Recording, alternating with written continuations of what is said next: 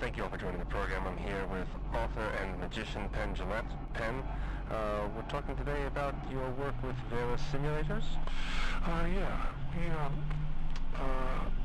Back in the 90s, Janet Reno, who was Attorney General for the United States. President Bill Clinton. Remember the Waco thing? That was Janet Reno. There was an attack on the compound? Yeah.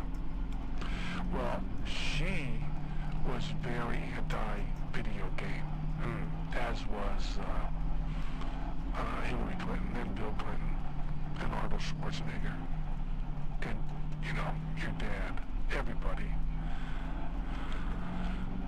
So she gave a speech where she said that they should have video games that dealt with regular jobs, prepare people for the workplace. So her idea for video games was that the video games would be educational. Now by educational, what Janet Reno means is making you a proletariat, getting you as a worker. And she said instead of, simulators that we usually have, like tanks and planes and race cars and submarines and hedgehogs, they would get you ready for a real job.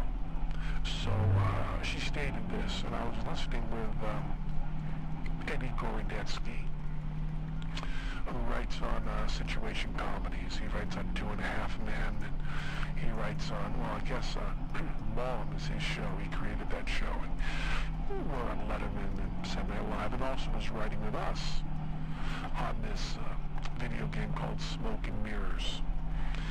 And Eddie said that we both heard the Janet Reno speech together. We were laughing about how stupid it was. And Eddie said, well, let's do what she wants us to do. So Eddie said the idea Desert Bus, and then we brainstormed on it. And the idea was for Janet Reno, we would give you a chance to actually learn what it would be like to drive a bus 360 miles from Tucson, Arizona to Las Vegas, Nevada. 45 miles per hour maximum speed. It takes 8 hours to drive it if you do it right. And there's a little bit of a pull to the right. It's not glamorous, it's not pretty, it's not exciting. It's real. And we put this out, and I think a bug hits the windshield one point, like 4 hours in. You just drive. And it pulls to the right. And if you go off the road, it just overheats, and then you get towed back in real time. And you get 1 point for doing an 8-hour shift. So mind-numbingly real. I should also point out that you can open and close the door of the bus, but no one's in any of the bus stops. You can't get on. No one gets on. No one gets off. You just drive the bus. So Randy Pitchford at Gearbox. Well, first of all, Desert Bus never came out. It was created but never distributed? That's right, never came out. I think the company that put out Desert Bus, there was a market correction and they went out of business. So how is it possible that it is a known entity being recreated for this project? Well, let me tell you. The reason is that it was bootlegged. It came out, and it got very popular in its bootleg form. People had leaked, and they started putting it on different platforms. And this group of Canadians started a thing called Desert Bus for Hope. And they raised money for Child's Play, which is a charity. charity that buys video games for children in hospitals for a long time.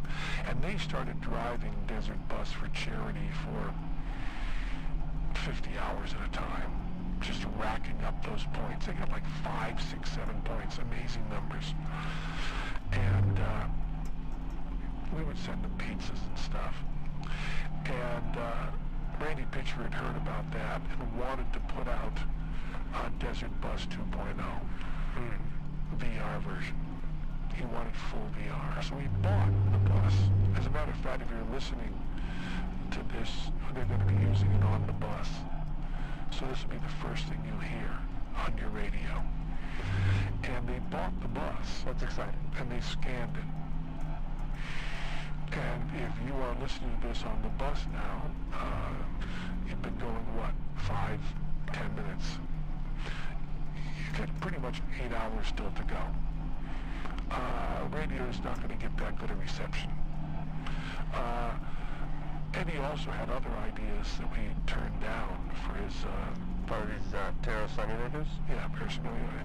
He wanted to do toll collector. Mm-hmm. Do an 8-hour shift as a toll collector. Portrait sitter, which I thought was a really good one. You sit, have your portrait drawn. And bird watcher, which I rejected bird watcher as being way, way too interesting. You don't make money bird watching, you know. No. So 360 miles, you probably got now, the speed you're going, you probably got 355 miles to go. You'll be driving a little bit. And we got it really, really accurate. Do you think you will accomplish Janet Reno's suggestion? Well, the question is, someone who does Desert Bus, would they then be prepared to drive a Desert Bus? No. Much like when you play any of these games she doesn't like, you're not qualified to use a weapon. You don't know how to load a gun, or you're hitting buttons. That's not the way guns run. You know how guns run? I have never fired a weapon. You have to load them and stuff. So you don't know how to do any of the stuff you see in a video game. You don't really know how to do it. I don't know. Do you think if someone does a simulator on an airplane, that if you're flying in a commercial airliner and the pilot goes unconscious, you can take over?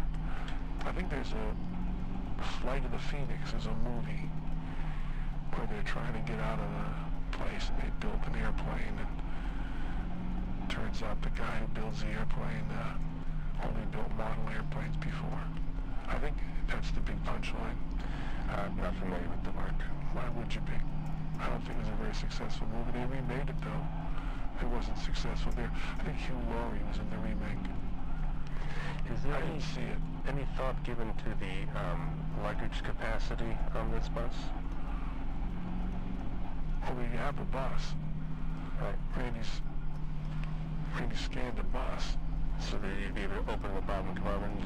I don't think you can. I think you just sit in the seat. But Randy bought a bus, and they scanned the bus in. So this one should be very accurate. See, Randy wanted to call it Desert Bus 2.0. And I wanted to call it Desert Bus 1.002. Because I wanted there to be a lot of room for big improvements. But Randy says that this is, I haven't done it yet when we're recording this, but Randy says it'll be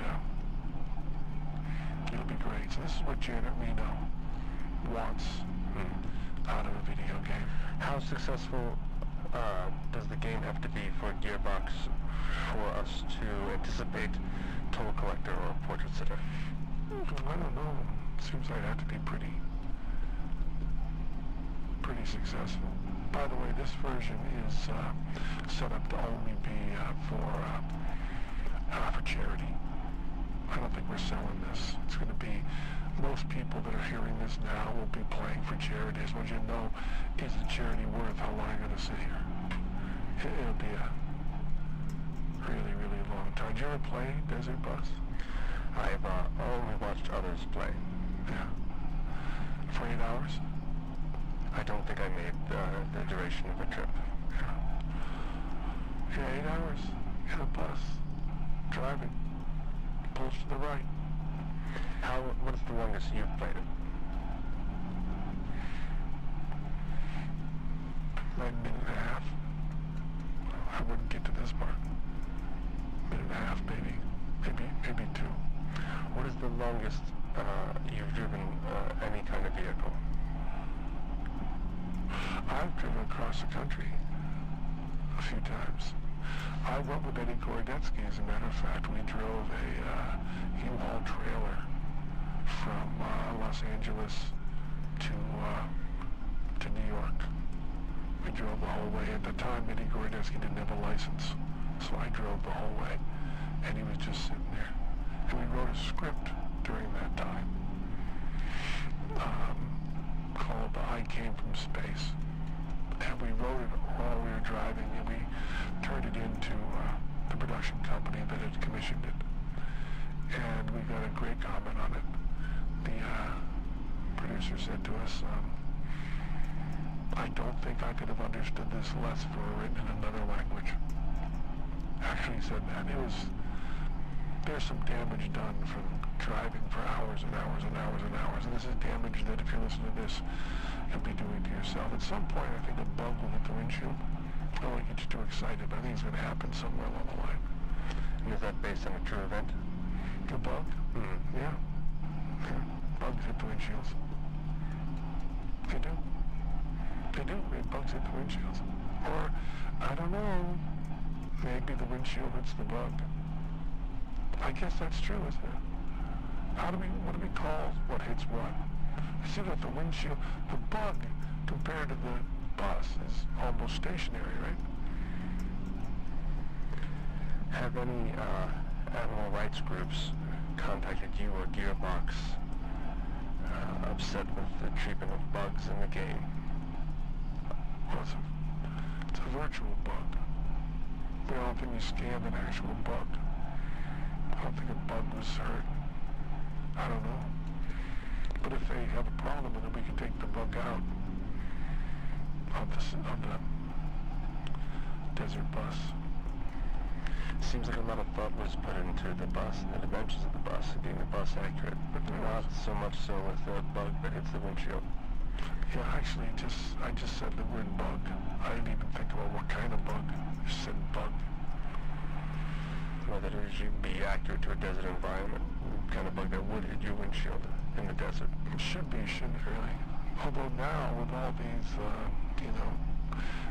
we've moved species all around the world. There's all these species that aren't endemic. I mean, maybe if the bug looks like it is not a bug that's endemic to the natural environment, then you could just maybe think that bug came over on a hitchhiking on a airliner or something, and maybe it's not going to be able to reproduce, or maybe it will reproduce like that. What's that weed that kind of took over California?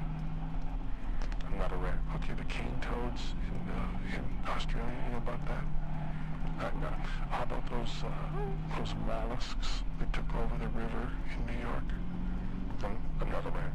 Yeah, a lot of times a species, a plant is not a bug, or a frog is not a bug, but sometimes a species will get into. I believe the rats that we have in New York are Norwegian rats originally.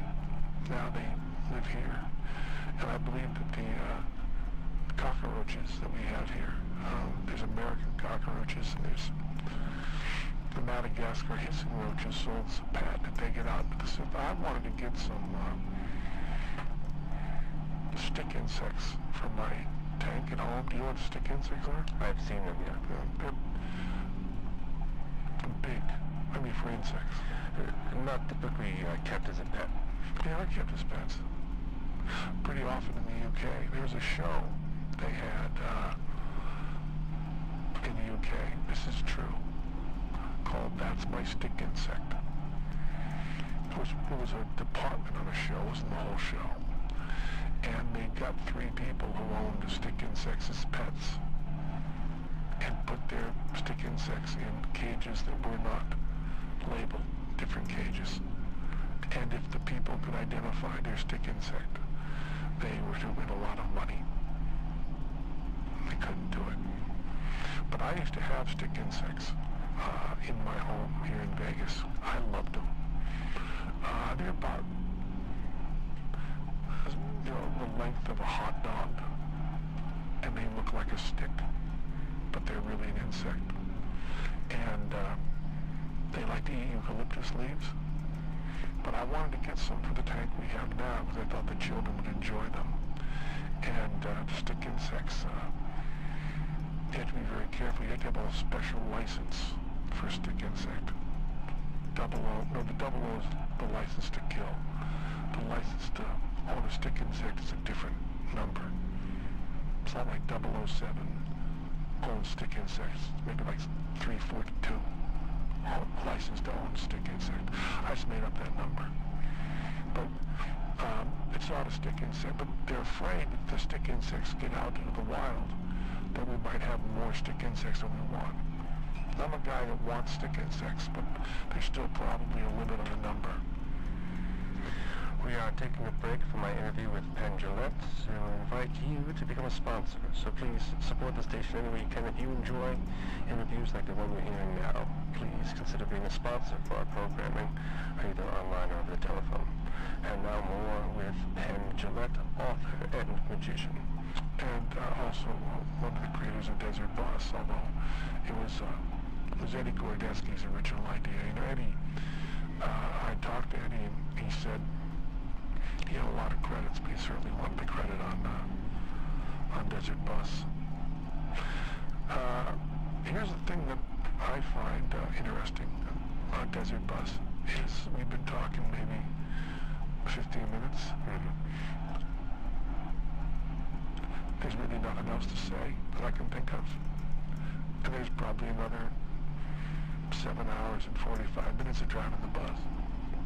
Should drivers of the automobile be concerned about... It's not an automobile, it's a bus. Oh, thank you. It's a bus.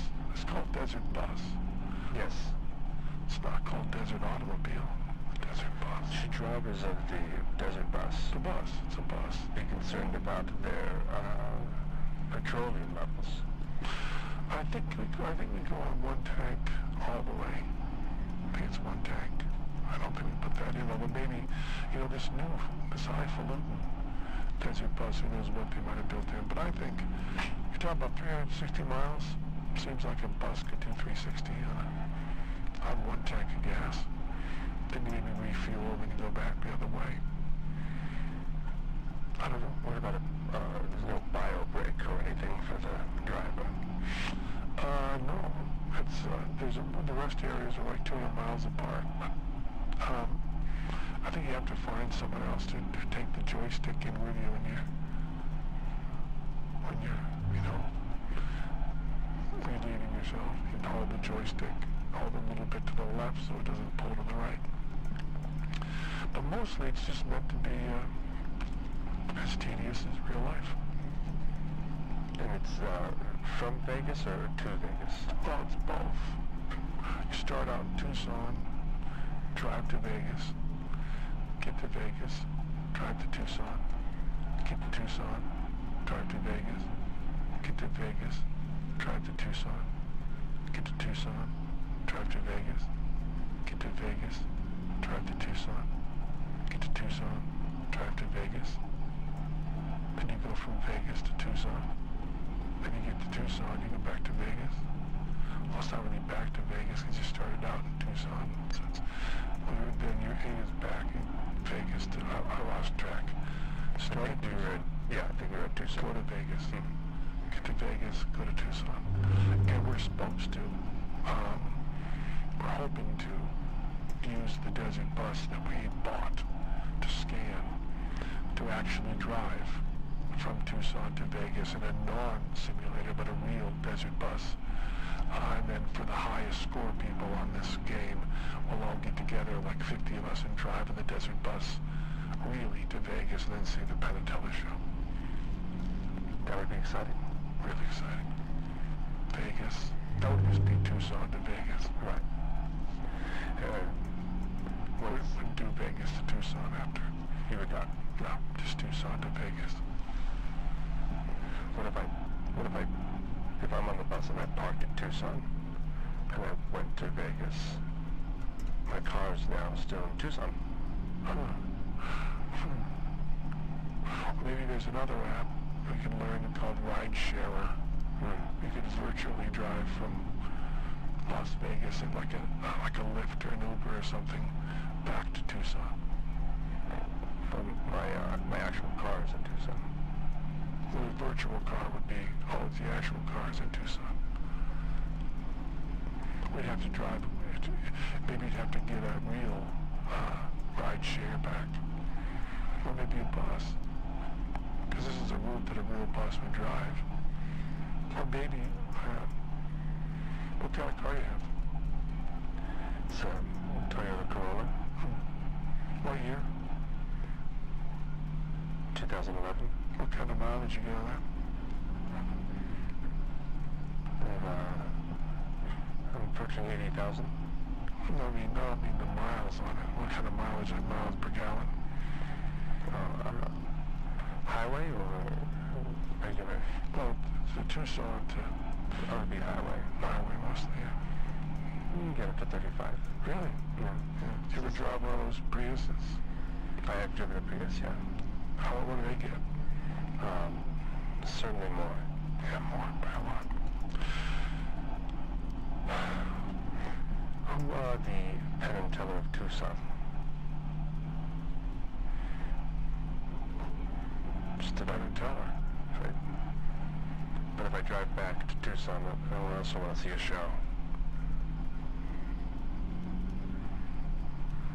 I'd maybe see a movie. I don't think they have a thriving theater community. Maybe they do. I don't know. But if you ask me who the Penn and Teller Tucson is, it's Penn and Teller. We're, No. yeah. I think they've heard of us in Tucson. I don't know what movie I'd see if I went to Tucson. Well, it'd be a different movie. I mean, now? I've heard Guardians of the Galaxy 2. My children liked it. That's James Gunn. It's a good movie. I'd see that. That's one with the talking raccoon?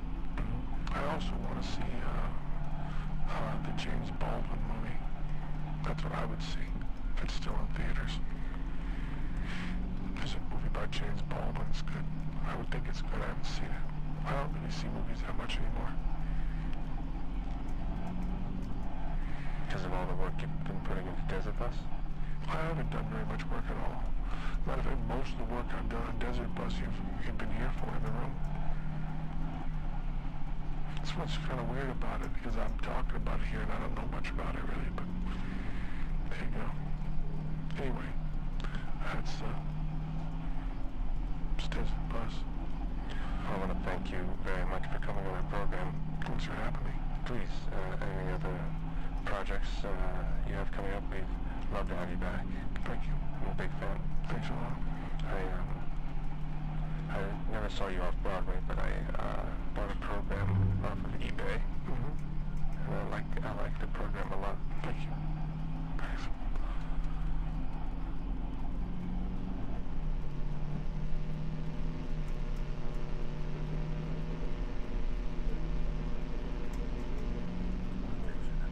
Relations Office Communication Plan 2016-2017. Executive Summary. The district serves more than 4,000 students in early childhood through grade 12, with over 700 staff members at 8 school sites and an alternative center. The Communication Office seeks to support the district's mission to educate all students by improving communication and building relationships within the community. The objective of all communication strategies is to meet the district's goals. Current status.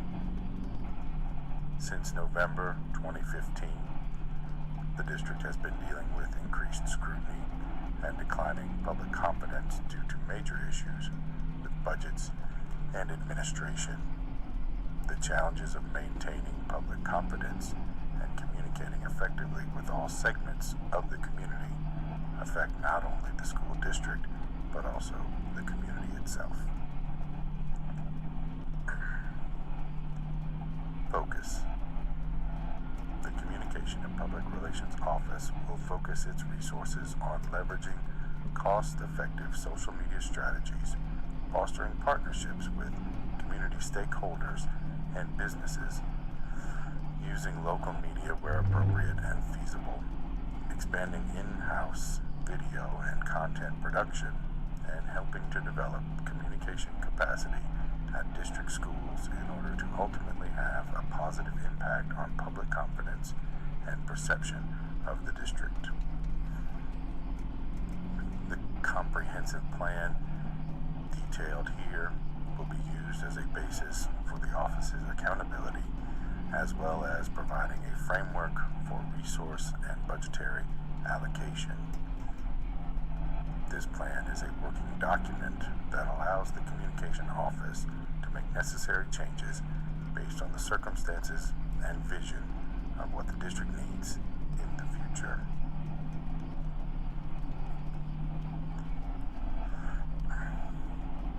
Communication and Public Relations mission: to build public understanding and support for the district. District mission. The mission of the district is to educate all students to become productive citizens of a dynamic global community. District vision. The district is a model teaching and learning community that graduates productive and caring citizens who are prepared to succeed.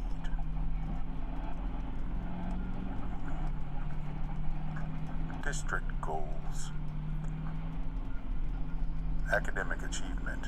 Every child is supported and nurtured with a systemic process to reach their full potential. Parent and community engagement. Schools, parents, and the community function as a team to support a learning community. Safe and orderly schools. Maintain a learning environment that is conducive to high-performing schools. Accountability. Employ effective and efficient accountability systems that evaluate the academic, operation, and fiscal performance of the school district.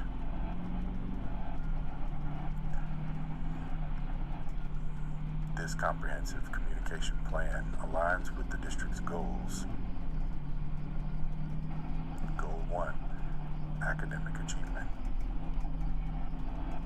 By recognizing student and school successes, encouraging them through various recognitions, and allowing the community to celebrate the achievements of district students and schools. Meaningful public engagement encourages community involvement in education that benefits children and increases student achievement.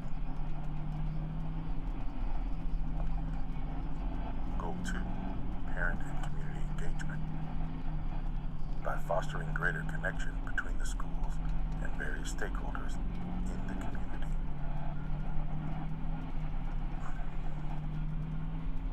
Goal 3. Safe and orderly schools. By disseminating important information to staff, students, parents, and community about the expectations, policies, protocols, and procedures for all those involved in our schools and programs. Also by making important safety and emergency information available to all students, staff, parents, as quickly and accurately as possible. Goal 4. Accountability.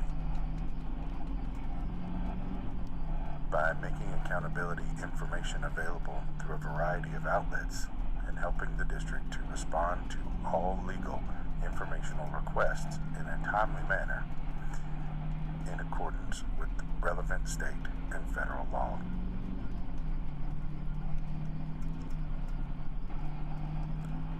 Desired behaviors and attitudes.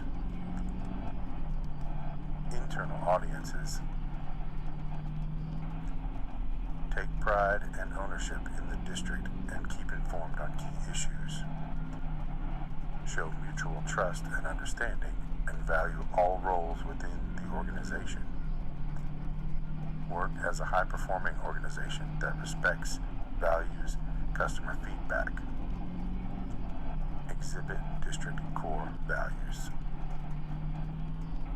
External audiences exhibit community pride and trust in our schools and the school district, feel involved and engaged in the district, choose to enroll in the district because of quality educational and extracurricular opportunities, support the district.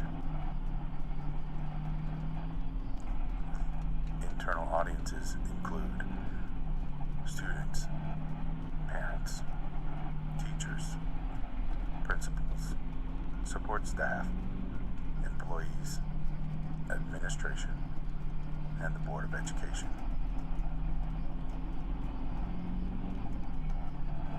External audiences include taxpayers, senior citizens, retirees, business leaders, media, civic leaders, legislators, religious leaders, neighborhood groups, new residents, prospective families.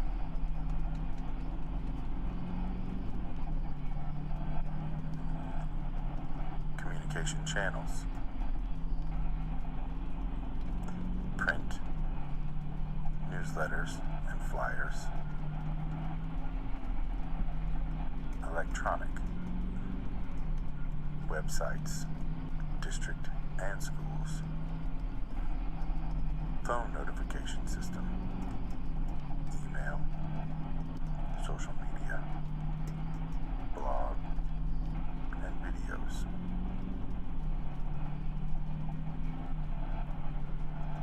Local media outlets: print, 2 newspapers, television, radio,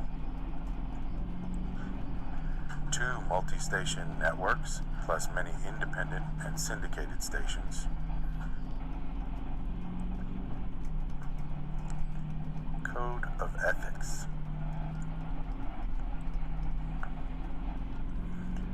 the district is a member of the National School Public Relations Association and its state affiliate, and is guided by the hallmark of professionalism established by the organization's Code of Ethics.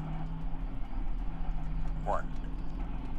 Be guided by the pursuit of the public interest through the truth, accuracy, good taste, and fairness. Follow good judgment in releasing information. Not intentionally disseminate misinformation or confidential data. Avoid confidential data.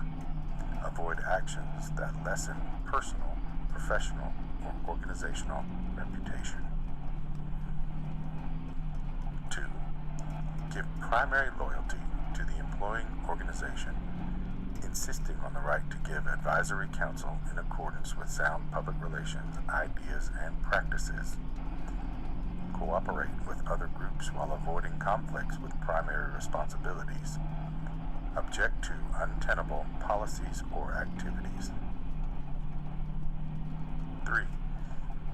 Be aware of personal influence. Avoid promises or granting of unprofessional advantage to others.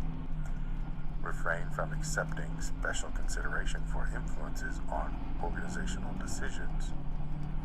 Avoid unauthorized use of organizational facilities, resources, or professional services for personal gain or for promotion of the candidacy of aspirants to elected office. Forego derogatory acts or utterances against other professionals. 4. Recognize that effectiveness is dependent upon integrity and regard for ideals of the profession, not misrepresenting professional organizational qualifications. Give credit for ideas and words borrowed from others. Cooperate with professional colleagues to uphold and enforce this code. This plan is a working document that allows the Communication Office to make necessary changes based on the circumstances and vision of what the district needs in the future.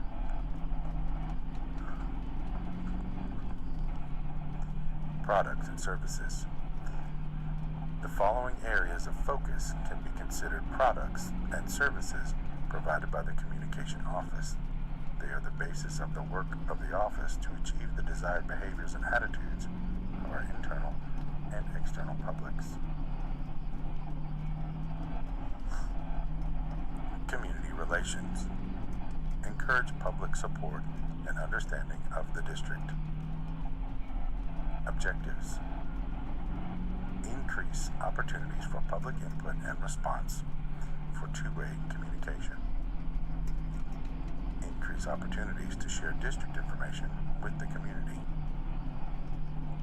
Increase opportunities for community members to interact with the Board of Trustees.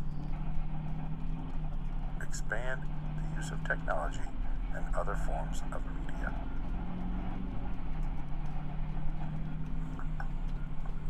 Strategies. Establish external key communicators network. Community forums and dialogue sessions. Promote school board meetings through increased information sources.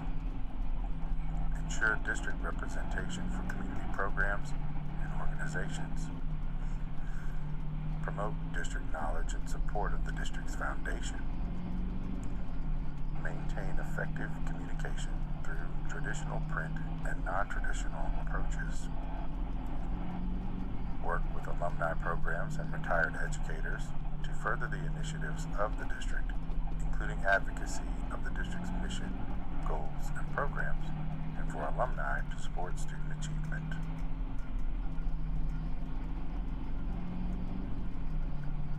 Crisis communication. Mitigate negative impacts in the community and encourage fair, objective media coverage. Objectives. Counsel school principals and staff in managing crisis communication. Provide timely, accurate information to internal and external audiences. Work closely with the media to provide accurate, timely information. Evaluate and revise crisis management plan. Crisis management and communications training. On-site support in emergencies when possible. Immediate and ongoing counsel to principals, key staff, and district leadership in crisis issues and events that have the potential to become a crisis. Crisis communication plans specific to major incidents to include goals and key messages. Create written materials including talking points, fact sheets, and letters for schools to use in emergencies. District spokesperson with the media.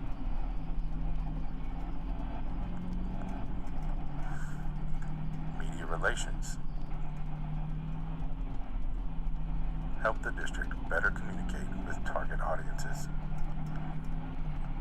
Objectives. Increase the number of positive stories provided to the media. Expand professional relationships with members of the local media. Increase use of social media networks to augment media efforts. Serve as district's primary liaison with the news media, including spokesperson at the direction of the superintendent. Strategies. Press releases, briefings, photo ops, and conferences.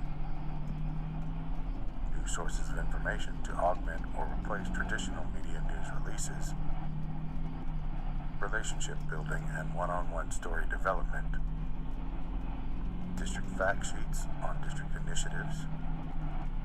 Letters to the editor and guest editorials, opinion pieces. Coordinate key messages through existing district channels.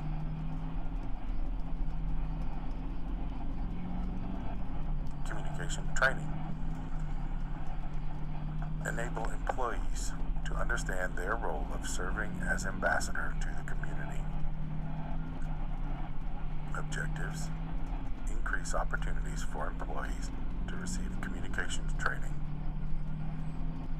Increase the number of employees who are trained in communications. Provide opportunities for board members to receive communication training.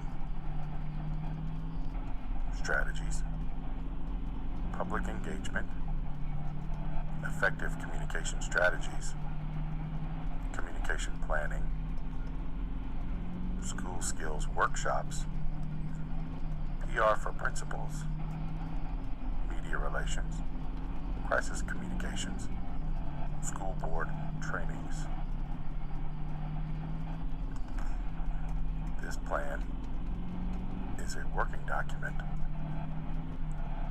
that allows the communication office to make necessary changes based on circumstances and vision for the future of what the district needs.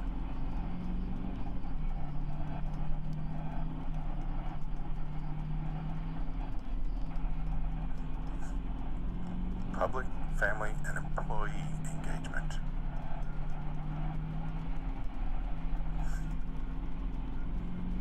Empower employees and families to take ownership in their school and the district and foster collaborative relationship. Objectives: increase opportunities for staff and community members to become involved in meaningful public engagement with schools, the district, and school board. Increase students, parents, and employees' awareness of their role as customers and ambassadors of the district. Expand distribution of information to students and employees.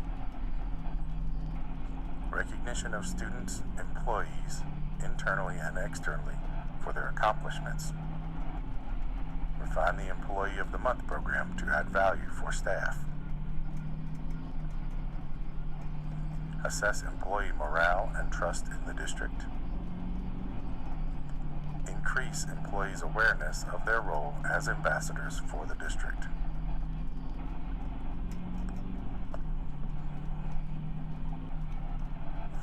Community forums and dialogue sessions. Strategies: legislative forums, presentations, special event appearances, recognition programs, civic service organizations, memberships and attendance, strategic partnerships, publications, distribution of electronic newsletters based on Monday Memo for all employees to receive timely information. Assist schools and departments with internal communication plans and actions. Web communications. Provide the opportunity to reach a broad public with an immediate message that can be targeted directly to their interest.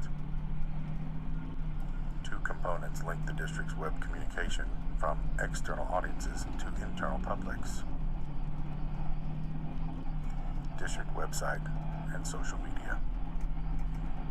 Social media to include Twitter, Facebook, Instagram, and Pinterest. Objectives: reach more stakeholders and audiences through electronic communication. Increase awareness of information that will build community involvement. Place growing emphasis on electronic two-way communication. Apply standards for district and school sites for posting and updating. Adhere to standards of quality for content, design, and management. Increase exposure of various social media channels.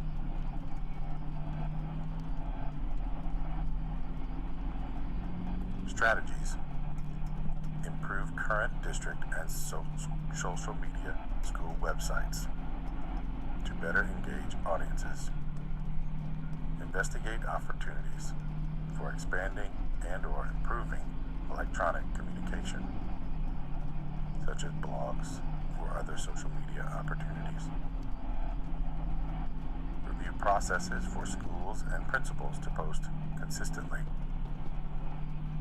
Connect all district social media in a way that promotes awareness across all platforms. This plan is a working document that allows the Communication Office to make necessary changes based on the circumstances and vision of what the district needs in the future.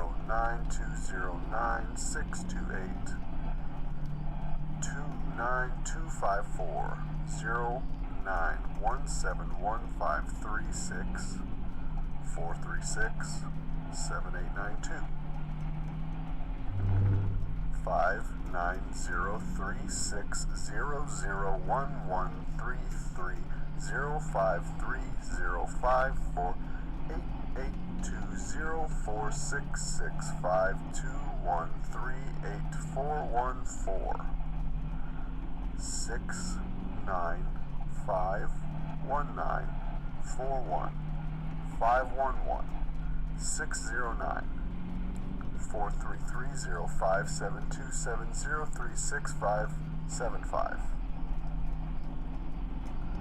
959-195-30921 8611-738193 2611793105118548074 623-799 627 495 673 518 857 527 2489 122 793 8183001 94912 98336 733-624-4065 664-308-601 excuse me 664-308-6021 3949 46395 22473-71907 021798609 4370277 53921717623 176 75238 467 4818 46766 940 513 200-056 8127 1452 635-608-277 8577 1342757 789-609-17363 717-872-146 84409 012249 534-30146 549-58-537-105 079-2279-68 925-892-354 201-9956 11212 90219 608-640344 18159 81362 977 477 13099 6051 8707 2113499 9999 83729 780-499-510-539-731-732-816-096-318-5 9502 445-94553 469-083 026-425-223-0825 33-4468 5035 26193-118-817 101 000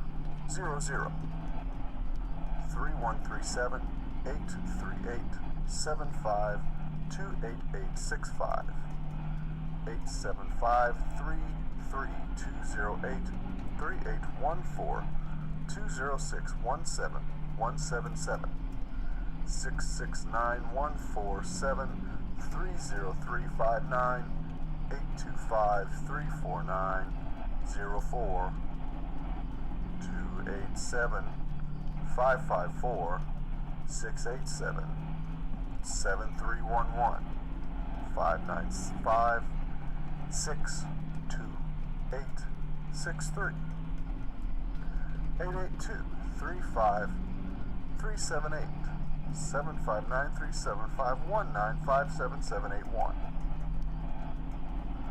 857-805-3217, 122-68066, 1-3001-927-8766, 111-959-092,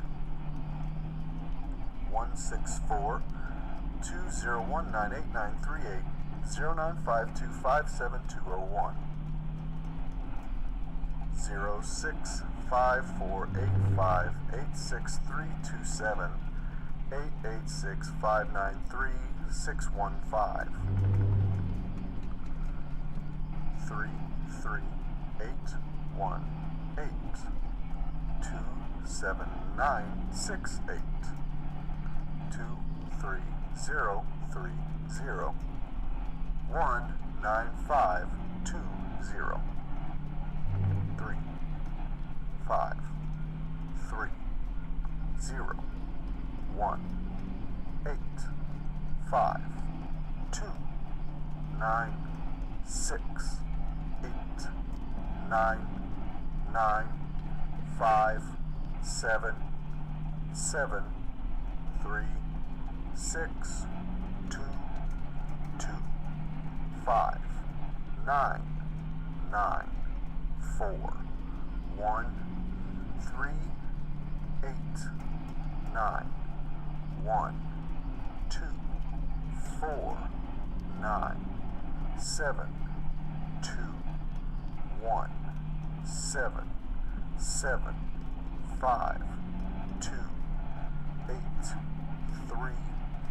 479 1315-155-74857242454 1506-9595 0829-53311 686 17278 558-890 75098 3817 54637 46493 93192 5506 0400 9277 0167 1139 009 8488 240 128 583-616-035 637-07-66014 47101 81942 9555-961989 46767833744 944-8255-39777 268-471 04047 53464 62-080-466 84259 069 49 129-33 13677 0289 89 152104 475-216-205 6966 02405 803-815-0193 5112-533 824300 355-876 4 024 749 964 732 639 141 1992 726 042699227976. Excuse me, 7967. 8253 4781636000934 172164121 1992456 3150302861829745557 7067 49838505 945 885 86926 995699092 721 079 75093 029 55321 165344987 202 75596 023 648 066 54499 119 18347 9 775 3566 369 8074 2654 25278 62551 818 47 57. Excuse me, 417 57 467 289 09 7777 27938 0008 164706006. Excuse me, 0016 145249192173217 21477 2350141441975 686 54816 136 11573 5255 213 34757 4184 946843885 232 excuse me 2332 3907 39414 333 4547 7624168625189 8356948 556209921922218422725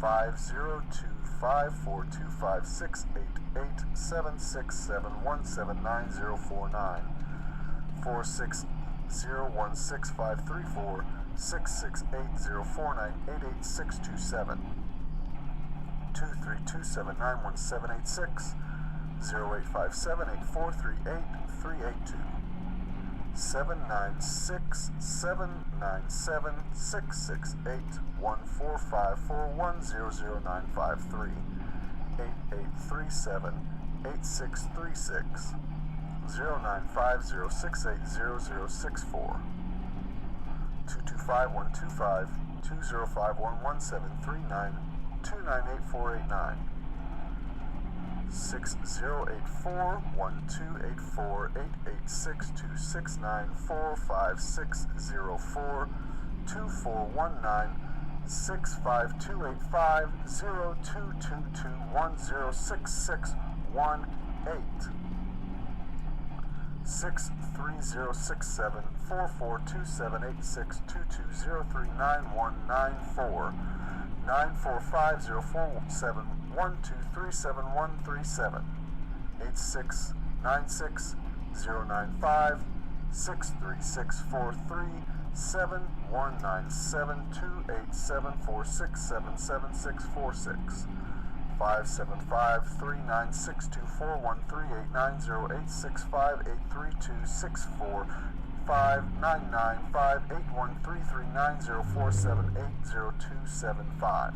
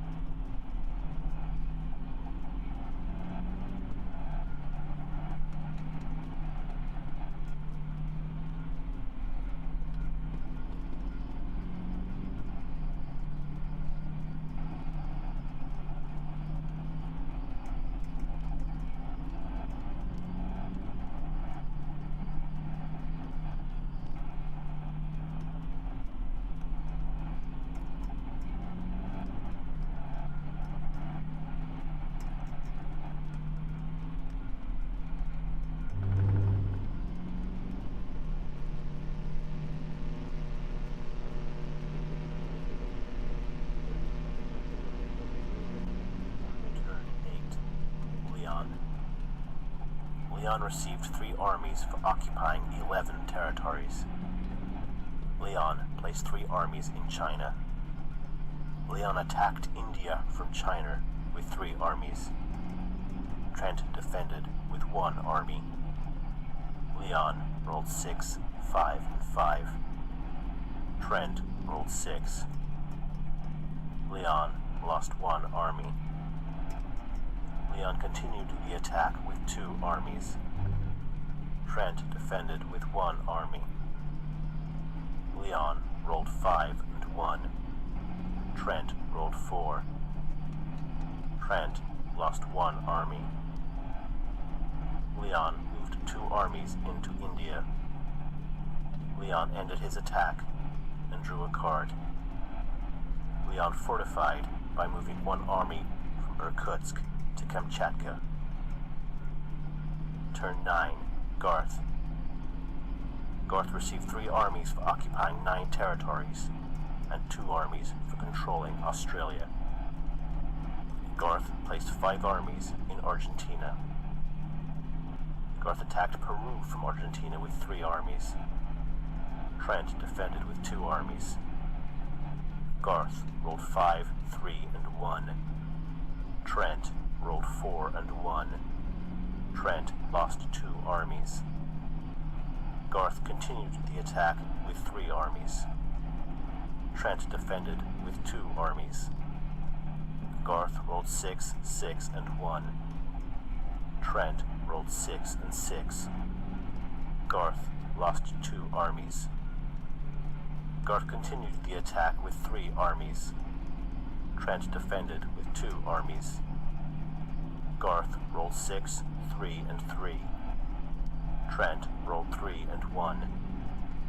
Trent lost 2 armies. Garth continued the attack with 3 armies. Trent defended with 1 army. Garth rolled 6, 2, and 1. Trent rolled 4. Trent lost 1 army. Garth moved 6 armies into Peru. Garth attacked Venezuela from Peru with 3 armies. Mark defended with 1 army.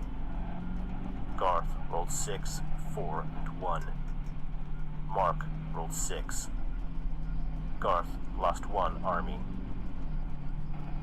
Garth continued the attack with 3 armies. Mark defended with 1 army. Garth rolled 6, 4, and 3. Mark rolled 2. Mark lost 1 army. Garth moved 4 armies into Venezuela. Garth ended his attack and drew a card. Garth did not fortify. Turn 10, Trent. Trent received 3 armies for occupying 10 territories. Trent placed 3 armies in Central America. Trent attacked Venezuela from Central America with 3 armies. Garth defended with 2 armies. Trent rolled 4, 4, and 1. Garth rolled 5 and 5. Trent lost 2 armies. Trent continued the attack with 3 armies. Garth defended with 2 armies. Trent rolled 6, 6, and 2. Garth rolled 1 and 1. Garth lost 2 armies. Trent continued the attack with 3 armies. Garth defended with 2 armies. Trent rolled 6, 3, and 2. Garth rolled 6 and 2. Trent lost 1 army, and Garth lost 1 army. Trent continued the attack with 3 armies. Garth defended with 1 army. Trent rolled 5, 5, and 3. Garth rolled 3. Garth lost 1 army. Trent moved 5 armies into Venezuela. Trent ended his attack and drew a card. Trent did not fortify. Turn 11, Mark. Mark received 3 armies for occupying 9 territories. Mark placed 3 armies in East Africa. Mark attacked Congo from East Africa with 3 armies.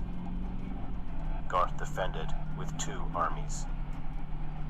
Mark rolled 2, 2, and 2. Garth rolled 5 and 3. Mark lost 2 armies. Mark attacked Western Europe from North Africa with 3 armies. Leon defended with 1 army. Mark rolled 6, 5, and 4. Leon rolled 4. Leon lost 1 army. Mark moved 3 armies into Western Europe. Mark ended his attack and drew a card. Mark fortified by moving 2 armies from Western Europe to North Africa. Turn 12. Leon. Leon received 3 armies for occupying 11 territories. Leon placed 3 armies in India. Leon attacked Middle East from India with 3 armies.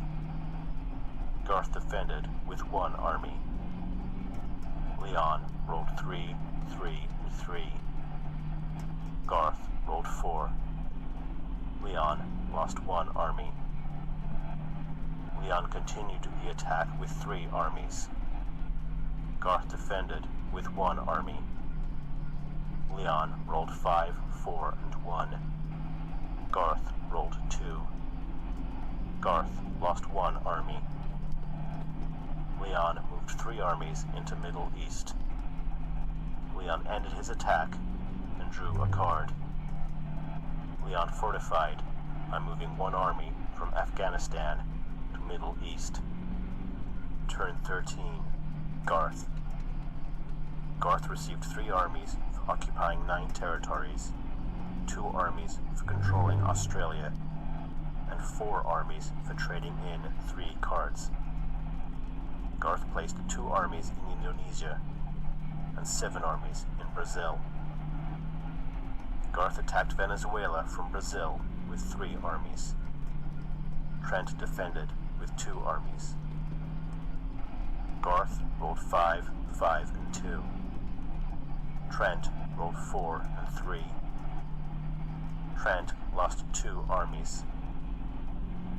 Garth continued the attack with 3 armies. Trent defended with 2 armies. Garth rolled 6, 5, and 2. Trent rolled 6 and 3. Garth lost 1 army, and Trent lost 1 army.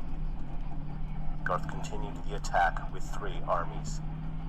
Trent defended with 2 armies. Garth rolled 6, 4, and 2. Trent rolled 5 and 2. Trent lost 2 armies. Garth moved 5 armies into Venezuela.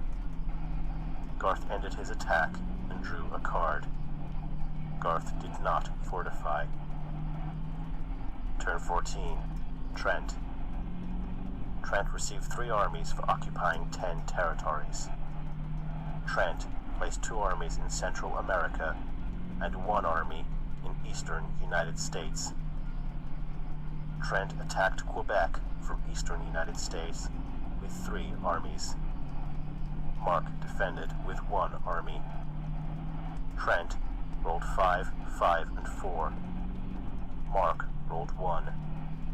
Mark lost 1 army. Trent moved 3 armies into Quebec. Trent ended his attack and drew a card. Trent did not fortify. Turn 15. Mark. Mark received 3 armies for occupying 9 territories, 6 armies for trading in 3 cards, and 2 armies for trading in North Africa. Mark placed 2 armies in North Africa, 2 armies in Northern Europe, and 7 armies in East Africa. Mark attacked Egypt from East Africa with 3 armies. Trent defended with 2 armies. Mark rolled 5, 2, and 2. Trent rolled 6 and 1. Mark lost 1 army, and Trent lost 1 army. Mark continued the attack with 3 armies. Trent defended with 1 army. Mark rolled 5, 1, and 1. Trent rolled 6. Mark lost 1 army. Mark continued the attack with 3 armies. Trent defended with 1 army. Mark rolled 5, 3, and 2. Trent rolled 4. Trent lost 1 army. Mark moved 10 armies into Egypt. Mark attacked Middle East from Egypt with 3 armies. Leon defended with 2 armies. Mark rolled 6, 5, and 1. Leon rolled 5 and 3. Leon lost 2 armies. Mark continued the attack with 3 armies. Leon defended with 2 armies. Mark rolled 3, 1, and 1. Leon rolled 5 and 3. Mark lost 2 armies. Mark continued the attack with 3 armies. Leon defended with 2 armies. Mark rolled 4, 4, and 1. Leon rolled 4 and 4. Mark lost 2 armies. Mark continued the attack with 3 armies. Leon defended with 2 armies. Mark rolled 5, 5, and 3. Leon rolled 5 and 5. Mark lost 2 armies. Mark attacked Great Britain from Northern Europe with 3 armies. Trent defended with 2 armies. Mark rolled 3, 3, and 1. Trent rolled 6 and 1. Mark lost 1 army, and Trent lost 1 army. Mark attacked Great Britain from Scandinavia with 1 army. Trent defended with 1 army. Mark rolled 6. Trent rolled 4. Trent lost 1 army. Mark moved into Great Britain with 1 army. Mark attacked Southern Europe from Northern Europe with 3 armies. Trent defended with 2 armies. Mark rolled 4, 2, and 1. Trent rolled 6 and 4. Mark lost 2 armies. Mark attacked Middle East from Egypt with 3 armies. Leon defended with 2 armies. Mark rolled 5, 2, and 1. Leon rolled 6 and 5. Mark lost 2 armies. Mark attacked Southern Europe from North Africa with 3 armies. Trent defended with 2 armies. Mark rolled 3, 3, and 2. Trent rolled 3 and 3. Mark lost 2 armies. Mark continued the attack with 3 armies. Trent defended with 2 armies. Mark rolled 6, 5, and 4. Trent rolled 3 and 2. Trent lost 2 armies. Mark moved 4 armies into Southern Europe. Mark ended his attack and drew a card. Mark fortified by moving 1 army from Northern Europe to Ukraine. Turn 16. Leon. Leon received 4 armies for occupying 12 territories, 7 armies for controlling Asia, 8 armies for trading in 3 cards, and 2 armies for trading in Irkutsk. Leon placed 2 armies in Irkutsk, 1 army in Kamchatka, 4 armies in Siam, 8 armies in Middle East, 5 armies in Afghanistan, and 1 army in Ural. Leon attacked East Africa from Middle East with 3 armies. Mark defended with 1 army. Leon rolled 6, 3 and 2. Mark rolled 3. Mark lost 1 army. Leon moved 3 armies into East Africa. Leon ended his attack and drew a card. Leon fortified by moving 2 armies from East Africa to Middle East. Turn 17. Garth.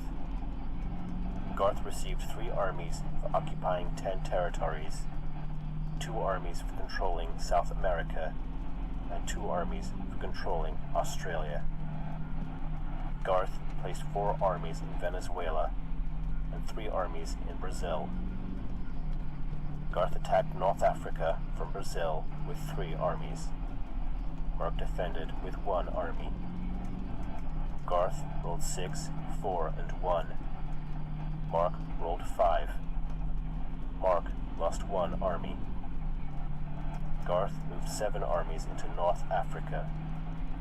Garth ended his attack and drew a card. Garth did not fortify. Turn 18. Trent. Trent received 3 armies for occupying 8 territories, and 10 armies for trading in 3 cards. Trent placed 1 army in Alaska, 4 armies in Central America, and 8 armies in Quebec. Trent attacked Greenland from Quebec with 3 armies. Mark defended with 2 armies. Trent rolled 5, 3, and 3. Mark rolled 6 and 6. Trent lost 2 armies. Trent continued the attack with 3 armies. Mark defended with 2 armies. Trent rolled 3, 2, and 1. Mark rolled 3 and 3. Trent lost 2 armies. Trent continued the attack with 3 armies. Mark defended with 2 armies. Trent rolled 6, 4, and 1. Mark rolled 5 and 4. Mark lost 1 army, and Trent lost 1 army. Trent continued the attack with 3 armies. Mark defended with 2 armies. Trent rolled 4, 2, and 1. Mark rolled 6 and 3. Trent lost 2 armies. Trent ended his attack. Trent did not fortify. Turn 19. Mark. Mark received 3 armies for occupying 10 territories, and 5 armies for controlling Europe. Mark placed 3 armies in Egypt, 3 armies in Western Europe, 1 army in Southern Europe, and 1 army in Ukraine. Mark attacked East Africa from Egypt with 3 armies. Leon defended with 1 army. Mark rolled 5, 4, and 2. Leon rolled 3. Leon lost 1 army. Mark moved 3 armies into East Africa. Mark ended his attack and drew a card. Mark fortified by moving 2 armies from East Africa to Egypt. Turn 20. Leon. Leon received 4 armies for occupying 12 territories, and 7 armies for controlling Asia. Leon placed 11 armies in Siam. Leon attacked Indonesia from Siam with 3 armies. Garth defended with 2 armies. Leon rolled 5, 4, and 3. Garth rolled 4 and 1. Garth lost 2 armies. Leon continued the attack with 3 armies. Garth defended with 2 armies. Leon rolled 4, 4, and 4. Garth rolled 4 and 3. Leon lost 1 army, and Garth lost 1 army. Leon continued the attack with 3 armies. Garth defended with 2 armies. Leon rolled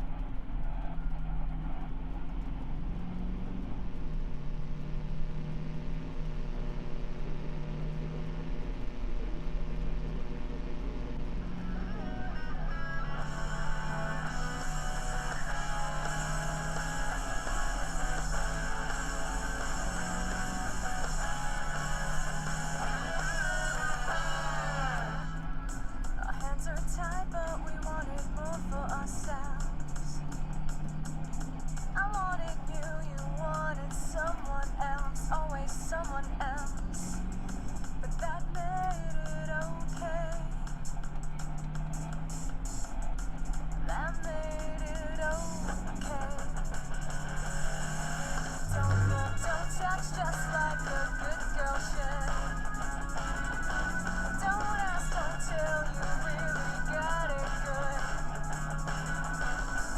But things have changed, her schedule's rearranged. She's coming home, she's coming home.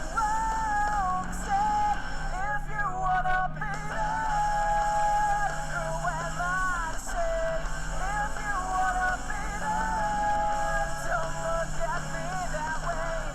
You don't know what you do to me. You don't know what you do to me. My eyes will always drift to center, but my heart belongs to my right. Throwing caution to the wind with a kiss. Please tell me, are you faking? There's no mistaking who I'm taking to my bed with me tonight. 'Cause I wanna be there with him all the way. Oh, I wanna be there. At least I never strayed. You don't know what you do to me. You don't know what you do to me. But still, if you do, don't stop.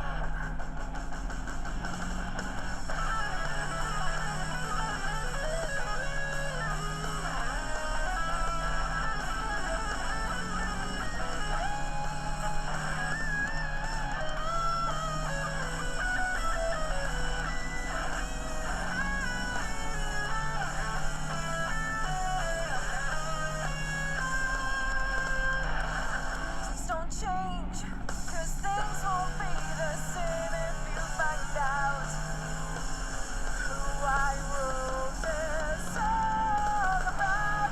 I still wanna feel that every time we touch. Oh, I wanna be there. I need you so much. You don't know what you do to me. You don't know what you do to me. You don't know what you do to me. You don't know what you do to me. Now that you do, don't stop.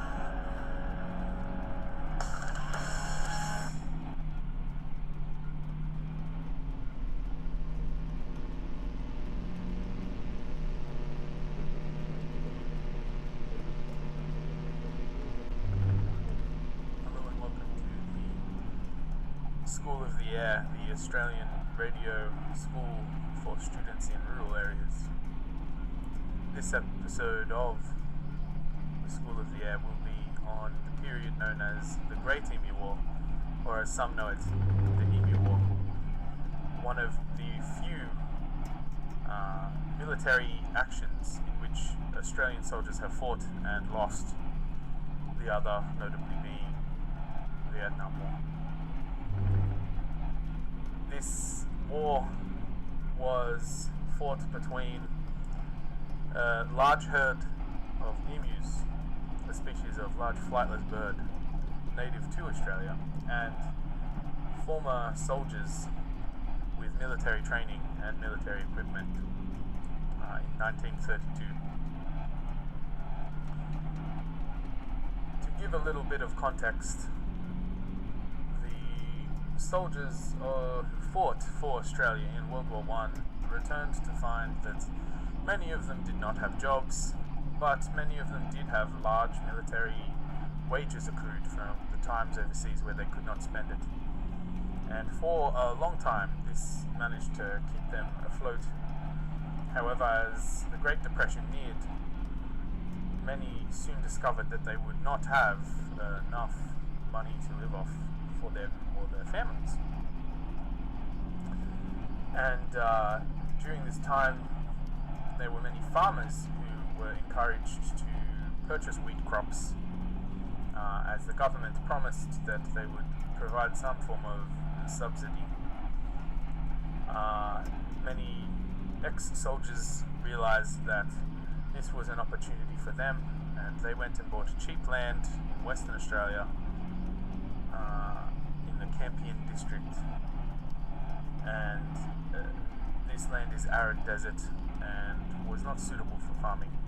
They also invested much of their money in wheat crops, which they planted, assuming there would be the subsidy, which the politicians failed to provide.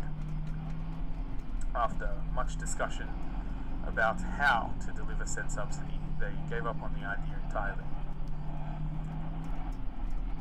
As you know, deserts are not good for farming due to the low nutrient content of the soil, and the Australian soil in particular has many hard sandstone areas which are almost entirely devoid of nutrient content or moisture of any kind. As such, the farmers had very little yield on their wheat, and those that did had invested a lot more money than they were anticipating to get these wheat crops to grow.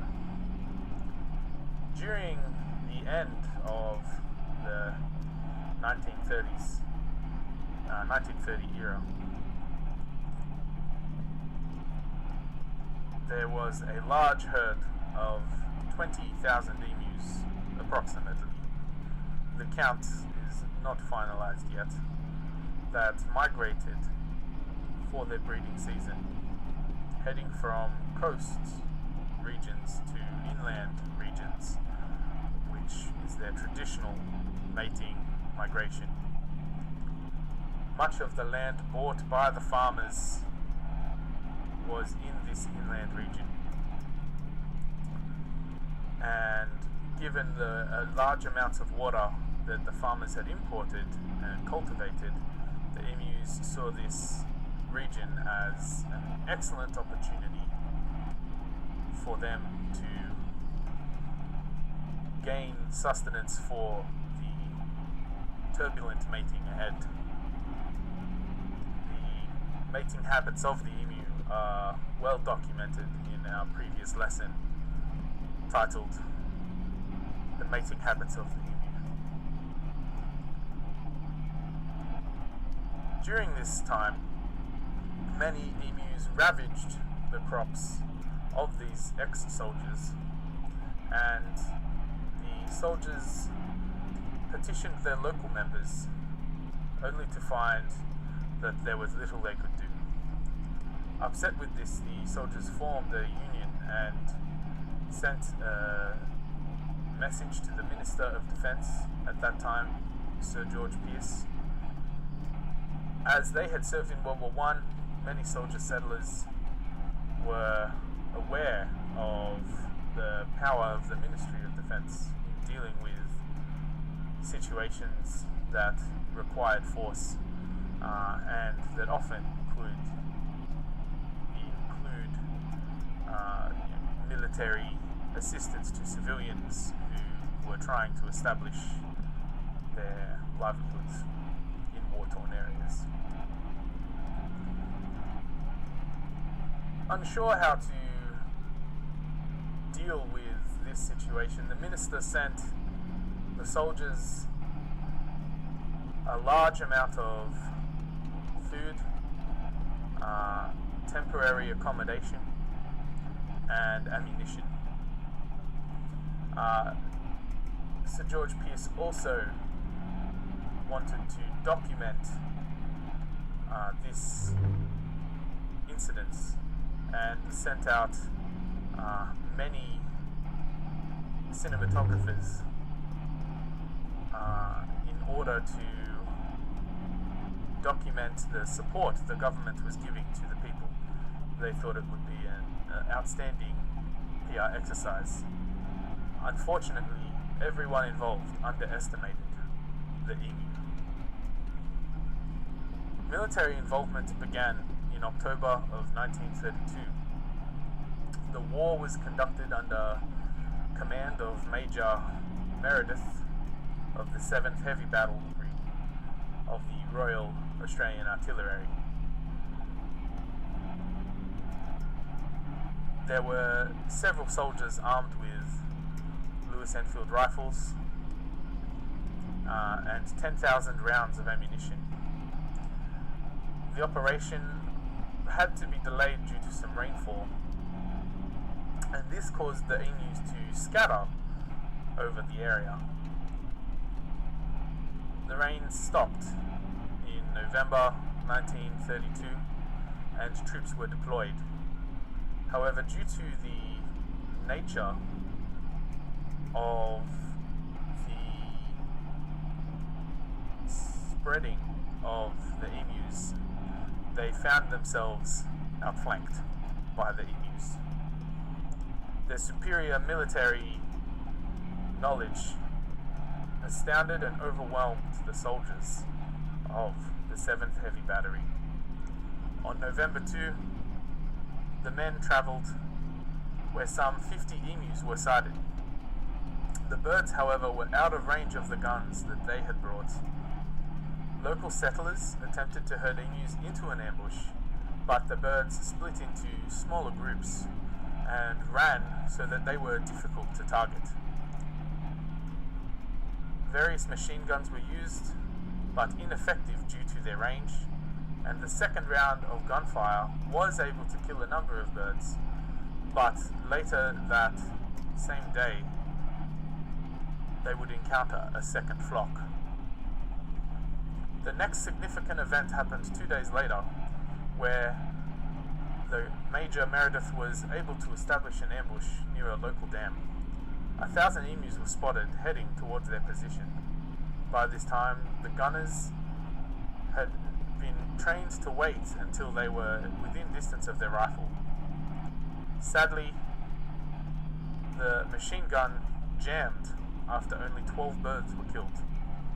The remainder scattered before more could be killed due to the loud sounds of the machine gun. No more birds were seen for the rest of that day, and the battle failed to achieve its desired outcome of the slaughter of a mere 1,000 birds. In the days that followed, there were limited access to the birds, and found it difficult to near them to the distance which was required. 6 days after the first engagement, there had been 2,500 rounds of the 10,000 rounds of ammunition spent, but the number of birds killed was likely to be less than 50 birds. The settlers were also attacking birds at this time. They had managed to obtain around 200 casualties. However, both the army and the settlers suffered severe casualties due to the obscene violence of these native Australian birds. Dominic Cerventry, an ornithologist, summarizes the attempts at culling these birds as follows. The machine gunner's dreams of point-blank fire into serried masses of emus were soon dissipated. The emu command had evidently ordered guerrilla tactics, and its unwielding army split up into innumerable small amounts that made use of military equipment uneconomic. A crestfallen field force therefore withdrew from combat area after about a month. After the withdrawal, Meredith compared the emus to Zulus, with significant striking mobility, even when badly wounded. Australia fled its first encounter with the emu detachment. It quickly became clear that more military force was needed as the emu attacks on crops increased. The attacks of the military had forced the emus away from the natural sources of food and resulted in them needing to raid the town for supplies. Farmers begged for further support, citing hot weather and a drought brought by the emus invading their farms in the thousands. The Premier of Western Australia lent his strong support to try and renew the military assistance. At this time, the base commander had reported false numbers, indicating that in just a small few periods of time, the emus had been killed in much larger numbers than the actual reality of the matter. As a result of the base commander's report, which had falsified emu casualties, in 12th of November, the Ministry of Defence approved a resumption of military efforts. This decision was defended in the Senate, explaining that the soldiers were necessary to combat serious agricultural threat of a large emu population. Taking to the field on the 13th of November 1932, the military found some degree of success over the first 2 days, with approximately 40 emus killed. On the third day, the 15th of November, the emus struck back. The guns were damaged by this emu attack, as were many soldiers. A sad time in Australia's history. The guns were roughly counting for approximately 100 emu deaths per week by the 2nd of December. However, Meredith claims in his reports that closer to 1,000 kills were more likely. He suggested a rate of 10 rounds per confirmed kill. Meredith claimed that 2,500 wounded birds had died as a result of injuries that they had sustained and not died from instantaneously. Despite all these problems with the cull, the farmers were required to request further assistance in 1934, 1943 and 1948, each time to be turned down by the government, explaining that there was no longer a need given Meredith's falsified numbers. The government instituted instead a bounty system that had formerly been in place since 1923, and this proved effective for the soldiers who needed money and took matters into their own hands. To this day, 57,034 bounties were claimed in response to the Great Emu Bounty. By December of 1932, the Emu War had spread far and wide thanks to the news reporters that were sent by the army. This was sent overseas to the United Kingdom and America, though quickly covered up by the Australian government in those overseas countries. This is one of our truly sad moments in Australian history, and something which brings great shame to our proud military nation. Thank you for listening. This has been the School of the Air, and please be aware for the dangers that emus pose should you encounter some in the desert.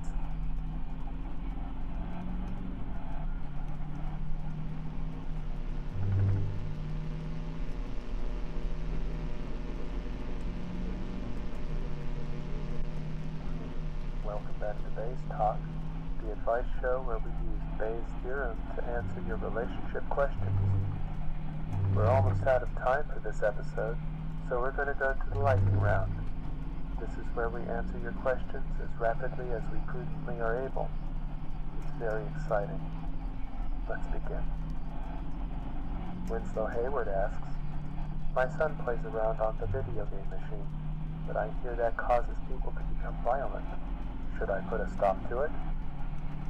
The variable we wish to solve for with this question is probability that a person commits a violent crime, given the fact that person plays violent video games. To solve for this, we need the probability of a person committing a violent crime, the probability of a person playing violent video games, and the probability that someone who commits a violent crime plays violent video games. For simplicity, and I believe this is supported anecdotally, we will assume that anyone who is likely to commit a violent crime is also drawn to violence in their entertainment. So we will set that probability at 1.0. The U.S. violent crime rate in 2015 was 372.6 for every 100,000 people. And assuming each crime was committed by a different person, that makes the probability of committing a crime 0.3726%, or 0.003726.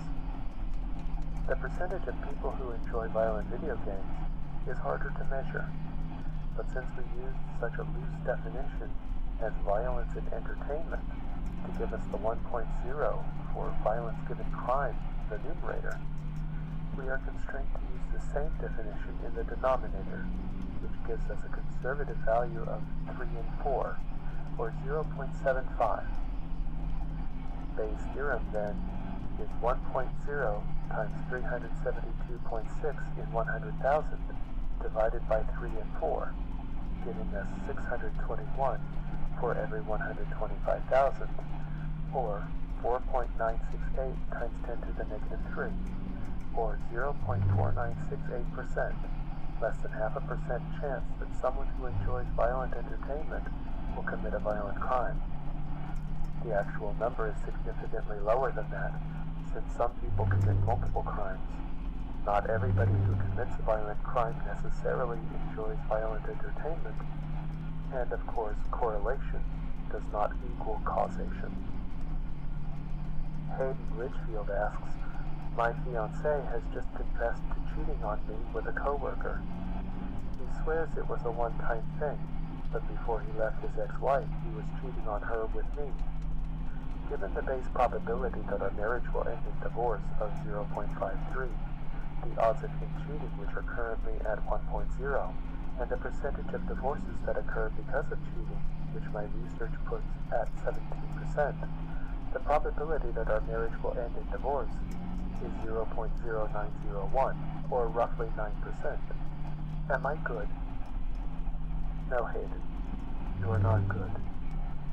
First, Bayes' probability of divorce is 54% for first marriages only. For second marriages, it's 67%. Next, only 22% of married men cheat. This means your probability is closer to 51.77%. Paige Weston writes, my mother-in-law disapproves of everything I do. Nothing I do is good enough. Is there any way to win her approval? No. The probability of a mother-in-law approving of her son's wife is 0, making the problem Bayes invariant. Lewis Cromwell asks, I got a parking space right by the entrance to the mall. Doesn't that prove that angels exist and therefore so does God. The likelihood of angels existing based on you getting a parking space presupposes that angels like you better than everyone else that was trying to get a parking space at that time, and that they prioritize the allotment of parking spaces over other divine interventions, like, for instance, feeding starving babies on the other side of the planet. The likelihood that angels prefer you over the other people trying to park that day is the likelihood that they'd give you a parking space if they did, which we'll say is 0.9, times the base odds of them preferring you in general, say 1 in 20, assuming moderate traffic at an average mall, divided by the overall odds of you getting a space, which are 0.9 times 0.05 plus 0.1 times 0.95, or 0.14. This puts the odds of angels preferring you to others, given you got the parking space, at 32.15%. This number naturally changes based on your success at getting parking spaces on future attempts. If under identical conditions you subsequently don't get a parking space, the equation becomes 0.1 times 0.3215 divided by 0.86, making the probability that angels have intervened, given the fact you didn't get the space, 0.0374, or 3.74%. This equation can't directly determine whether angels exist, but can begin to indicate the character of those angels if they do. If you find better than average parking more often than predicted by chance, your angels, if they exist, are probably evil. This by extension predicts the character of the God who created the angels. The probability of a good God assuming evil angels is the probability of evil angels assuming a good God, which we'll say is roughly 1 in 100, times the odds of a good God, which are 52% according to a CNN opinion poll, divided by the odds of evil angels, which are 32% the first time you get a good parking space. The solution to this equation is 2.26%. Again, this isn't the likelihood of God existing, but the likelihood of him being good if his angels are evil. To get a very rough idea of what your parking space implies, let's assume that because 77% of people believe in angels, there's a 77% chance that angels exist. And similarly, since 89% of people believe in a God, there's an 89% chance that a God exists. Your parking space, then, indicates a 21.53% chance that an evil deity spawned depraved demonic creatures that have, on at least one occasion, interacted directly with you, perhaps believe you owe them a favor, and may at this time be observing you and considering what to do with you or your loved ones in the future. Thanks for writing in. I'm Douglas Plainfield, and you've been listening to Bays Talk.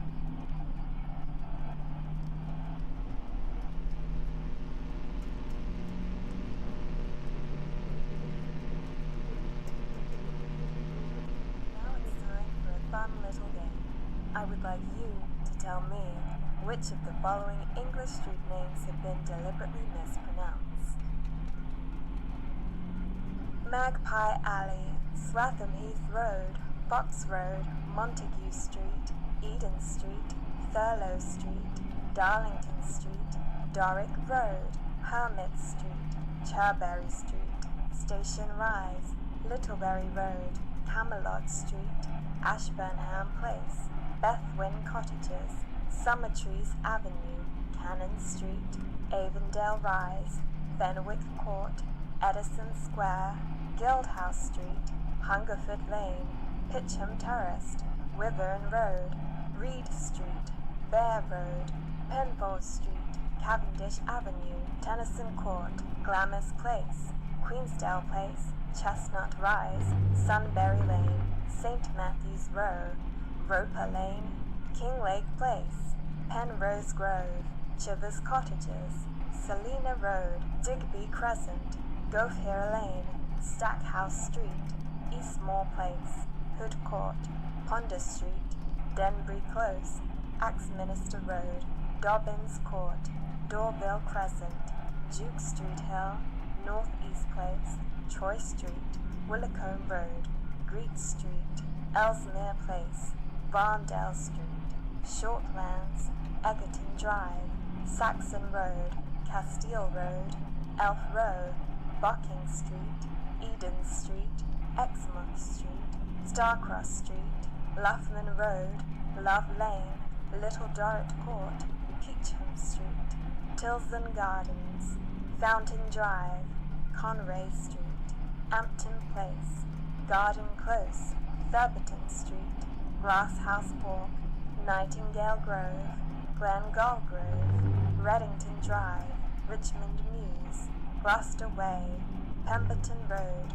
Stukely Street, Ensley Place, Gow Grove, Castlehaven Road, Adderley Street, Picton Place, Wheatley Street, Monmouth Street, Dragon Yard, Mossop Street, Borden Street, Grosvenor Avenue, Vale End, West Grove, Wilton Road, Half Moon Court, Tonsley Street, Wigmore Place, Harleton Street, Harrington Way, Gathorne Street, Stainsbury Place, Minette Road, Hopton Street, Monthorpe Street, Lascombe Street, Horsengroom Court, Hyde's Place, Ivy Walk, Devonport Passage, Wyvern Way, Byland Place, Chesterfield Hill, Cranley Street, Plunder Street, Keniver Road, Bardsley Lane, Lancaster Drive, Landor Walk, Wolf Lane, Redguard Road,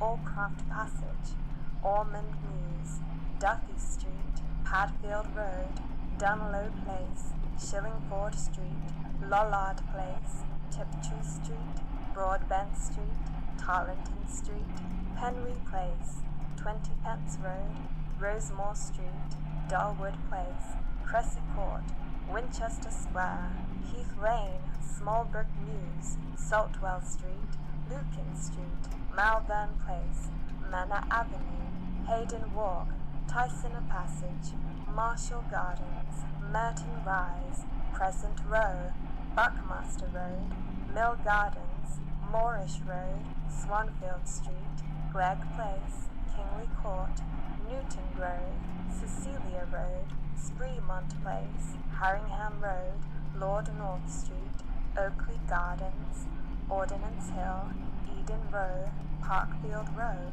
Waverley Crescent, Pear Street, Telegraph Hill, Mersell Road, Cyclops Place, Pratt Walk, Padbury Court, Cleaver Square, Princedale Road, Prospect Vale, Ram Cottages, Grotto Court, Regal Lane, Forest Close, Haggerston Road, Lapswood Walk, Regency Place, Hanging Sword Alley, Birkin Street, Richmond Avenue, Matilda Street, Rochester Walk, Lion Street, Rose Walk, Scriven Street, Wishford Place, Berryman Road, Rutland Walk, Ashfield Street, Leicester Court, St. Rule Street, Marsley Road, Southey Road, Priory Terrace, Modbury Gardens, Plough Mews, Stratherden Road, Trinity Crescent, Westcott Road, Grange Street, Saunders Grove, Seaton Place, Eversholt Row,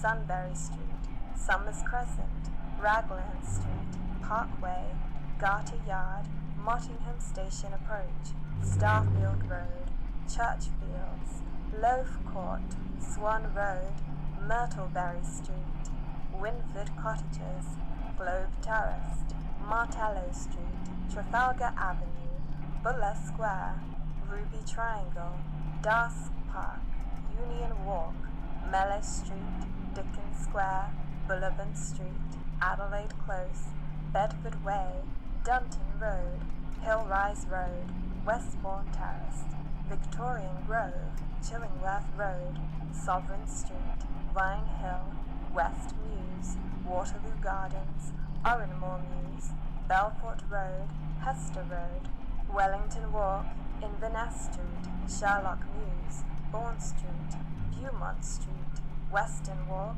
Bard Road, Kennings Way, Horse Yard, Foregate Street, Calderwood Street, Fortress Walk, Willow Way, Dryden Street, Wilton Yard, Killick Street, Dunbar Place, Bacon Grove, Bloomfield Road, Woodstock Grove, Dunmaiston Mews, Armory Way, Tavistock Street, Boundary Road, Berkeley Square, Watling Street, Ramsey Street, Halton Road, Cobble Lane, Sheringham Road, Penn Road, Moriarty Close, Tabley Road, Royal Avenue, Black Lion Lane, Lakeside Drive, Zealand Street, Yew Groove, Inkwell Close, Edenhurst Avenue, Hale Lane, Camelot Street, Lacey Road, Maiden Road, Ironside Close, Caraway, East Ferry Road, Tedworth Gardens, Ockley Road, Gateside Road, Felbridge Road, Lakenheath, Old Park Lane, East Way, Paddock Road, Taunton Avenue, Calverton Road, Knight's Walk, Grayling Road, Lever Street, Oxley Road, Viscount Drive, Emery Hill Street, Hinstock Road, Inworth Street, Merry Hill Close, Transome Square, Horncastle Road, Ulrich Avenue, Martock Gardens, Ovett Close, Upper Richmond Road West, Castle Bar Road, Ivy Mount Road, Petley Road, Vixen Mews, Devonish Road, Jewel Road, Quick Road, Thriftwood, West Ella Road, Elmcroft Gardens, Kingwood Road, Ringlet Close, Yukon Road, Scarborough Road, Maddock Way, Arnett Square, Grattan Road, Nutbrook Street, Tuskar Street, Hoppet Road, Jukon Street, Deacon Way, Belvedere Drive, Pure Lake Mews, Tayport Close, Buckrell Road, Darblay Street, Cuthbert Road, Morden Lane, St. Swithin's Lane, Evandale Road, Jeffreys Walk, Zander Court, Vestry Road, Longstaff Crescent, Ashton Road, Blaisbrook Close, Junction Place, Parish Lane, Lighterman Mews, Raveley Street, Ellery Street, Addington Square, Wise Lane, Templar Drive, Hever Croft, Parkwood Mews, Silvermere Road, Castletown, and North Cross Road. Did you catch how many were mispronounced? Well done. Bonus points if you also spotted how many of these places are in fact in London. Tune in next time for the exciting United States of America version.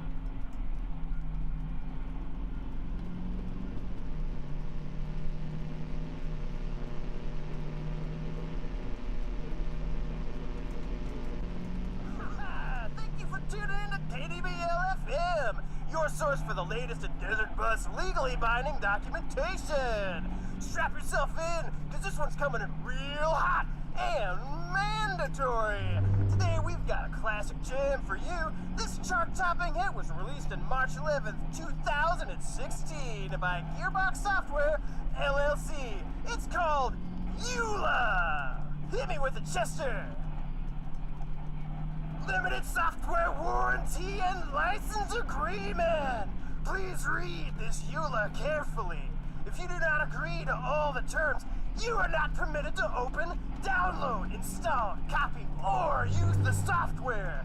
By opening, downloading, installing, copying, or otherwise using the software and any other materials included with the software, you agree to be bound by the terms of this EULA with the United States company, Gearbox Software, LLC, licensor, as well as the privacy policy located at www.gearboxsoftware.com/privacy and terms of service located at www.gearboxsoftware.com/terms-of-service.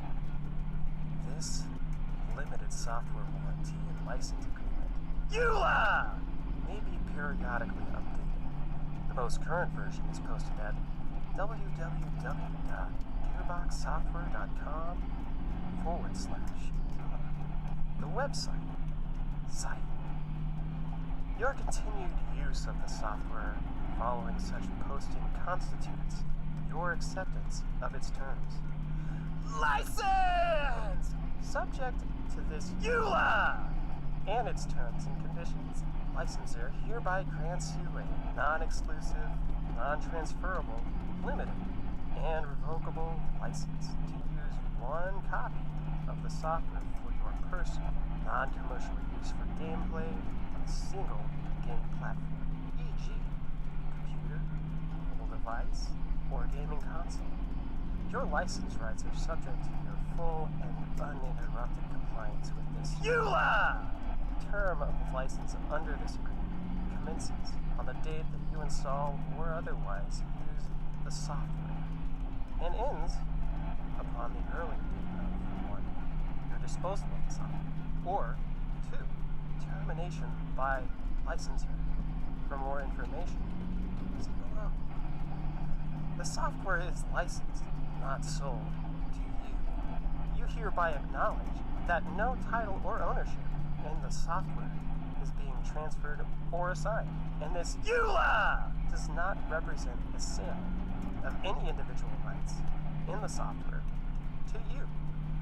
Licensor retains all rights, title, and interest of the software, including, but not limited to, all copyrights, trademarks, trade secrets, trade names, proprietary rights, patents, titles, computer codes, audiovisual effects, themes, characters, character names, stories, dialogue, settings, artwork, sound effects, musical works, and moral rights assets.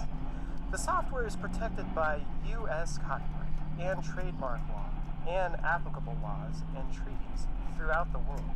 The software may not be copied, reproduced, or distributed in any manner or medium, in whole or in part, without prior written consent from licensor.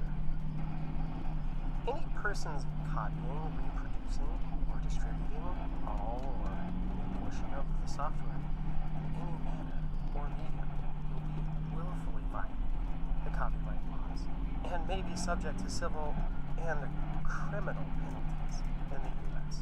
and their country of origin. Be advised that U.S. copyright violations are subject to statutory penalties. The software contains certain licensed material for which other licensors may also assert their rights against you in the event of any violation of this agreement. All rights not expressly granted under this agreement are reserved by licensor and, as applicable, its licensors.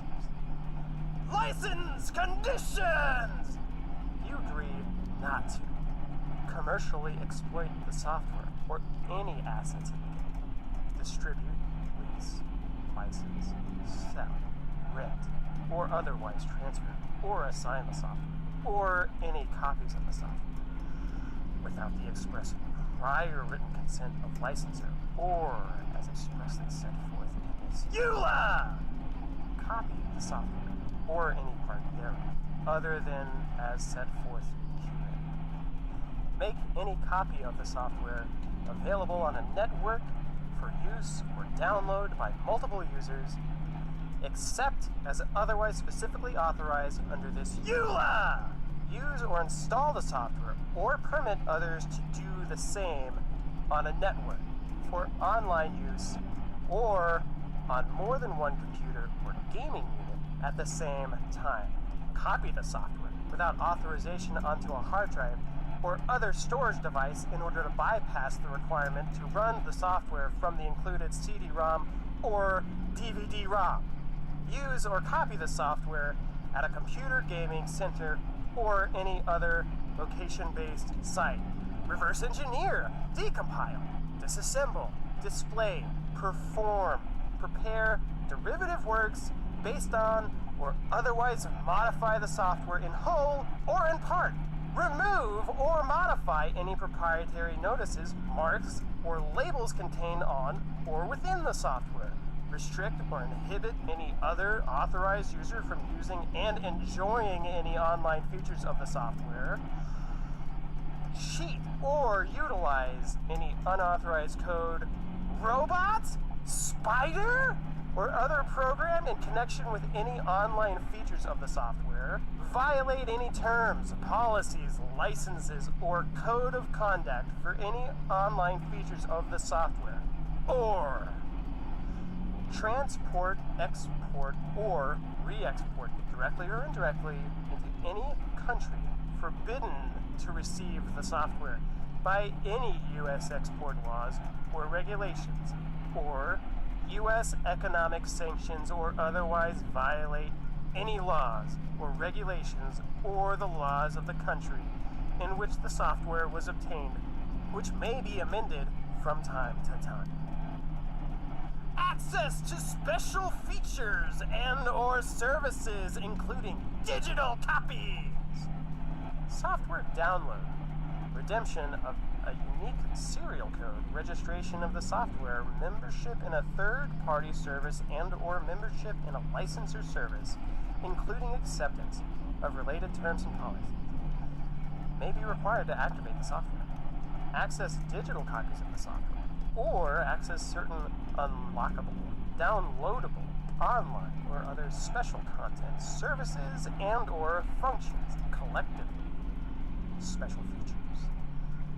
Access to special features is limited to a single user account as defined below per serial code, and access to special features cannot be transferred, sold, leased, licensed, rented, converted into convertible virtual currency, or re-registered by another user unless otherwise expressly specified.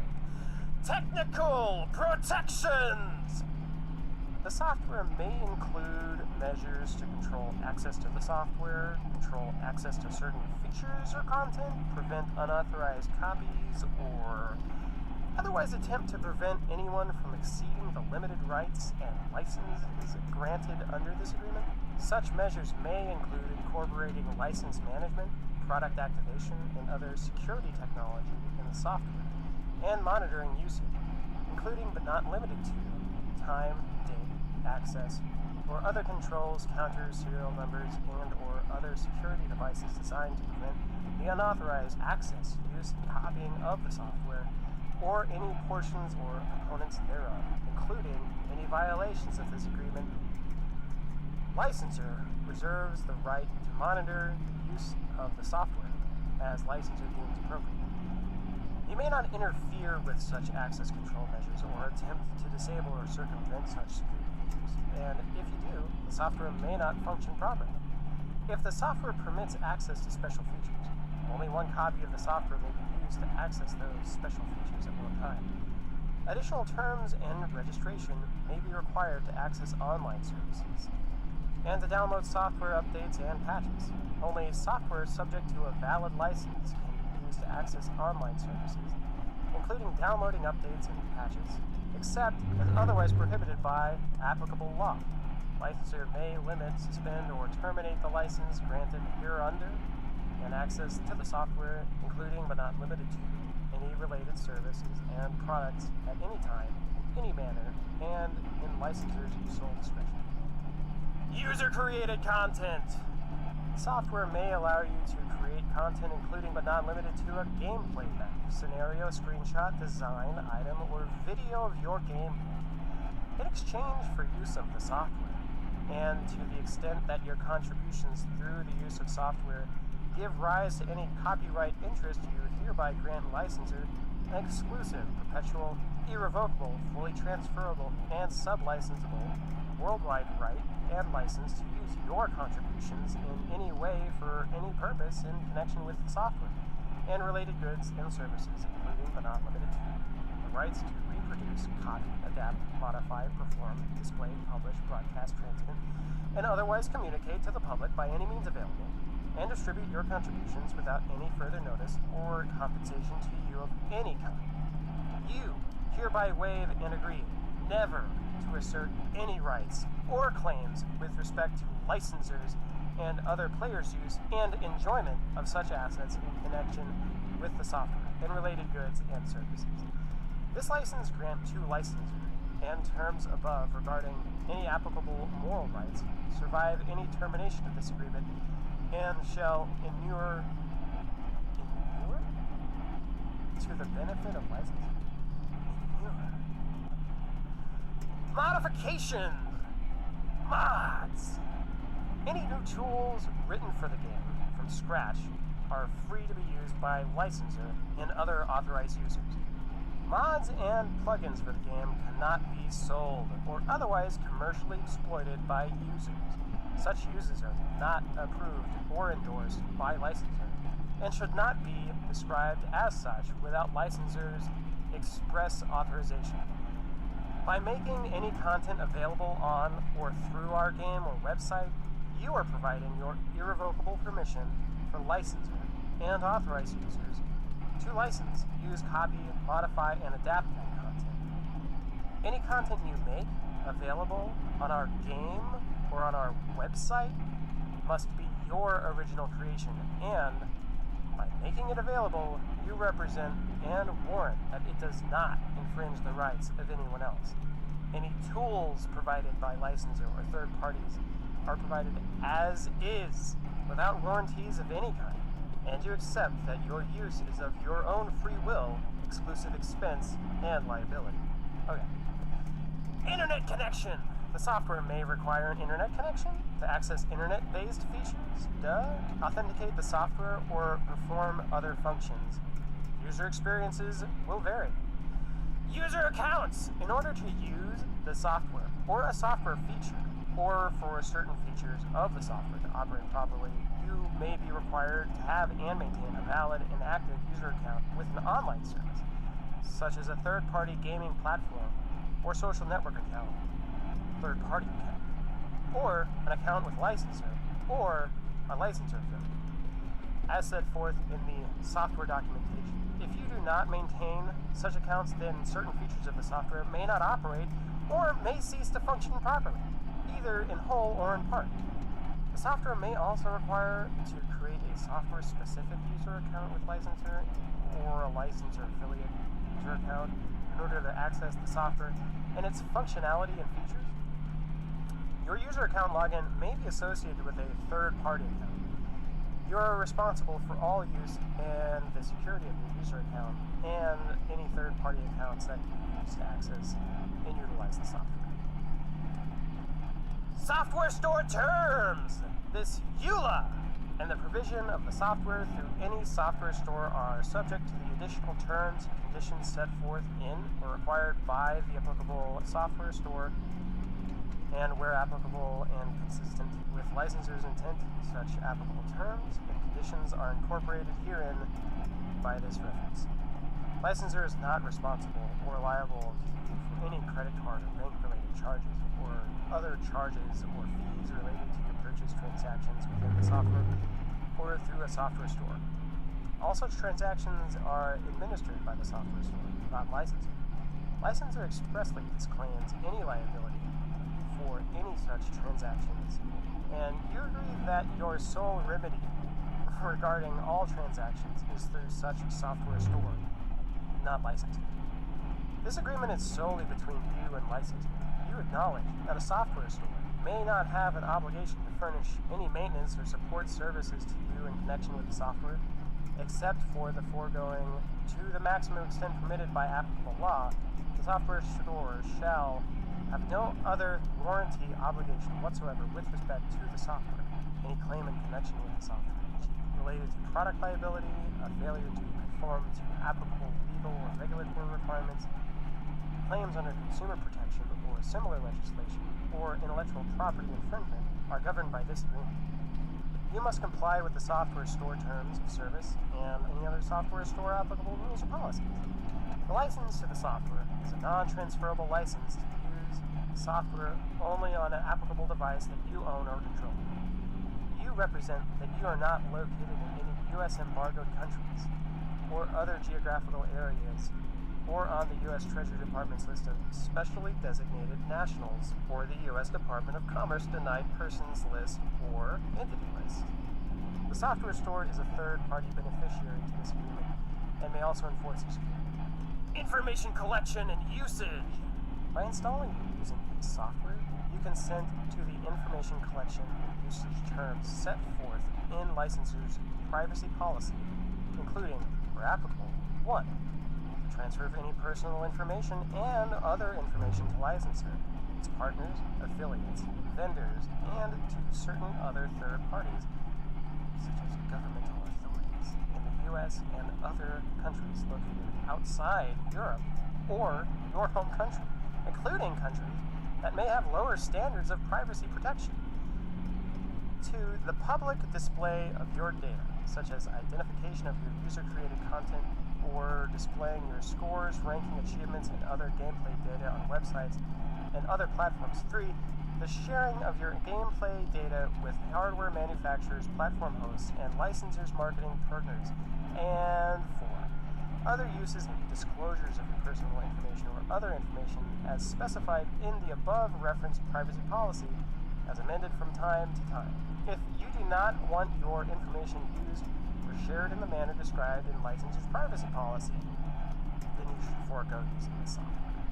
For the purpose of all data privacy issues, including the collection, use, disclosure, and transfer of your personal information and other information, please visit the governing privacy policy terms located at www.gearboxsoftware.com/privacy. Limited warranty! The licensor warrants to you, if you are the initial and original purchaser of the software, that the original storage medium holding the software is warranted against defects in material and workmanship under normal use and service for 90 days from the date of purchase. Limited warranty period. The licensor warrants to you that the software is compatible with personal computer, meeting the minimum system requirements listed in the software documentation, or that it has been certified by the gaming unit producer as compatible with the gaming unit for which it has been published. However, due to variations in hardware, software, internet connections, and individual uses, licensor does not warrant the performance of the software on your specific computer or gaming unit. Licensor does not warrant against interference with your enjoyment of the software, that the software will meet your requirements, that the operation of the software will be uninterrupted or error-free, or that the software will be compatible with third-party software or hardware, or that any errors in the software will be corrected. No oral or written advice provided by a licensor or any authorized representative shall create a warranty, because some jurisdictions do not allow the exclusion of our limitations on implied warranties, or the limitations on the applicable statutory rights of a consumer. Some or all of the above exclusions and limitations may not apply to you. If for any reason you accurately report a defect in the storage medium or software during the warranty period, licensor agrees to replace or repair it in its sole discretion without charge any software discovered to be defective within the warranty period, as long as the software is currently being manufactured by licensor. If the software is no longer available, licensor retains the rights to substitute a similar piece of software of equal or greater value. This warranty is limited to the storage medium and the software as originally provided by licensor and is not applicable to normal wear and tear. This warranty shall not be applicable and shall be void if the defect has arisen through abuse, mistreatment, or neglect. Any implied warranties prescribed by statute are expressly limited to the 90-day period described above. Except as set forth above, this warranty is in lieu of all other warranties, whether oral or written, express or implied, including any other warranty of merchantability, fitness for a particular purpose, or non-infringement, and no other representations of warranties of any kind shall be binding on licensor. Licensor does not warrant that the operation of the software will be uninterrupted or error-free. Licensor is not responsible for any damage arising from failure to follow instructions relating to the software's use. When returning the software subject to the limited warranty above, you must send the original software to the licensor, address specified below, and include your name and return address, a photocopy of your dated sales receipt, and a brief note describing the defect and the system on which you are running the software. Indemnity! You agree to indemnity. What? You agree to indemnify. defend and hold licensor, its partners, licensors, affiliates, contractors, officers, directors, employees, and agents harmless from all damages, losses, and expenses arising directly or indirectly from your acts and omissions by using the software pursuant to the terms of the agreement. In no event will licensor be liable for special, incidental, or consequential damages resulting from possession, use, or malfunction of the software, including, but not limited to, damages to property, loss of goodwill, computer failure or malfunction, and, to the extent permitted by law, damages for personal injuries, property damage, or lost profits, or punitive damages from any causes of action arising out of or related to this agreement or the software, whether arising in tort, including negligence, contract, strict liability, or otherwise whether or not licensor has been advised of the possibility of such damages. In no event shall licensor's liability for all damages, except as required by applicable law, exceed the actual price paid by you for use of the software.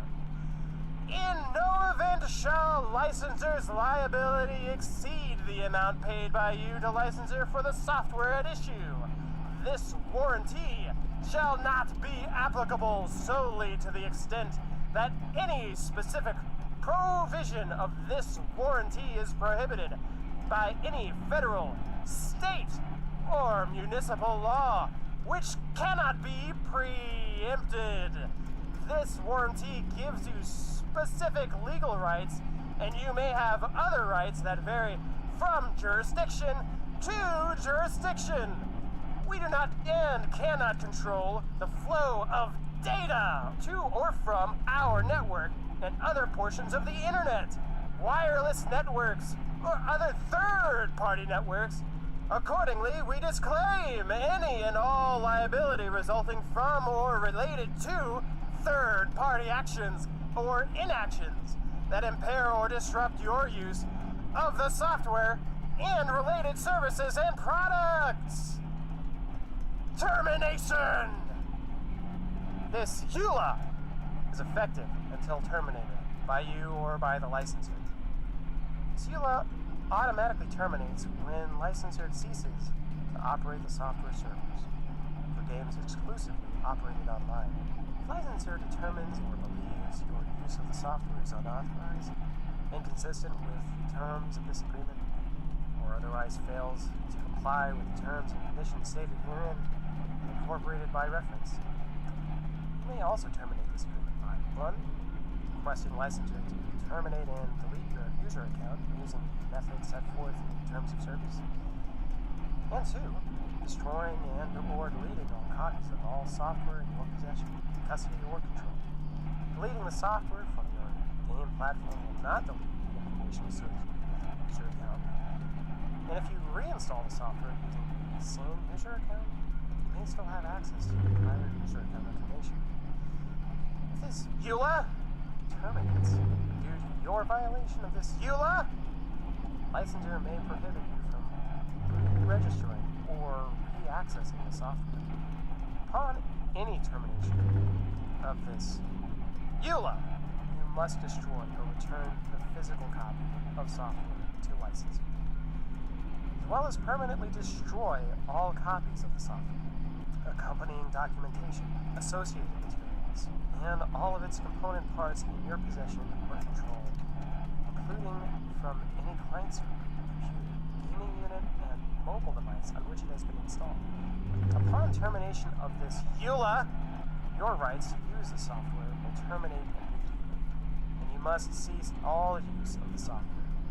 The termination of this EULA will not affect licensor's rights or your obligations to the licensor arising under this EULA. U.S. government restricted rights. The software and documentation have been developed entirely at private expense and are provided as commercial computer software, or restricted computer software, use, duplication, or disclosure by the U.S. government or a U.S. government subcontractor is subject to the restrictions set forth in subparagraph C1(2) of the rights and technical data and computer software clauses in FARS 252.227-7013 or as set forth in subparagraph C1 and 2 of the commercial computer software restricted rights clauses at FAR 52.227-19 as applicable. The contractor/manufacturer is licensor at the location listed below. Equitable remedies!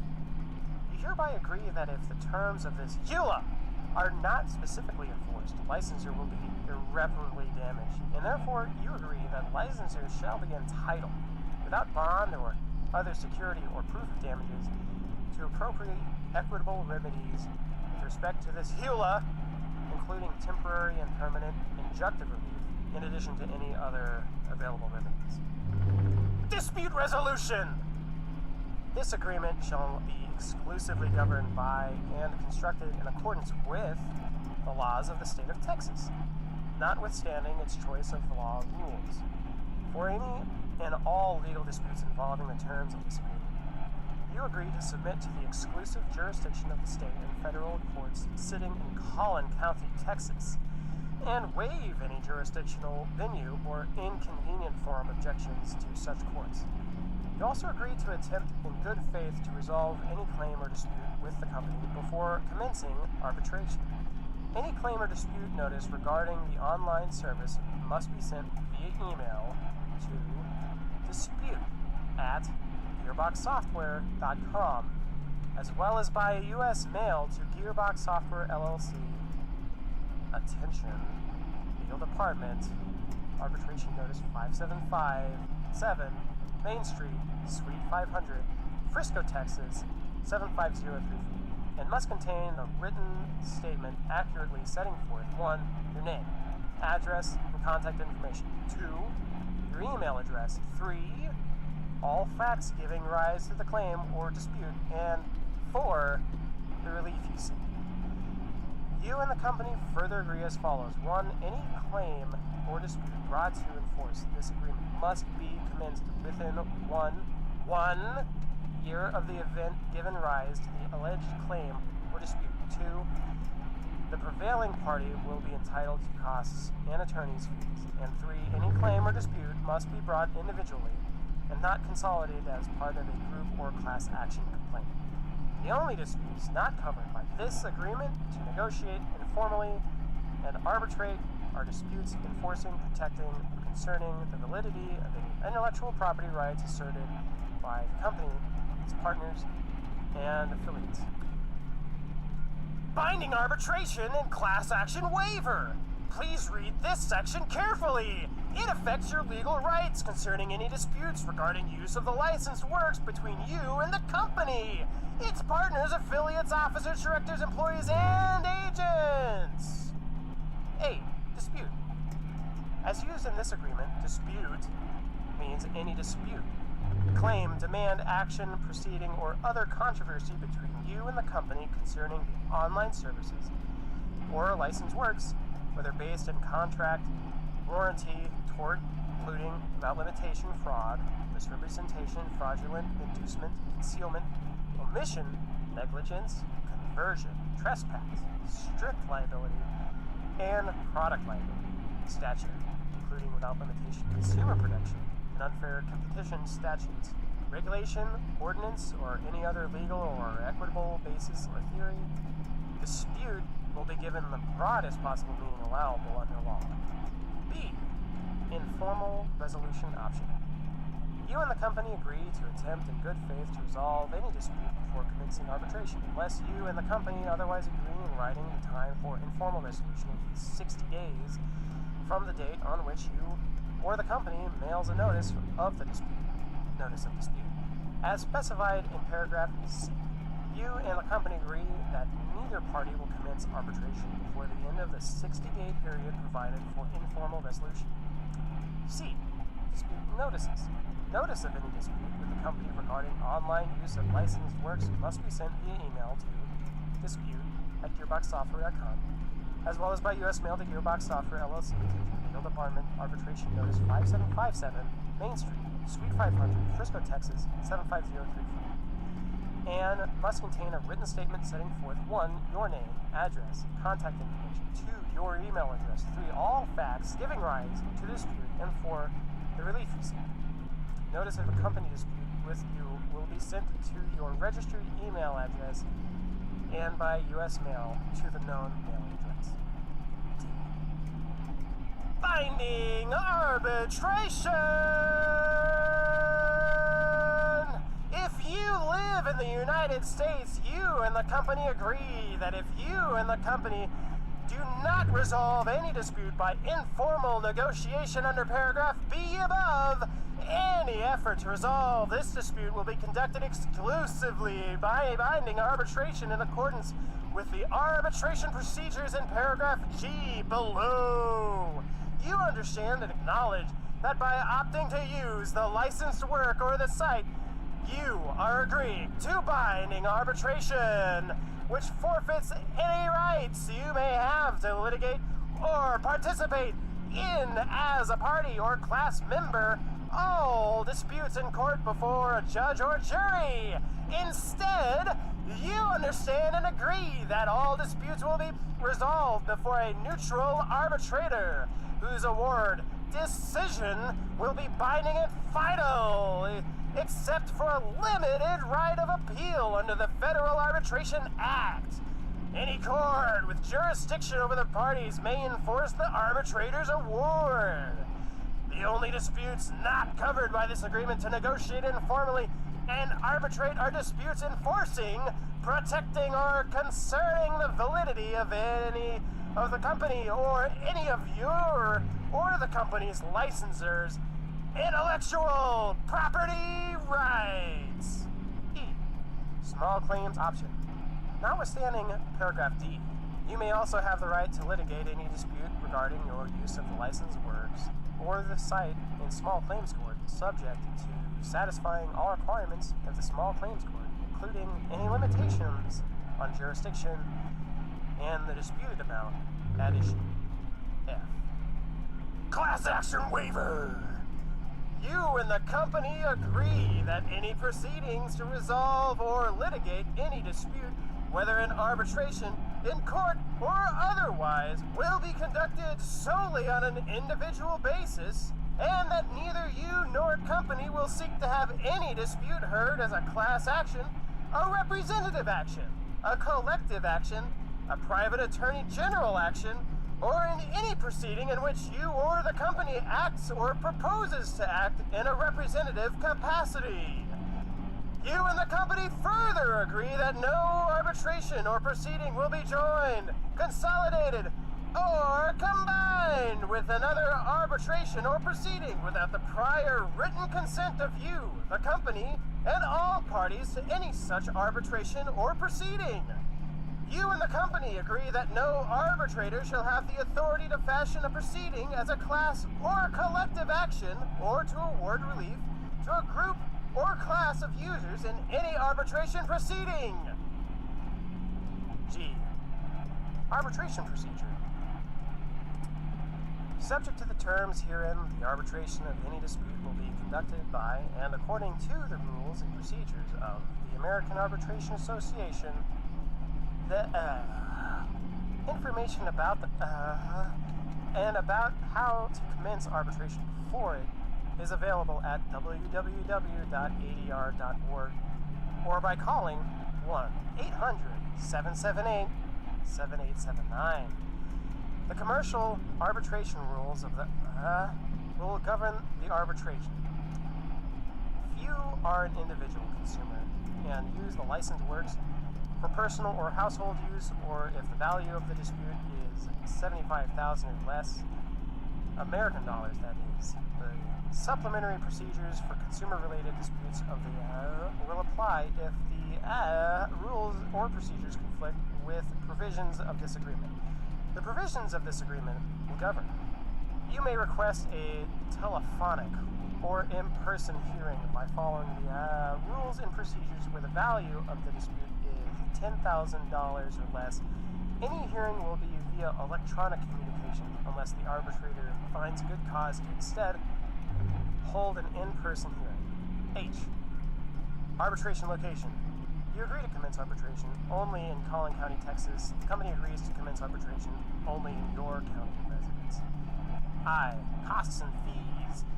If any arbitration you commence, the company reserves its right to seek its expenses associated with the arbitration process.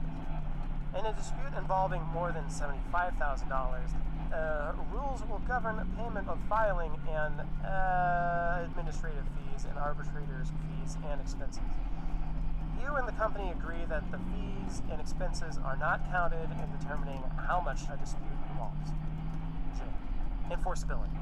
If the class action waiver, which includes a waiver of private attorney general actions, in paragraph F, is found to be illegal or unenforceable as to all or some parts of a dispute, whether by judicial, legislative, or other action, then this section and its subsections will not apply to those parts. Instead, those parts of the dispute will be severed and proceed in a Texas court of law, with the remaining parts proceeding in arbitration.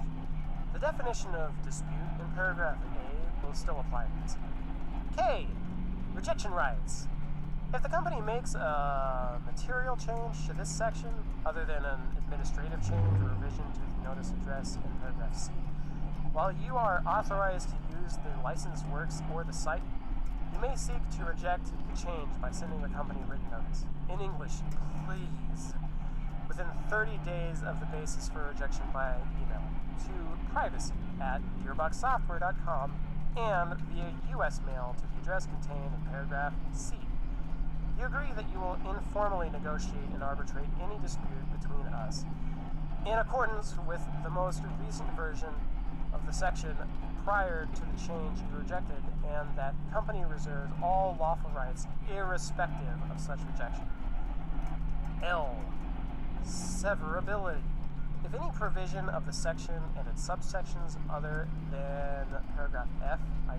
class action waiver, is found to be illegal or unenforceable, that provision shall be limited or eliminated only to the minimum extent necessary so that this agreement shall otherwise remain in full force and effect. M. Survival. The provisions of this section will survive termination of this agreement and the provision of the online services, license works, and the site. Taxes and expenses. You shall be responsible for and shall pay and shall indemnify and hold harmless licensor and any and all of its partners, affiliates, officers, directors, and employees against all taxes, duties, and levies of any kind imposed by any government entity with respect to the transaction contemplated under this EULA, including interest and penalties thereon, exclusive of taxes on licensors' net income, irrespective of whether included in any invoice sent to you at any time by licensor.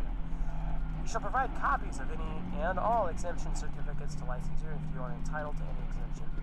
All expenses and costs incurred by you in connection with your activities hereunder, if any, are your sole responsibility.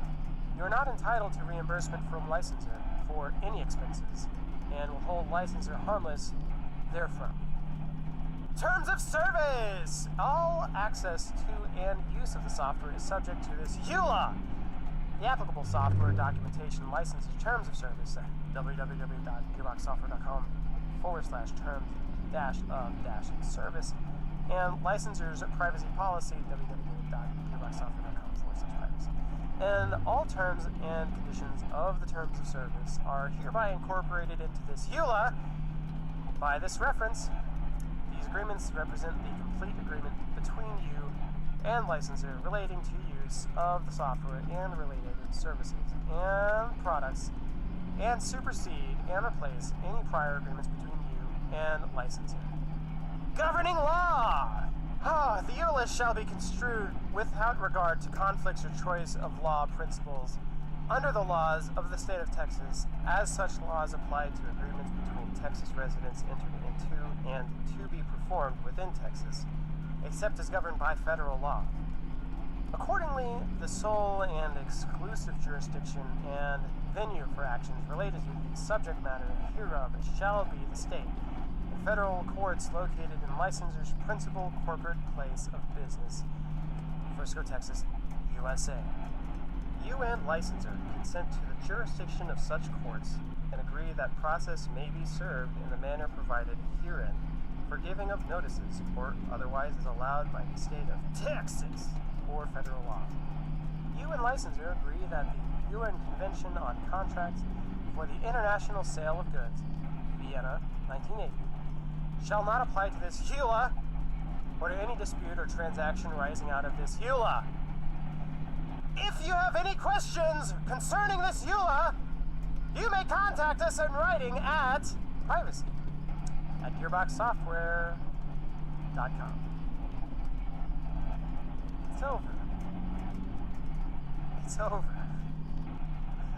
Hey, thank you for tuning in to KDBL FM, your source for the latest Desert Bus legally binding documentation.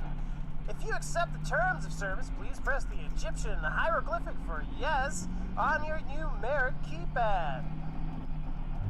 If you have not pressed the Egyptian hieroglyphic for yes on your numeric keypad within 5 seconds, the end of your license agreement will repeat. 5, 4, 3, 2, 1. Limited software warranty and license agreement. Please read this EULA carefully. If you do not agree to all the terms, you are not permitted to open, download, install, copy, or use the software. By opening, downloading, installing, copying, or otherwise using the software and any other materials included with the software, you agree to be bound by the terms of this EULA with the United States company, Gearbox Software, LLC, licensor, as well as the privacy policy located at www.gearboxsoftware.com.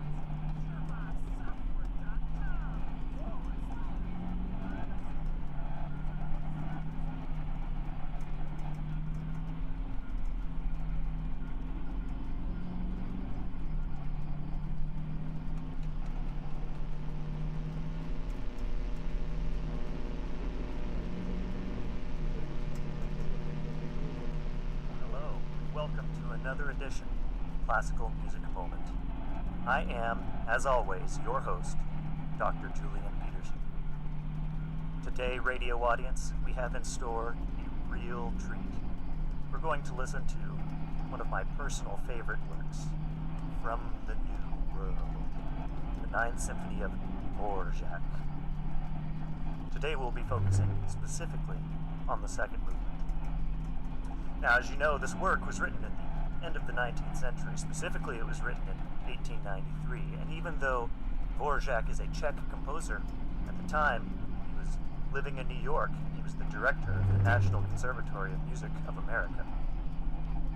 That school existed from 1885 until 1952. Dvorak served only a number of years, a handful of years, but in 1893 he composed this glorious work. Now, it's been said that early on, Dvorak made the claim that the work was based on American folk songs, though he later retracted that. I'm not aware of any specific folk songs that are used in the piece. But, as you know, Dvorak is a master of melody. Everywhere we find songs that could be folk songs, beautiful melodies, dances, songs that lift one's spirit. Yes, radio audience, today is truly a blessed day, and every day is a blessed day when we have music in our lives. I'm so grateful that on this day I get to share music with you. Normally, we like to take a little time and discuss the works before we listen. Today, I'd like to get right into it. This work is so beautiful, I think we should hop right in. Nonetheless, as you know, our motto here at Classical Music Moment is An informed listener is an informed listener. And in that spirit, I do have a few short introductory remarks prepared. To start, let's state the obvious. This work is beautiful. We have a real treat ahead. Structurally, from the broad view, it's a very simple piece. A, B, A form. A classical form, if you'll forgive me. However, the devil is in the details, and as we look into this piece a bit more, we'll discover that just underneath of that simplicity is a treasure trove of techniques and motions and movements, moments of beauty and compositional restraint, as you shall see. Now, Dvorak is in this piece is a late 19th century piece, and so we can expect to see the sorts of devices that we would find in late 19th century music. There is a tendency to favor plagal cadences over more traditional cadences. There is a strong emphasis on the interval of the third. As I like to say, Dvorak uses thirds like Haydn uses fifths. I know you're all chuckling about that one. Well, let's dive right in. This work begins with a curious introduction. Now, I suspect in the context of the full symphony, of course, we would have been listening to the first movement, and I think these first few measures are a means of Dvorak transitioning us into the much gentler material of the second movement. We begin with a brass fanfare. Now, I'm going to read the names of these chords to you so that you'll understand with me just how shocking some of these transitions are. The piece is in the key of D flat major, and yet the very first chord that we will hear is E major. What is E major in the key of D flat? Well, it's not really a chord in that key at all. In fact, it would be flat 3 major. That initial E is followed by a B flat chord, B flat major. Now you're thinking to yourself, E to B flat, that's a tritone, and yes, you're right, that is a dramatic shift in harmony. It is softened somewhat by the bass, which, instead of leaping the tritone, progresses down by a whole step to land on B. So actually the chord, the second chord, is a B flat in first inversion. Then we return to E. Now we are on the fourth chord. We have a D flat major triad. This is the first time we've heard the tonic of the piece. However, at this point, we don't know that it's the tonic of the piece. Chords continue. We get a B double flat major chord, followed by a G flat minor chord, finally arriving at D flat major. We'll talk more about the B double flat chord. Actually, that chord will come back at several pivotal moments in this piece. Skipping past that, we get to the G flat minor chord. In the key of D flat, this is a borrowed minor 4, and we get to the cadence, minor 4, 1. Really, it's a striking movement. And keep that in mind, because we'll hear that particular motion come back later on in the piece, too. Now we've arrived at the fifth measure. We have a couple of bars where the strings just lay out that tonic chord, giving us a chance to savor and adjust to the fact that we have now arrived in the key of D flat. And there, as if off in the distance, you will hear solo English horn state our melody. La da da dee dee da, la da dee da da. See, as I said, Dvorak is a master of melody. This could be a folk song. This could be a nursery song. In fact, it features, this is interesting, as you, radio audience, well know, my wife is a researcher in music education, and she once pointed out to me that quite a few children's songs alternate between the third of a major scale and the fifth of a major scale, the motion so to me. So me, so me. You can hear lots of melodies that start that way. So me, do, so me, so me. Now, why is it that so many children's songs feature this interval? I cannot quite say. I suspect it might be easier for young voices to traverse the minor third than it would be for them to traverse the major third if we were to do what might be more expected. Mi, do, that sort of motion. Anyways, back to our melody. 1, 2, 3, 4, 5, 6, 7. Starting here in the 7th bar, that English horn solo. Now, the sonorities here are quite simple. First bar, giant 1 chord, as the melody is. Mi, so, mi, re, do. The second bar, we move to the 5 chord. Re, mi, so, mi, re. However, the 5 chord has underneath it a 1 pedal. So we're just hearing that G flat just continue in the bass. Moving on, now we're in the 9th bar. La, dee, dee, da, da, da. Dee, dee, dee, da, da. Now something really surprising happens here. In the 9th bar, the first chord is, as we would expect, the 1 chord. The second chord, something surprising happens, actually.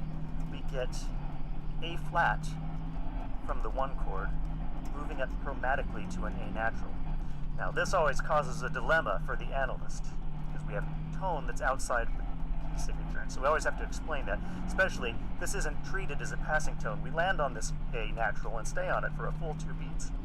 And at this tempo, a full 2 beats is, well, it can be quite a long time, as you can imagine. So, this A natural. Now, typically, when we move brighter or sharper, in this case moving from flat to natural as we raise a pitch, generally our expectation would be that it would continue to rise and we would get to our next stable chord tone or key tone moving up. And that is what happens here. That A natural does eventually resolve up to the B flat. Now you might think, okay, if we have an A natural resolving up to B flat, that sounds like a secondary dominant. We probably expect that we're going to have an F7 chord moving to the B flat minor 7. However, we don't have C natural.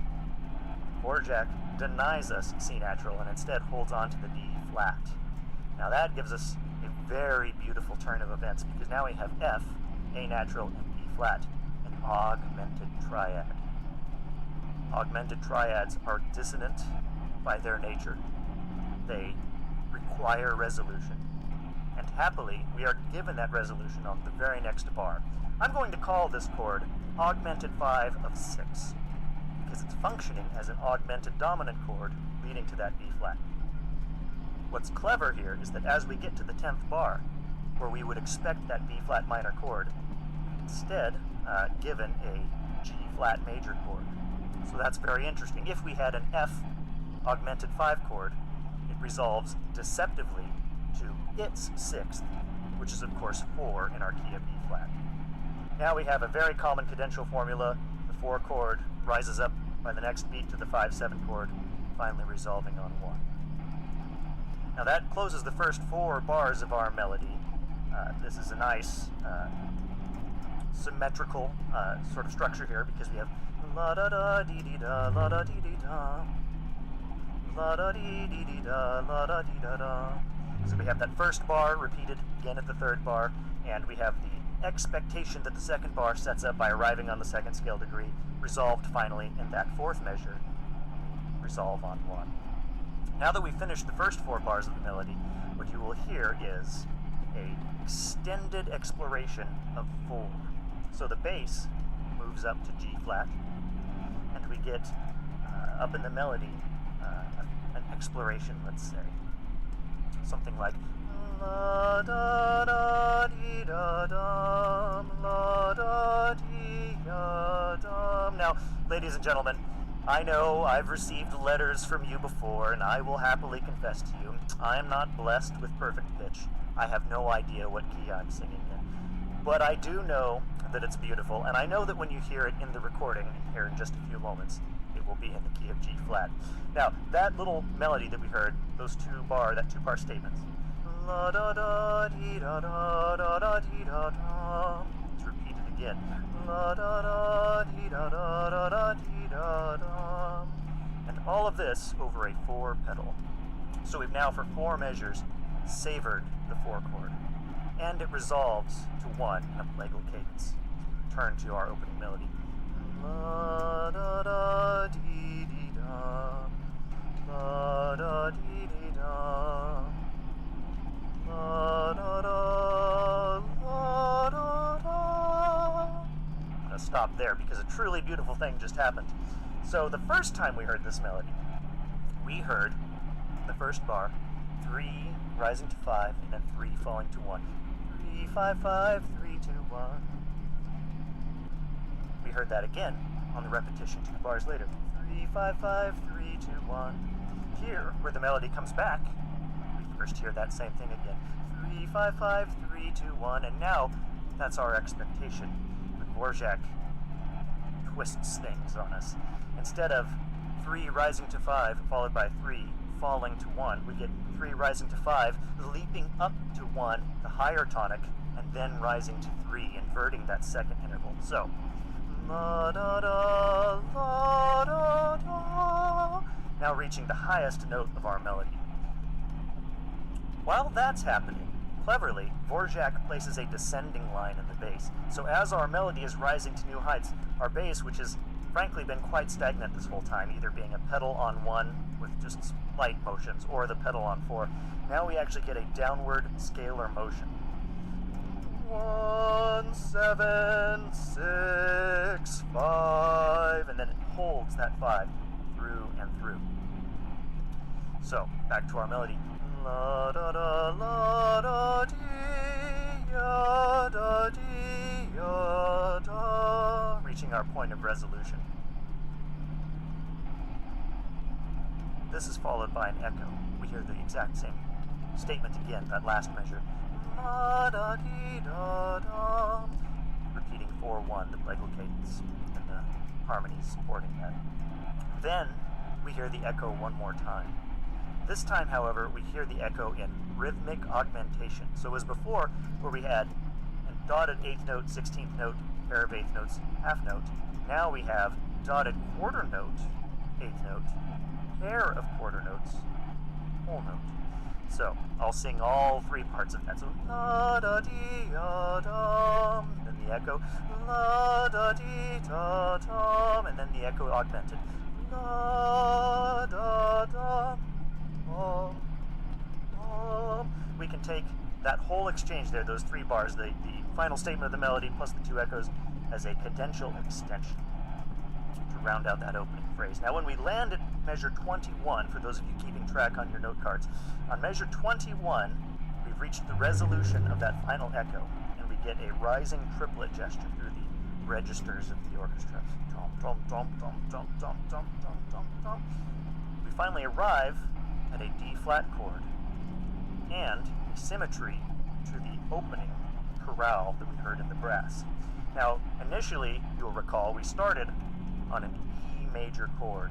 This time, however, we've arrived at our tonic at D-flat. Spoiler alert, at the end of this exchange, we're still going to be in E-flat. So as before, where we were starting on E and descending the minor third, here, we're starting on D-flat and remaining on D-flat. That forces Dvorak's hand to rewrite this material a little bit. Now, it begins the same, whereas before we had E followed by B flat, that movement of a tritone that was so alarming. Here we have D flat moving to G, and as before, not a root position G chord, but a G chord in first inversion, so we get that whole step movement in the bass. D flat, G, back to D flat. Now, as before, following the minor third, B flat major chord. The next motion, however, it breaks from what it had done before. We follow the B flat chord with a G flat major chord. The G flat major chord is 4 in our key of D flat. That is followed by an E flat minor chord, 2 in our key, and one of the voices halfway through that chord. These are half notes, so 1 quarter note later, the voices that were playing B flat have moved up to C. Now, you might think of this as just a passing tone, and I would forgive you for that. That's a perfectly valid explanation. We could also view this as a C diminished triad, which would be 7 diminished in our key of D flat. I like that explanation because I like the motion of 2 to 7 diminished to 1 as a nice little cadential formula. However, 2-1 is a cadence that's acceptable in this period of time. We do see that as a maybe a variation on the plagal motion of 4-1, and actually we'll see that motion happen again later in this work. But for now, I'll say E flat, C diminished, finally arriving on the D flat major triad. So we've repeated that opening material, but this time rearranged so that we remain in the key of D flat. There are a couple of measures where we continue to reaffirm the key of D flat. Now, for those of you paying attention at home, this would be bar 25 is when we arrive on the D flat chord, holding through in bar 26. It's not until bar 27 that we get a return of the melody. La da da dee da da. Now you might recognize that as not the opening gesture of the melody, but actually the second part of the melody, which before we heard over a pedal G flat. This time it is presented as a pedal over D flat. And that's actually only the beginning of the changes. Something truly interesting here. So, whereas before we had a pedal 4 chord and a melody that would just repeat itself.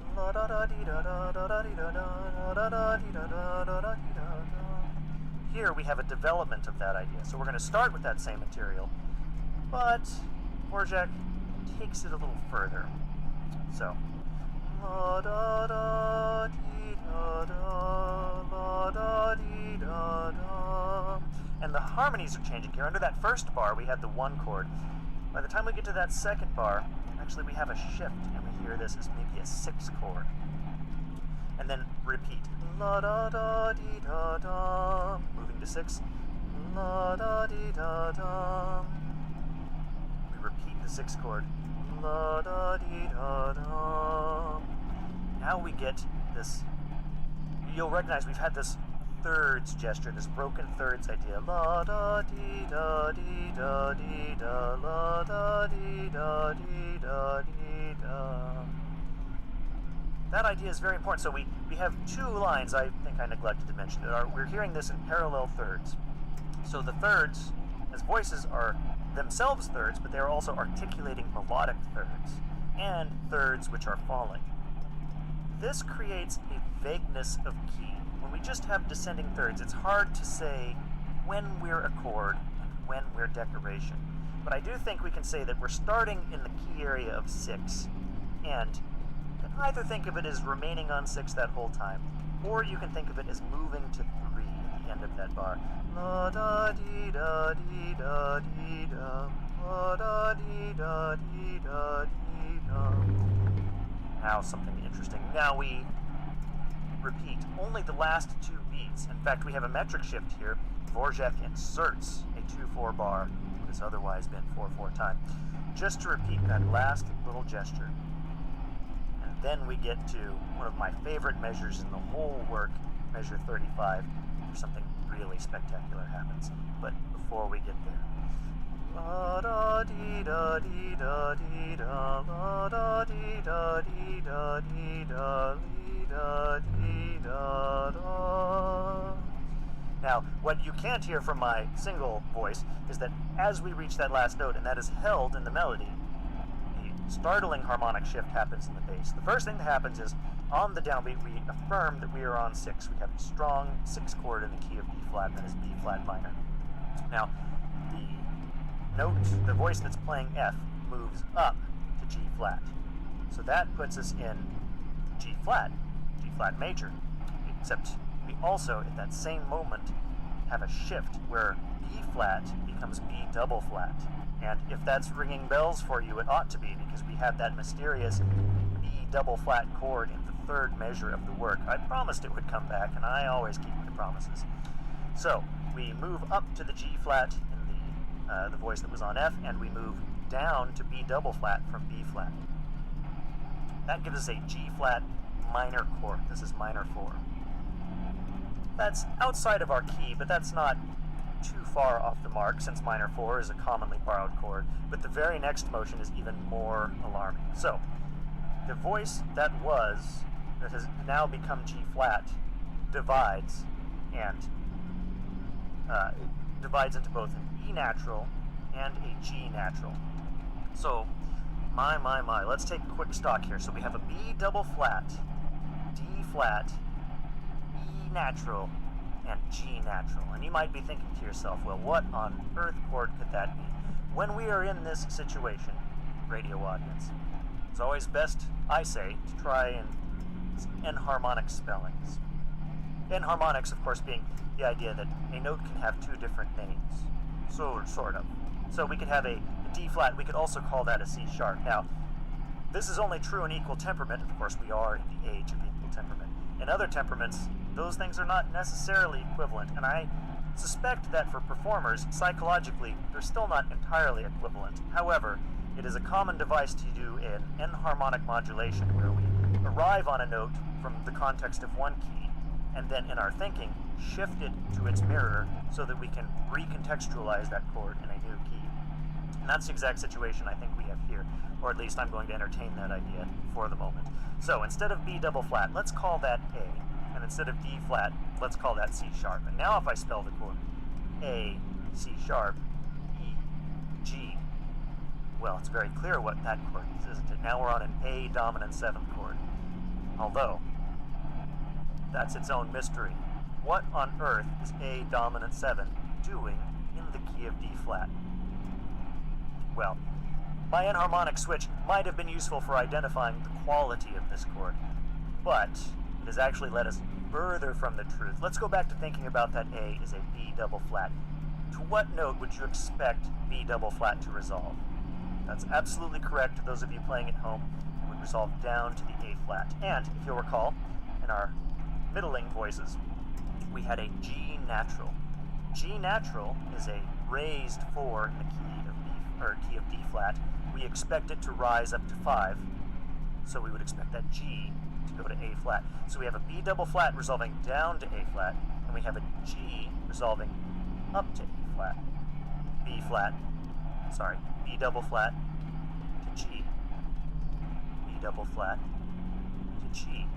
Spelled that way, we recognize that this is a 6th, but not any 6th, an augmented 6th.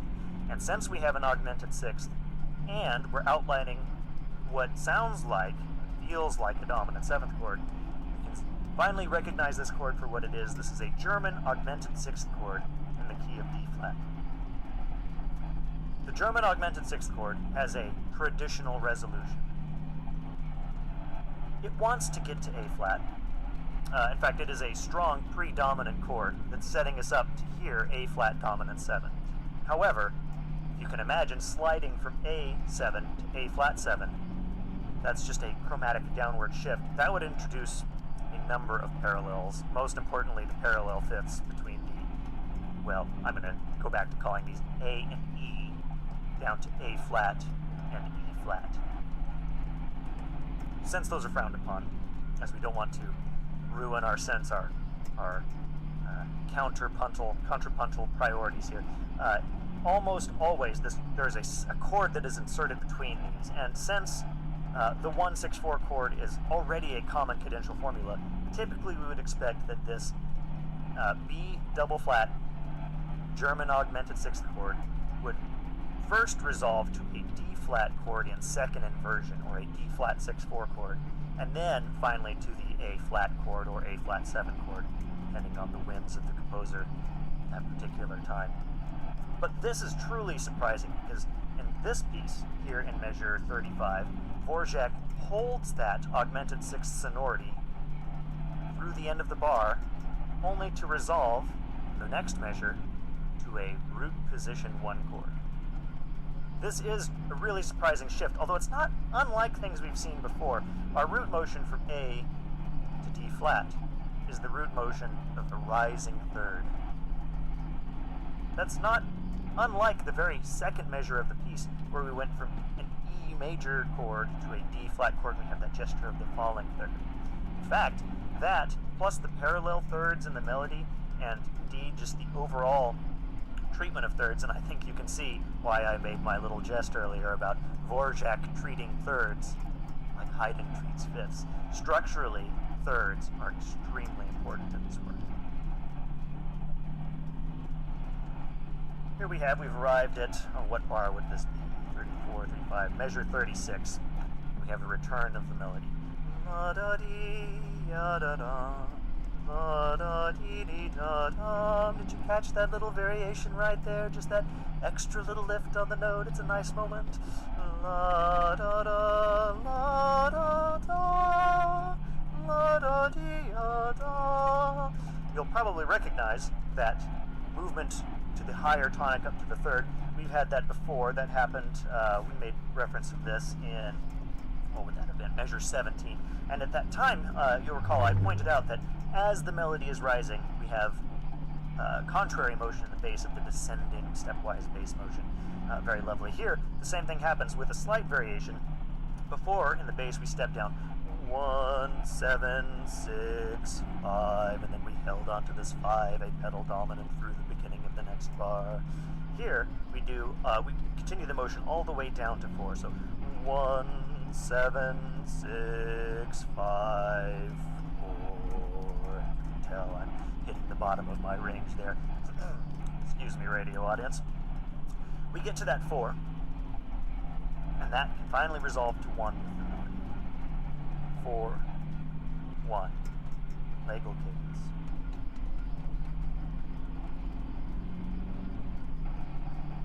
Oh, forgive me, ladies and gentlemen, I've lost track of where I am. This happens, I swear, this happens to me every week when we do this. That's quite all right. We'll get back on track here. Our descending motion, that was in bar 38. 1, 7, 6, 5, 4, and la-da-dee-da-da. Then, as before, the echo, la-da-dee-da-da. And then, as before, the echo in augmentation, la-da-da. Now, this is a nice moment in the piece. Here, well, let's just recap. We've heard the melody. We've heard the melody as it moved to 4. We've heard it return back to 1. We took a cadential extension where we explored the resolution of the 1 chord for a while. We moved past that to a recapitulation of the very opening sequence of chords. That went on for a few bars, finally resolving on 1, and then we had this slight departure from the melody where we explored the 1 to 6, 1 to 6 in the falling thirds, finally arriving at that really crunchy German augmented 6th that I went on and on about. Here, resolving to the melody again, and our cadential extension again. And now, to really solidify the fact that we've reached the end, we find that Dvorak has extended the melody even more. So after our augmentation, now we hear the melody in horn fifths. I'll take a moment to explain the term horn fifths. As many of you know, if you've studied music at all, you know that direct fifths or parallel fifths are very frowned upon in contrapuntal writing. The reason being that usually in contrapuntal writing it is the goal of the composer to achieve independence of the voices. And independence is best achieved through 2 devices, I say. The first being contrary motion. If one voice is falling and another voice is rising, well, we can hardly confuse them, can we? And the other great device is oblique motion, that being where one voice holds steady while the other voice moves. And again, very difficult to confuse the voices in that context. Where things become tricky and require special attention is when voices move in similar motion. So both voices rising, both voices falling, etc. When 2 voices are moving in the same direction, if they land on a perfect interval, especially fifths and octaves, because of the similarity of motion and because of the pure consonance of that interval, it can readily happen that the voice seems to disappear, or at the very least is robbed of its power and its individuality. So by and large, it is a frowned upon movement for 2 voices in the same direction to arrive on a perfect interval. However, there is a classic historical exception to this, which is called horn fifths. Now, we're used to modern horns, which have valves, pistons, and lots of complex machinery. But historically, that's actually a fairly recent development. We would have generally had natural horns. Now, of course, in Dvorak's time, he had a much more modern instrument, so this is looking even further back in time. But if we do head even further back in time, we find natural horns, and natural horns are limited to playing notes in the harmonic series. So you should try this experiment at home on your piano. If you hold down a note, let's pick one in the middle. Let's say middle C. Let's take all the uncertainty out of it. If you silently depress middle C, and you play very loudly the D that's right above it, hit that D just briefly, staccato, you'll notice nothing unusual. By way of contrast, if instead of that D you played the C an octave lower, ball, you would find that the C that you were once silently holding, that string has started to ring in a sympathetic resonance. It is a property of strings and other acoustic bodies that they favor certain pitches, or maybe a better way of explaining it would be to say, when we hear the sound of a piano string, we do not hear a single tone, we hear a complex collusion of tones. And with careful analysis, we can break apart the constituents of that tone to learn more about it. Now, likewise, if I'm playing on a brass instrument, I have to vibrate my lips to get a certain pitch. However, the instrument will feed back energy to interact with my lips, and if I happen to be buzzing a tone that is, let's say, consonant or allowable with the length of horn that I've got, it will reinforce the flapping of my lips and we'll have a nice, strong, solid tone. If, on the other hand, I try to perform a note that's not a natural resonance of the length of horn that I'm playing, I actually won't get that feedback. It would be very difficult to sustain. It would have no power. In fact, we could say it's not even a note on the instrument. Okay, so our harmonic series, whatever our lowest note is, the lowest note that we can sustain on a given length of pipe, we can also play one octave above that. That would be the first overtone or the second harmonic. Going forward, I prefer to use harmonic numbering instead of overtone numbering. So the second harmonic would be the next octave up. The third harmonic, the next note we could play, would be the fifth above that, followed by the next octave above that. Now as we go up, we would have the major third, then the fifth, then flat 7, back to this, followed by 1. Now you may notice that the intervals are compressing. Our first interval was an octave, C to C. The second one a fifth, C to G. The next one a fourth, G to C. Now, going up, we go C to E, a major third, E to G, a minor third. Now here's where it gets interesting. The E to the B flat.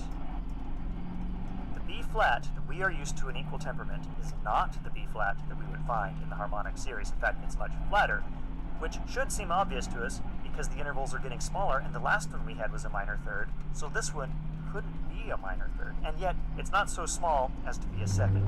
So we have a very flat dominant seventh or minor seventh note, followed by, finally, the octave just above that. In Baroque music, think of Baroque trumpet playing, you can recall your favorite pieces. In those pieces, in order to have lots of notes close to one another, the instrumentalist has to play actually very high in the instrument's range. They have to be in a very high tessitura of that instrument in order to have a compressed set of pitches that they can play. The lower they go on the instrument, the more spread out they become. Now valves fix this because with valves you can change the length of the pipe, and that allows you to hit notes that are in between the notes of the harmonic series. That probably explains a fashion shift that has occurred in brass playing. In the Baroque era, brass instruments would have played very high on their instruments so that they had access to lots of pitches. Going forward in time, once we have valves, that wouldn't be a requirement. You could play lower in the instrument, probably a more comfortable range. And indeed, typically, Doc Severinsen aside, we find that trumpet players tend to occupy a lower space on the instrument than maybe they would have historically. I've gotten off track. Let's return to these horn fifths. So, if I rise up the harmonic series, I finally got to that octave right above that minor seventh, and very flat note. If I keep going up, the next notes are 2 and 3. I finally have a little segment of the scale, 1, 2, 3. If I want to write a melody that descends 3, 2, 1, as Dvorak has done here, 2, 1. And I want to harmonize that melody with another horn. That other horn, well, it could play 1, so we can have 1 against 3. As the upper voice moves down to D, I could have the lower voice move down to that flat minor 7th, but for the fact that it's probably not the chord tone that we want, and worse, it's not in tune. So we're going to skip that one. So my lower voice would have to go down to the 5th. If we'll speak in the key of C major here. So if my upper voice has fallen from E to D, my lower voice has gone from C to G. And then we could continue. The upper voice could fall to 1, the lower voice could fall to 1. Now, we've actually violated a rule twice here, if you'll recall. So we're 2 voices, both descending. The upper one, when it moves to the D, the lower voice leaps down to the G. And this would be a direct 5th or a hidden 5th. Now, those of you that are more pedantic about theory, you might say, but wait, I recall learning that this is only a problem if there's a leap in the melody. And indeed, that's true. And in fact, that's probably true because of this exact situation where this horn fifths overtone dilemma would have caused the sound of stepwise motion in the upper voice with a leap in the lower voice to be acceptable in similar motion. But if we're being real strictlers, we could say that this is a violation of that idea of the falling two voices moving to a perfect interval. And then, to make matters even worse, the very next interval would be moving to an octave. So we would have gone from a 5th to an octave, same problem, descending motion. Nonetheless, this is considered an acceptable substitution, or an acceptable case, let's say, for this direct 5ths motion. And it's a very common sound. So here, now again, we're in the 42nd measure of this piece. Here we have horn 5ths re-articulating the melody. 3, 2, 1, 3, 2, 1, and 1, 5, 1, 1, 5, 1, sounding together. And a miraculous transformation takes place. They get quieter, quieter with each repetition, until we are left with just a single voice, thus ending the section. Now a big shift occurs. Now we have arrived at Un Poco Piomoso. This section is in C sharp minor. This is an enharmonic shift like the one we discussed before. We were in D flat major. We could be in D flat minor, but that's an uncomfortable number of flats, if you know what I mean. So instead, we'll call this C sharp minor. And we're introduced a new melody. This melody is actually remarkably similar to the first melody, in the sense that this melody starts on the minor 3rd and falls to 1. Now, before we had started on, we were playing with like 3 and 5 in the key of D flat. Here we're playing with 1 and 3 in the key of C sharp minor, but it's the same interval at the minor 3rd. This time animated though with more stepwise motion and more motion in general. La di da da da di da di da da la di da ya da da di ya da da da da da da da da. There's a few things that I really like about this passage. First of all, let's talk about the harmony. It's always important to talk about harmony. We are in C sharp minor. We're on the 1 chord. At the half note, we move to minor 4/6. So if you're paying attention, we were C sharp minor. This would be an F sharp minor chord, but since it's in first inversion, our root motion would be C sharp moving down to A.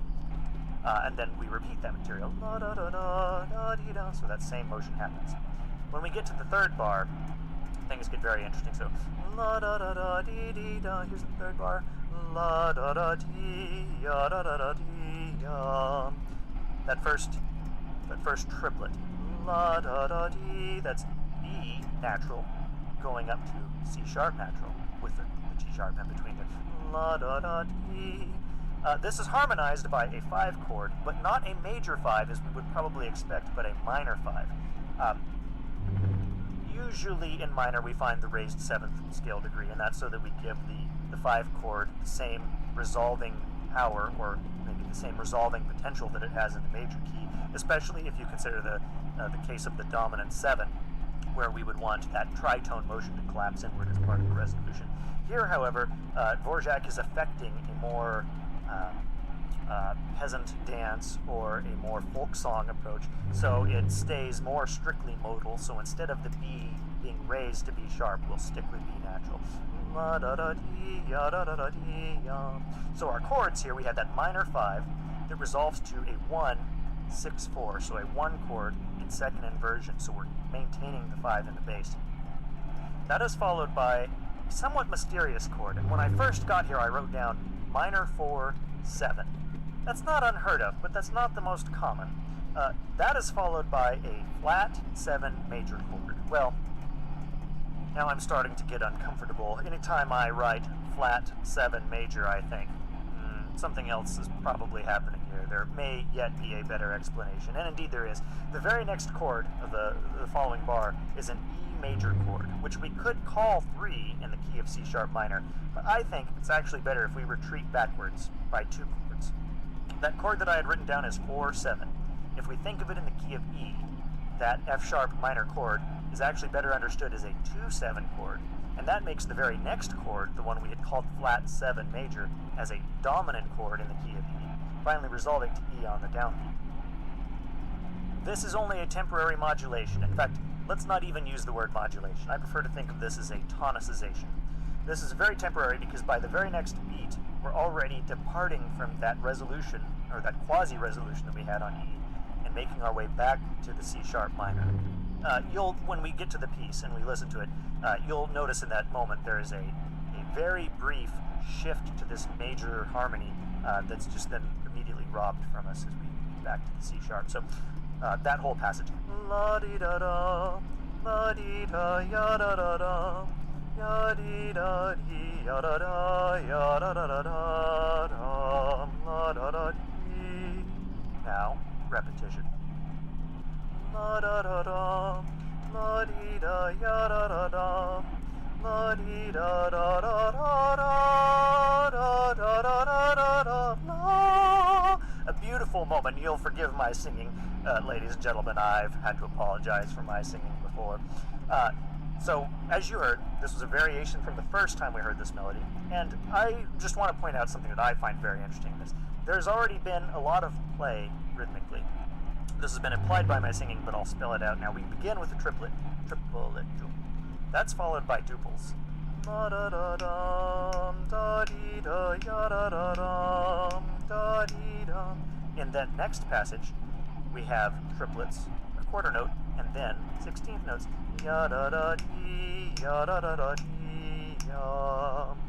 Now, when we repeat this melody, when we get to that third bar, instead of the triplet, we go right into the 16th notes, and then after a couple of beats, we actually get a quintuplet, and then the resolution on the high tonic.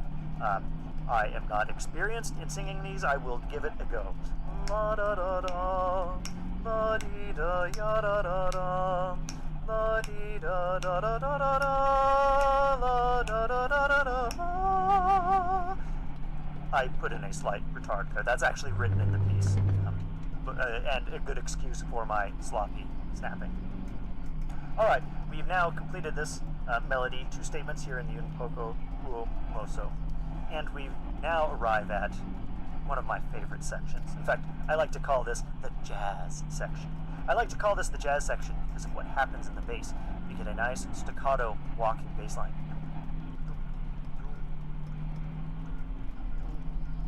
Now, I don't know that I sang the right notes there. I was more going for style. I know that it's a bit of a non sequitur to call this the jazz section. In fact, I looked into this a little bit. The term jazz actually dates back to the 1860s. So Dvorak, in his time in the United States, may have actually run across the term. However, the term wasn't used as a musical term until 1915, well after the writing of this piece. So, with a grain of salt, we'll call this the jazz section. Now let's first look at this walking bass line, now that I have the music here in front of me. It's 1, 3, 5, 3, 4, 6, 5, 1. Be the opening gesture. So in that, now these are just single notes, but we can have some implied harmonies. So we have a 1 chord on the first beat, moving to 4 on the third beat, back to 1 on beat 4. Now, the very next bar, our bass line plays an F sharp, an A natural, and then, surprisingly, a D natural. We are in the key of C sharp minor. The D should be D sharp, but it is D natural. It is lowered from its position. This should be ringing bells with some of you. This is a flat 2, and it is a flat 2 major triad that we've just outlined. in first inversion, and that is a very common chord. This would be our Neapolitan sixth chord. So the bass will outline the Neapolitan sixth. There is a very briefly implied 5 chord at the end of the bar because we get a B sharp as our leading tone motion, bringing us back to 1 on the very next bar. Now the very next bar has actually some surprising notes in it as well. So we have C sharp, D sharp, E, that's not surprising, but then we leap to A sharp, E sharp, and then we leap down to G sharp. Now A sharp and B sharp, well, B sharp's not so strange because that is our leading tone. In fact, we had it in just the previous bar. The A sharp might be a little strange. I think the best way to explain this is to say that this passage is actually just using the melodic minor scale. If we think of it that way, then we can call this whole bar 1, and we don't need to think too much more about it. The very next measure, 4 chord, and then at the end of that bar we get a 2 diminished 5, followed by 1, to a nice cadence. Melodically, over the top of this business that's happening in the bass, we have actually a very elongated melody. 1, 2, 3, 5, 4, 6, 5, 4, 3, 3, 2, 4, 3, 2, 3, 1. What's that, Chester? Well, ladies and gentlemen, you know how puckish my producer Chester can be. He's demanding solfege. I will give it a go. Do, re, mi, sol, fa, mi, sol, fa, mi, re, fa, mi, do. Anyways, simple ascent, descent, very beautiful line. Very beautiful line. We have the best lines in Dvorak. Moving forward, we have a repetition of that melody. We have some more motion in the jazz bass line that we have down there. Continuing on with our harmonic analysis, and to help us out here, I didn't write down measure numbers on my bass part here. That will make things difficult. We'll just have to count together, starting at 54, 5, 6, 7, 8, 59, and bar 59 of the work. Now, we begin on the 1 chord, as before, move to the 6 chord. We're in a 6 area. The very next chord would be flat 7. Now, we've run into this before, and as we might guess from what's happened before, that flat 7's followed by 3. Again, I think it is better if we just call this 5-1 in the key of E as a temporary tonicization. So, at the end of that bar, we are now in a descending E triad.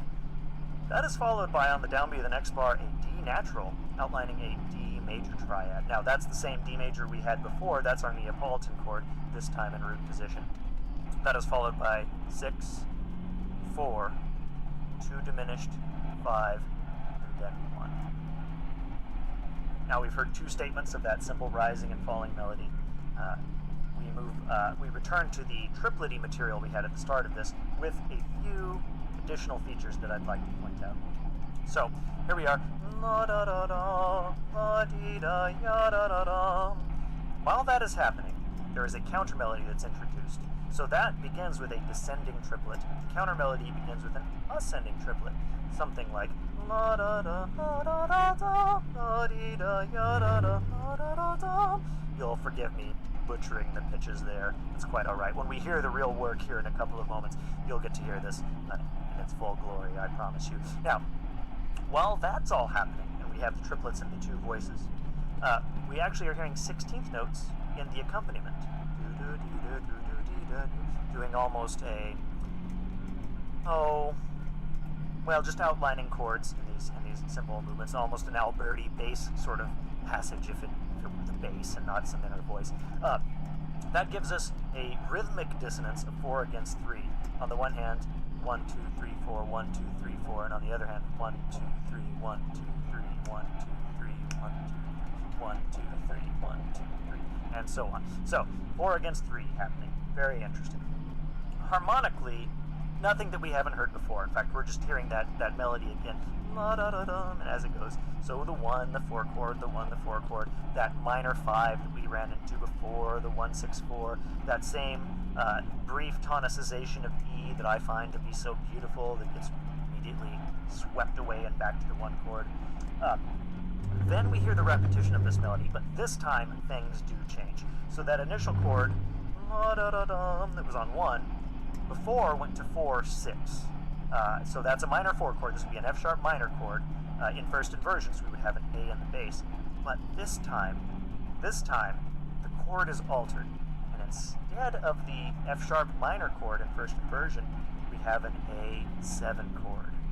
Now, I've been referring to this as A7 the whole time, although of course, those of you who are paying attention know that when we were in D flat, this was actually a B double flat chord. But now that we're in the key of C sharp minor, this is a proper A7 chord. However, its relationship to the tonic is unchanged. So we can still expect that this will behave as a, well, we would expect this to be a German augmented 6th chord. Let's see if that holds true. That A7 chord goes back to 1, and then we hear it again. This is not surprising. We had that same motion when we heard this passage before. The very next bar, though, lands on the Neapolitan chord. And now we can go back and say, Dvorak has played a trick on us. Before, that A7 chord was functioning as a German augmented 6th, but now that it's been respelled, it's truly functioning as an A dominant chord. In fact, it's functioning as a tonicization, a 5 chord of the Neapolitan. So A7 of D. The D chord, now that we're in the Neapolitan, is followed by a 1-6-4 chord. This is a real common motion. In fact, this is common. Earlier I mentioned the German augmented 6th chord rarely proceeds directly to the dominant on account of the parallel motion that would ensue. That's a similar problem for the Neapolitan chord. If the Neapolitan chord resolves directly to the tonic, then we run into the same problem of parallels. The most common solution, I would say, is that the Neapolitan chord is usually presented in first inversion. That way, what would be our 4th scale degree can rise up to 5 even as our other voices descend into the 5 chord. Here in this case, we're going from a root position Neapolitan chord to a root position 5 chord, and to smooth the way, we meander through a 1 chord in second inversion. So Neapolitan, 1-6-4, and at bar 72, we arrive on the dominant.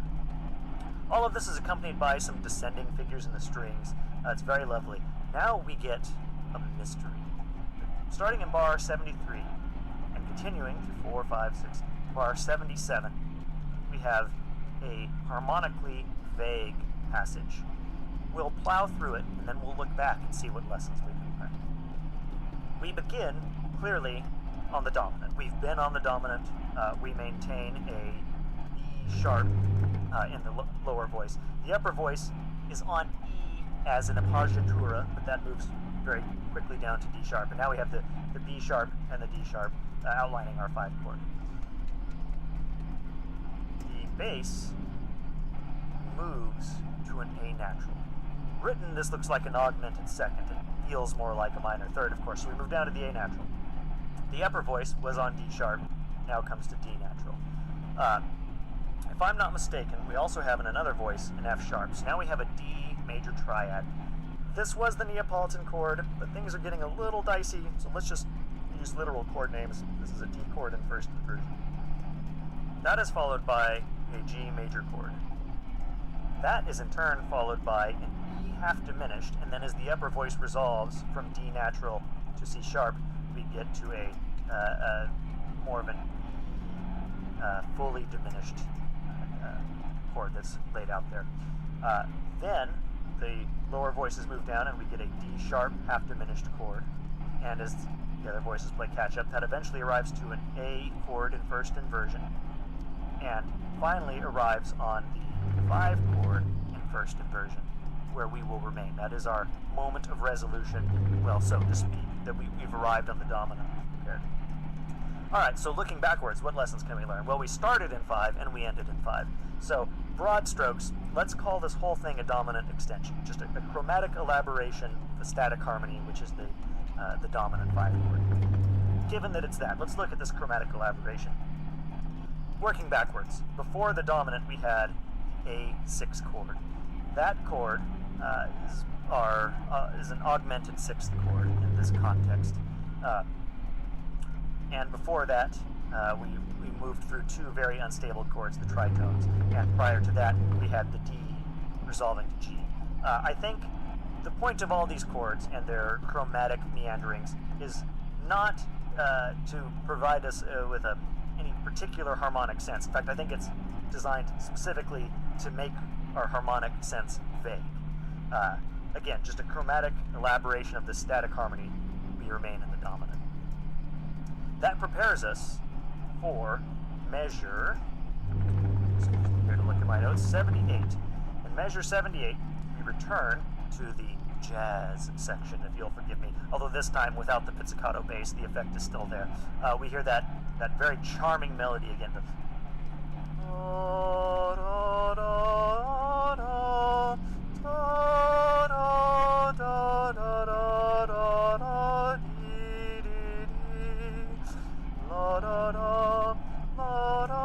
And so on. So we hear all of that melody again. Harmonically, I think this section is identical. So there's orchestrational differences, but we've heard this before. So we proceed through measure 83. Measure 84 is where we get that brief tonicization of E to 5-1. This takes a turn, though, in bar 85, where we land on a bold statement of the Neapolitan chord. Then we, by degrees, make our way back to the dominant. I believe this is the first time this has happened. I may have overlooked an instance before, but here in measure 87, we finally reach the resolution of that melody. 4, 3, 3. Oh, forgive me, I've lost my tonal center. This happens from time to time. 1, 2, 3, so 4, 3, 2, 1. And at the moment that we have that 1, we hear a recap of the triplet material from the beginning of this section. If you are familiar with these terms, that would be an elision, that the note of resolution of one passage is also the note of departure of the next. La-da-da-dum, we've heard this melody before, we've heard this melody again. Hearing it this time, we were in bar 88. When we get to bar 89, and we get that 3, 2, 1, 5. At the moment the melody hits 5, there's a shift that happens in the accompanying voices, and our E becomes E sharp. So we were in the key of C sharp minor. Well, I suppose we still are in the key of C sharp minor. Spoiler alert. We were in the key of C sharp minor, and now we have this sudden shift at the end of this melody to bring us into C sharp major. That prepares us for one of the most rewarding moments in this entire piece. Over this now C sharp harmony that we've got. And let's call this a static harmony. We might, if we really dig in, we might find opportunities to elaborate some other chords. But I think the next passage we can understand well enough just saying this is a giant major tonic. Over the C sharp chord, we get these sextuplet gestures that start to appear.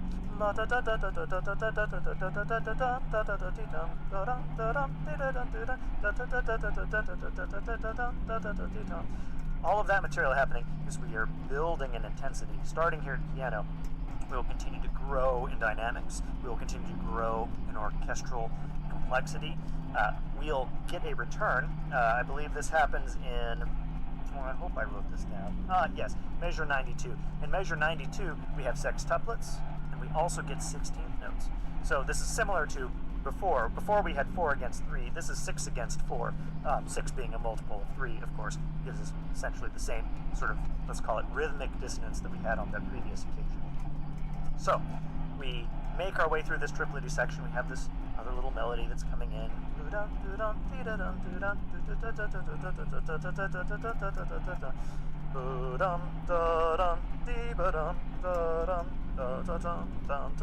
Building and building and building and building, and surprise, ladies and gentlemen, we land on A major chord.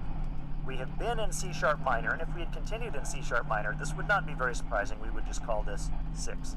But since we've moved to C sharp major, the effect here is quite startling. So we reach the 6th chord. The 6th chord, as it turns out, is our point of arrival. We have arrived on A. The accompaniment, maybe I should say this. While we arrive on that chord, we are reaching the climax of the section. But Dvorak is always mindful of the fact that this is not a piece in isolation. this is a part of a much larger work. This is a part of a symphony, of course. And so he reaches back at this moment of climax to the first movement, and he grabs a little snippet of melody. Do you know the one? La da dee dum, la da da da da, la da da da da da, da da da da da da. It's a delightful melody. You recall the one, of course, from the first movement. We don't hear the entire statement of that melody. He doesn't need to state the entire melody. We heard that before. Instead, he gives us just the la da dee dum, la da dee dum. So we have the climax of one set of material. We have the arrival of this familiar melody from the first movement. We've gradually proceeded from piano all the way to a nice forte climax, even a fortissimo climax. Orchestrationally, we've gotten more complex. Rhythmically, we've gotten more complex. This is, if you'll forgive me, a giant cymbal crash. And this resolution, the cymbal crash, in my mind, being when we arrive on the A major chord. Everything that follows over the next several bars are as if listening to the decay of that cymbal crash. We had the moment of impact, now we listen to things spill out, the unavoidable result of us hitting that cymbal to begin with, and we hear that familiar melody. This takes us to measure 100, where we reach the end of that section. A beautiful climax, a beautiful moment, and a beautiful piece of music. Oh, what's that, Chester? Ladies and gentlemen, my producer Chester, he's shouting at me again. Well, shouting's maybe overstating it, but I'm sorry to say, ladies and gentlemen, that it has happened once again, as it seems to happen so many times, that we've actually run out of time to listen to this piece of music.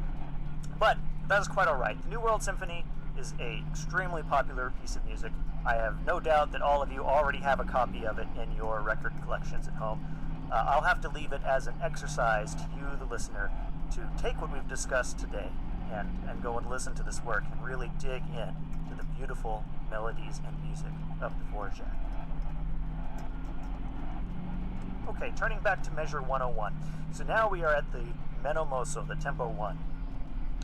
Here we have a return to the opening melodies. We're gonna skip that brass fanfare. That doesn't happen here. Instead, right back into the la dee dee ya da da, la da dee ya da, la dee dee. Then here's that augmented fifth chord that was so beautiful the first time. La da dee ya da. And I'm sorry, ladies and gentlemen. Sometimes when I speak during a passage of music, my need to stay with the meter causes my mouth to say things that are not strictly true. When I say an augmented 5 chord, of course I mean an augmented 5 chord tonicizing 6 in our key of D flat. And which reminds me, also here at the Meno mosso, bar 101, we've returned to the key of D flat, which is a sudden transition from the key of A that we were in. Well, everything plays out as we would expect. Now we're back to that pedal 4 we had. This would have occurred in bar 11, the start of the work. But this time it's slightly different because it is interrupted by little moments of silence. Just we hear a little bit of it, and then we rest. And then we hear just a little bit more, and rest. Dvorak, he's playing with us. He knows that we know this melody already. We've heard it so many times. So we have the expectation of what will happen. He plays with us. He draws it out. He doesn't let us have the resolution we need. Well, once the 4 section comes to a close, we return to the beginning of the melody. This time accompanied by that same horn fifths passage that came before, this time in the strings. We're now in bar 111. There is some chromatic alterations that happen. We get a very quick A7 chord, or B double flat chord that we had before so many times, also playing now more of a passing tone motion here in bar 111. In bar 112, we have the descending bass line that we've heard before. You'll recall this descending bass line the first time arrived on 5, the second time arrived on 4. This time, it also arrives on 4, but surprisingly, very surprisingly, it is the wrong 4 chord, or I should say the borrowed 4 chord. When we get to that 4, it's minor 4. Or you might think of this as 2 half diminished over a 4 in the bass. Either way, it's a very surprising chord, especially since we've heard this melody so many times, and every other time we've had the major version of this chord. Now we're borrowing from the minor collection to have the minor version.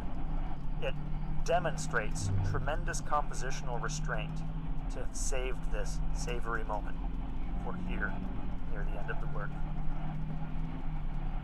Now we have the 1 chord, the 4 chord, the 1 chord. This is our same cadential extension that we've had before.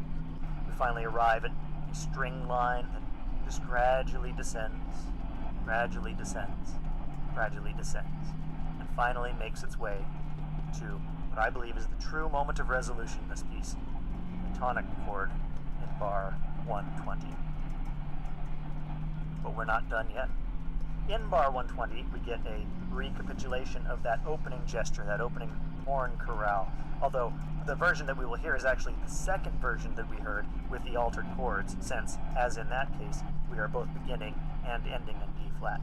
So D flat, G in first inversion, D flat, B flat, G flat, E flat minor, possibly a C diminished if that is your pleasure, and then we arrive on the terminal D flat. Some decorations of rising string arpeggios. Finally, very high, very quiet resolution on D flat. Well, ladies and gentlemen, I appreciate you spending your time with me. I love to talk about music, and I love especially to talk about music with you. If you have any comments or questions, do not hesitate to contact me at the email address that Chester announced at the beginning of the hour. I apologize that we don't get to actually listen to the piece of music. I am too long-winded. I want too much for you to be informed about what you will hear in these pieces, and I have let my mouth and my theory mind run away with me once again. Well, until next time, remember, every day is a blessing, ladies and gentlemen, especially those days when we have music in our lives.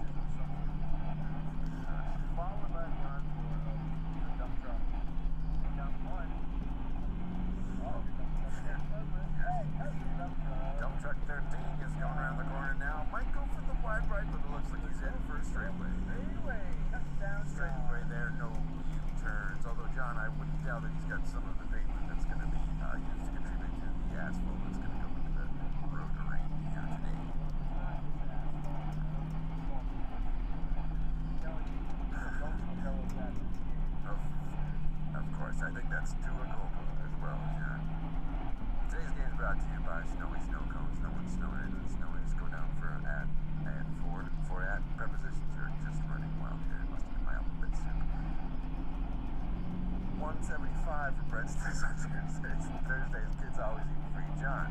Double the dump truck down. That's Frosty's Frosts. Available now. You can see a couple of dump trucks on the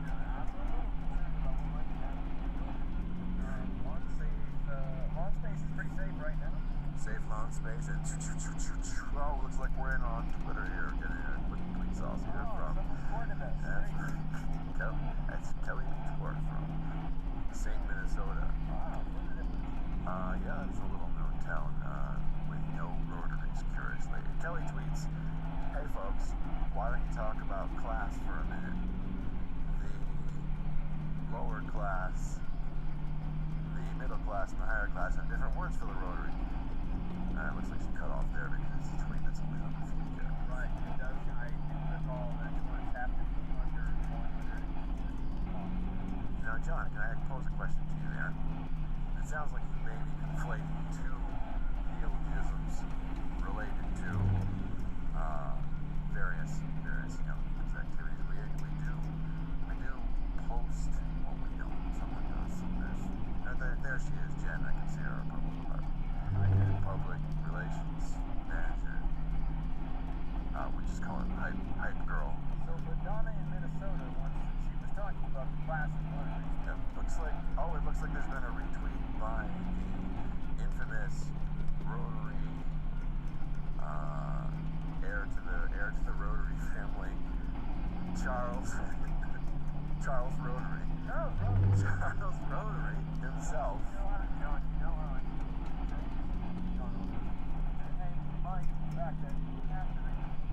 The station can detect all of your travails of love, John.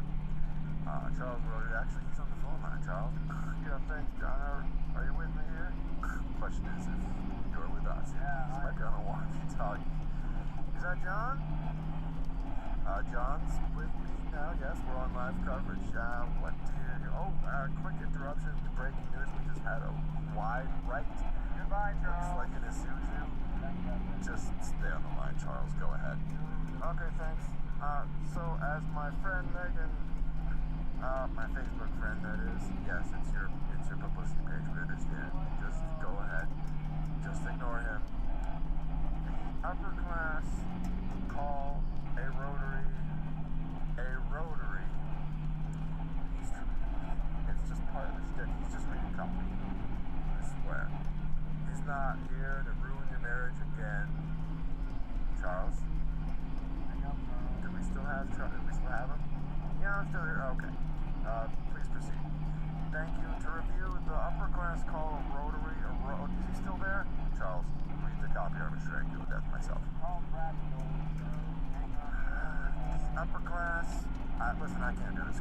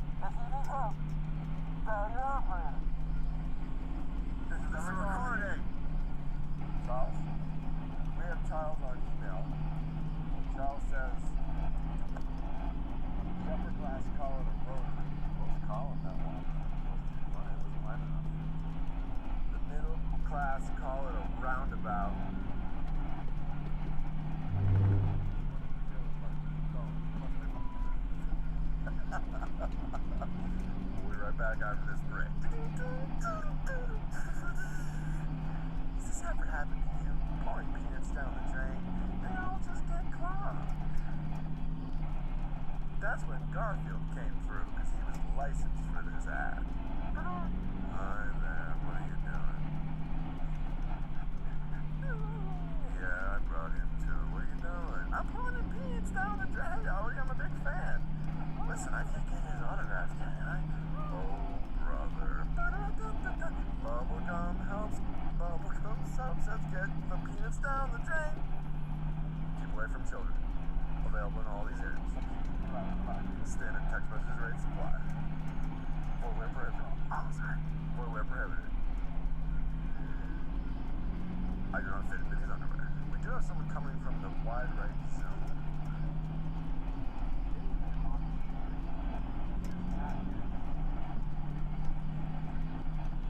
Not too little. Isn't there something in here that that just kind of wants to see that car steer into that one.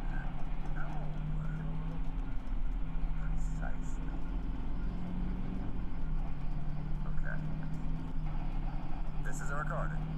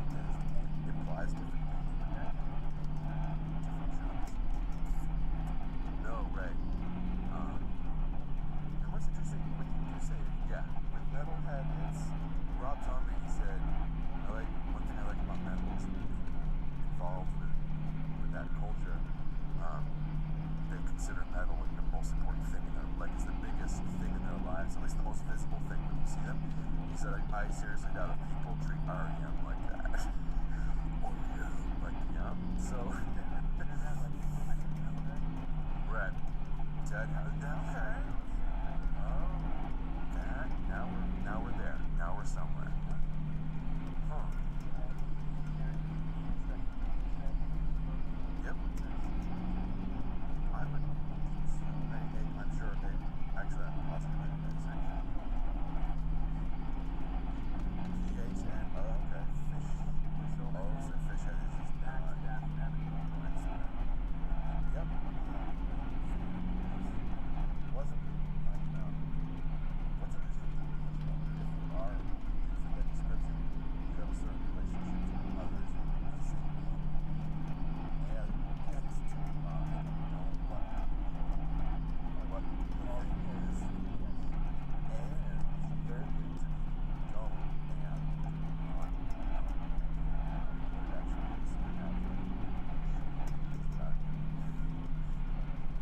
It actually is that is like that's what's like gets with fish heads is well, I think that this metal or sacrificial sports you see. Oh, these fish that just they're worked out all the time. Right, they can tell you now. Oh, deadheads, are you kidding me? They're all some of that kind of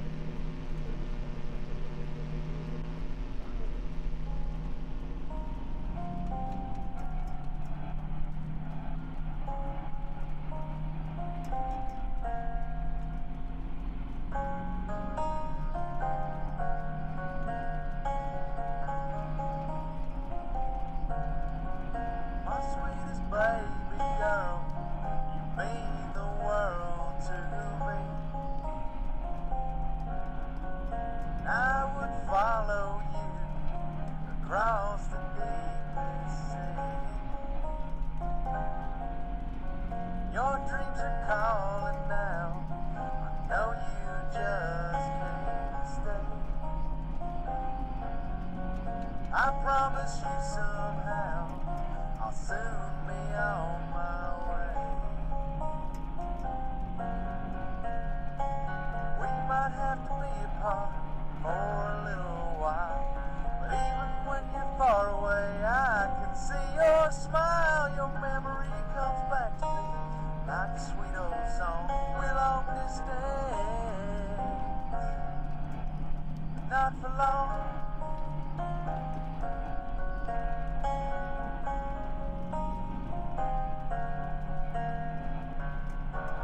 You're not here, but your sweet voice draws me near, my bright star. I know that home is where you are.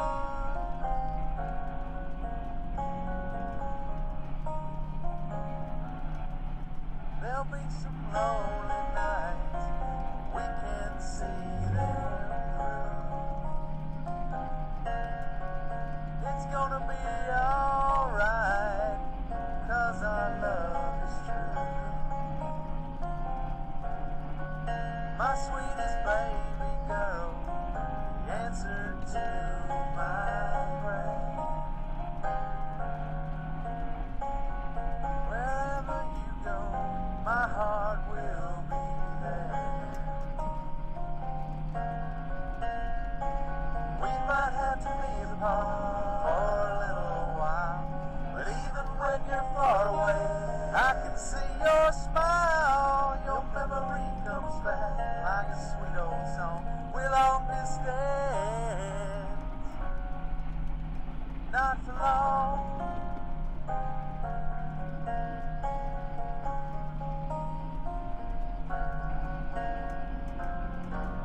You're not here, but your sweet voice draws me near. No, it's true. There's no one else for me but you.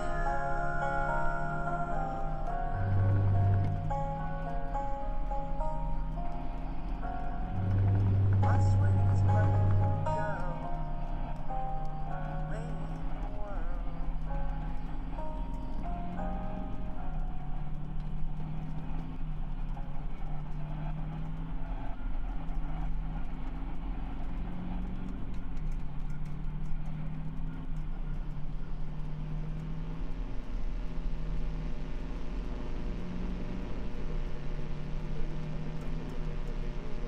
Welcome, and thank you for listening to great tales of misinterpretations of other people's lives. On today's show, we have a detailed account of one woman's precious time with her grandson. That's one of our producers on the show to read along with me. This particular tale includes dialogue from a strange secondary unknown source. As usual, we'll attempt to recount the story as accurately as possible. But as seasoned listeners will tell you, we may not get it 100% correct. As always, listener feedback is appreciated.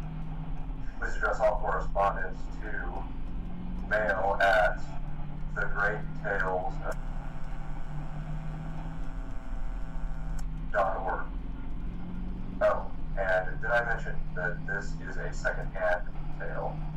The source material was obtained after speaking with the listener of the original regaling.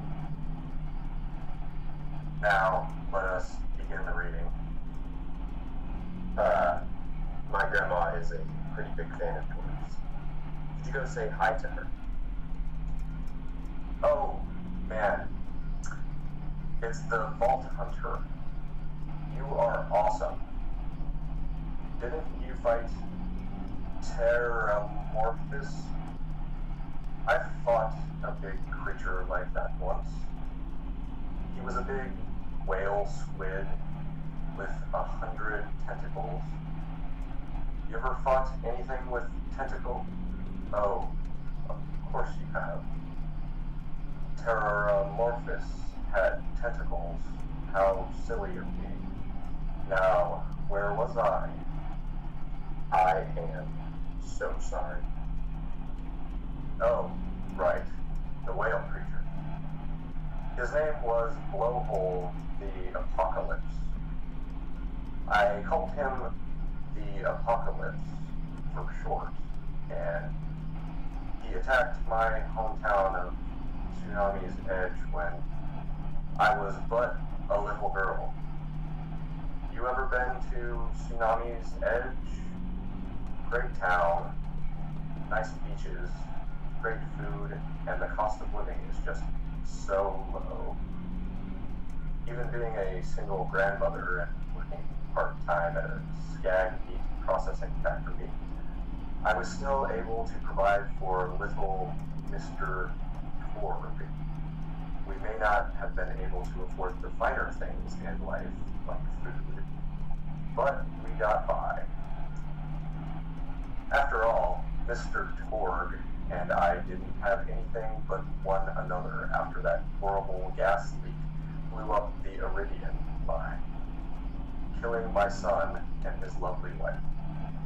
From that day onward, my little Mr. Torg vowed to conquer explosions themselves in an effort to avenge his fallen parents and, oh man, I've forgotten what I was talking about. Where was, oh right, Blowhole the Apocalypse. So anyway, I was wrestling Blowhole to the ground, and I had my bicep curled around his blueberry throat. Blueberry? Sorry. I meant to say blubbery. I've got blueberries on the brain, I guess. I grow them in my backyard. Mr. Torg helped me plant them. Thanks again for that, grandson. I love you, Grandma. Anyway, I have my bicep around his blubbery throat, and Mr. Torg starts crying because he really likes whale squids, and he doesn't want to see me hurt one. They are the princes of the ocean. So I let the whale go after giving it a punch in the eyeball, so he'll remember me. And it swam away into the ocean.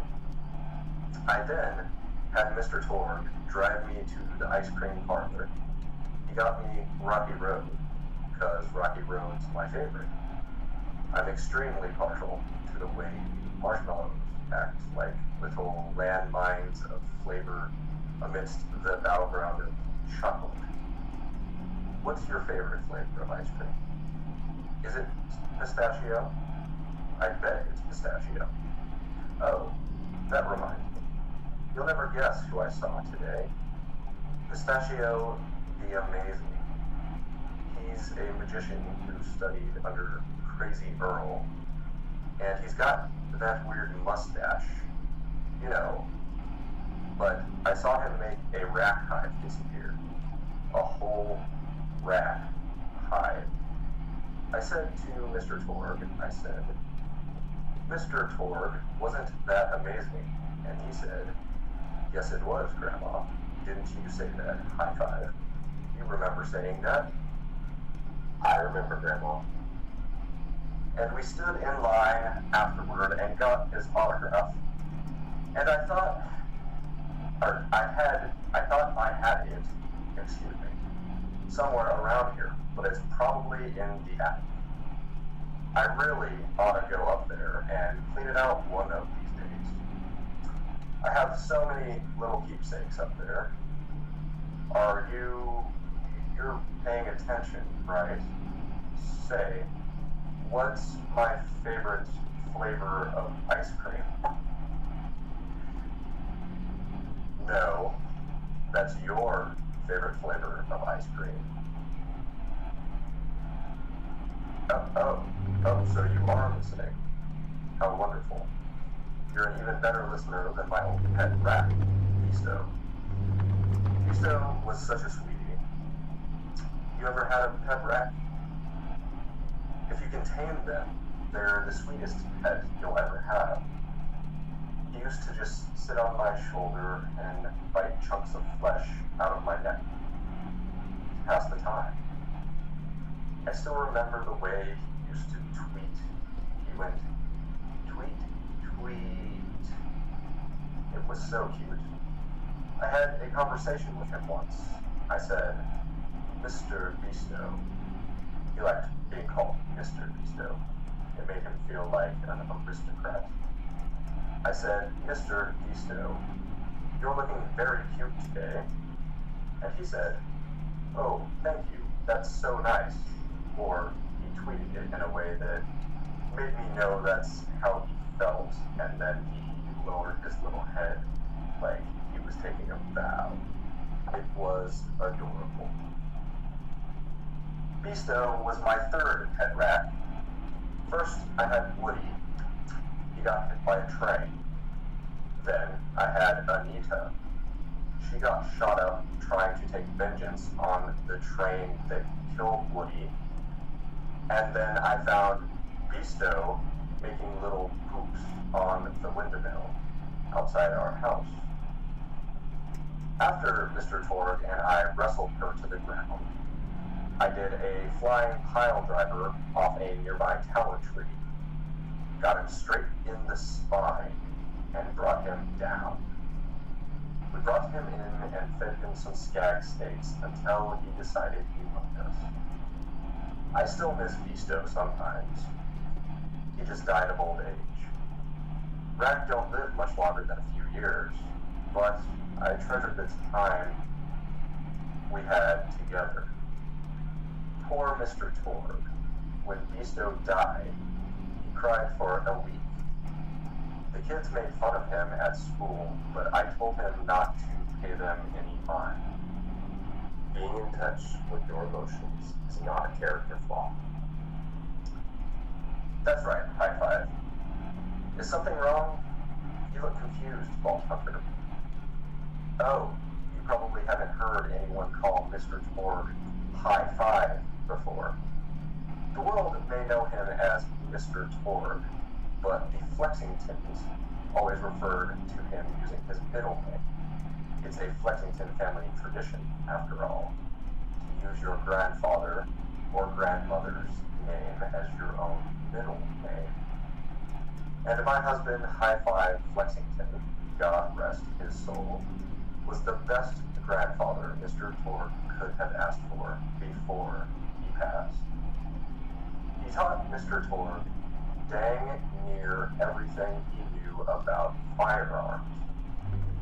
Without High Five's teachings, I don't think the Torg Corporation would exist at all.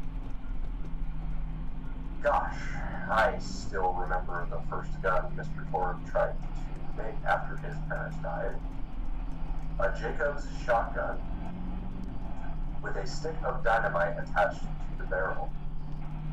Torg nearly blew his face off, but he got up, dusted his mustache off, and swore that by the time he reached the age of 11, he would make a gun that fired explosions without killing the operator. And by golly, he did it. It took a couple dozen prototypes before he got the right combination of gun parts and explosives right. But once he did, woo-wee. I'll never forget the plume of smoke that used to be my neighbor's homestead. They were jerks, though, so it's okay. Gosh, I've been talking your ear off for some time, haven't I? It's so kind of you to listen for this long. I've taken up too much of your time already. Please don't feel like you have to stick around any longer. Boy, you're even more attractive than Mr. Torg said you were.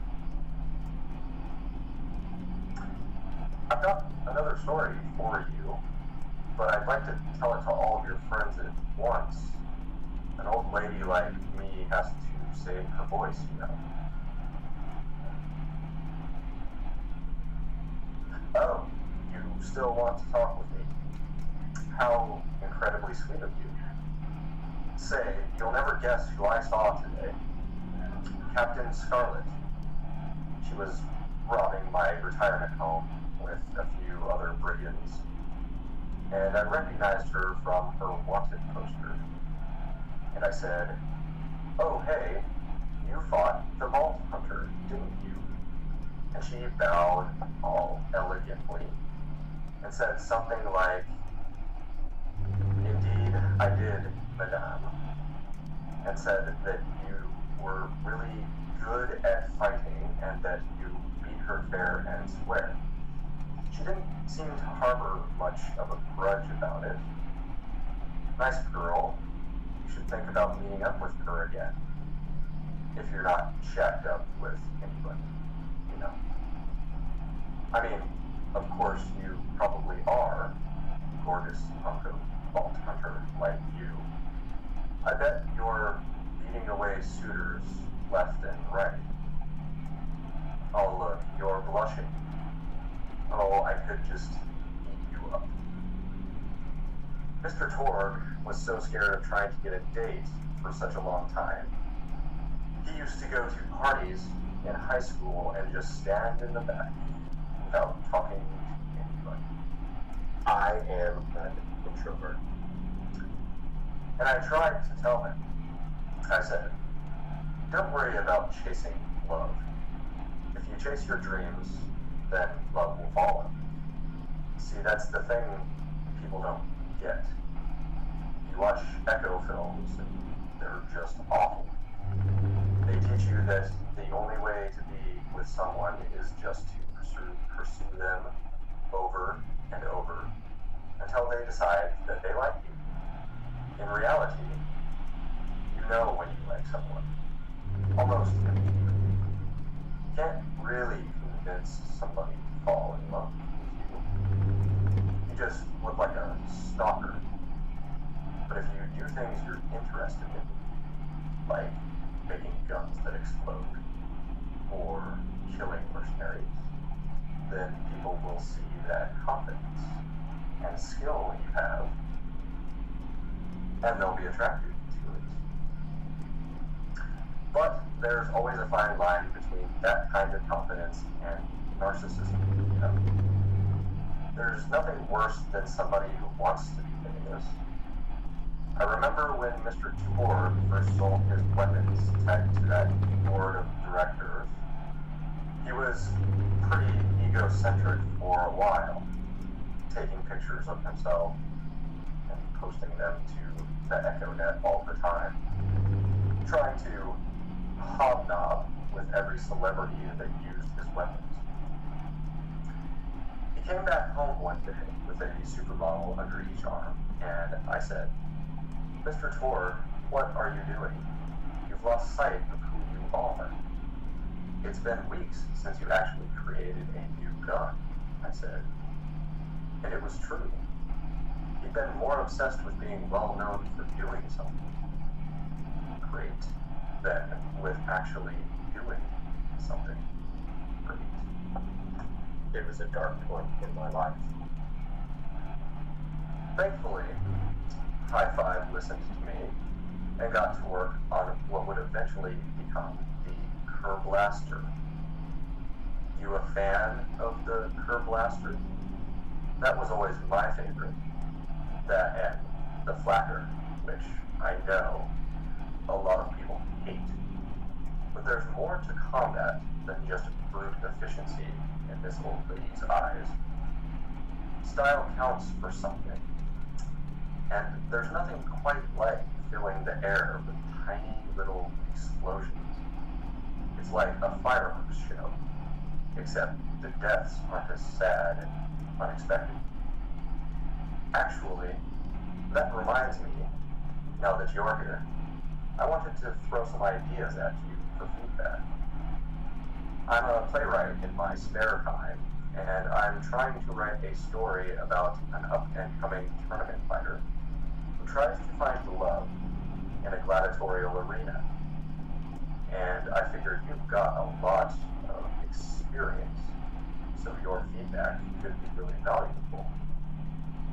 So the play is called Broken Hearts and Broken Necks. Scene 1. Fade in on an arena, just after a battle. Body parts litter the stage. A lone warrior stands in the middle of the stage. A spotlight illuminating her blood-stained armor. She stands, holding her sword triumphantly aloft. Valkyrie, is there no warrior who can challenge me? Must I be destined to spend my life as the strongest, the bravest, the most invincible warrior this galaxy has seen? For I am Valkyrie, scourge of the gladiatorial games. Exeunt Valkyrie as she shakes her head in despair. From stage left, enter Nodon, a janitor with a heavy heart and an even heavier conscience. He begins sweeping the body parts into a bin, which is colored green. And remember that because that's a symbolic color that will come back until melancholy overtakes him. He drops his push broom to the floor and falls to his knees before delivering a heart-wrenching soliloquy. Nodon, the blood cannot be washed away, not before and not now, even as I attempt to escape the past which haunts me still. Must I live forever as a fraud, sweeping up the trash of others to hide my shame and avoid my pursuers? Must I remain on the periphery of joyful combat, ever watchful but never participating? Then, with a clatter of armor, Valkyrie re-enters from stage right. Valkyrie, good morrow, lowly janitor. I heard a noise and thought it worth investigating. Nodon. Oh, great Valkyrie, 'twas nothing but the wails of those souls you released from their bodies tonight. Souls that wail in agony as they fly upward to Valhalla. Valkyrie. Fools, what have they to wail about? Their agonies are over, ended at the point of my sword. Mine, however, have only yet begun, for it is lonely at the top, and an unchallenged life is a boring one. Nodon. Aside. If only I were able to tell her my true identity, I would give her a fight she would not soon forget. Back to Valkyrie. Yes, man, boredom is the true tragedy. You may one day find challenge in combat. Stooping, Nodon picks up a giant, two-armed bastard sword with almost no effort. Valkyrie, aside. What is this? Exeunt, Nodon, stage left.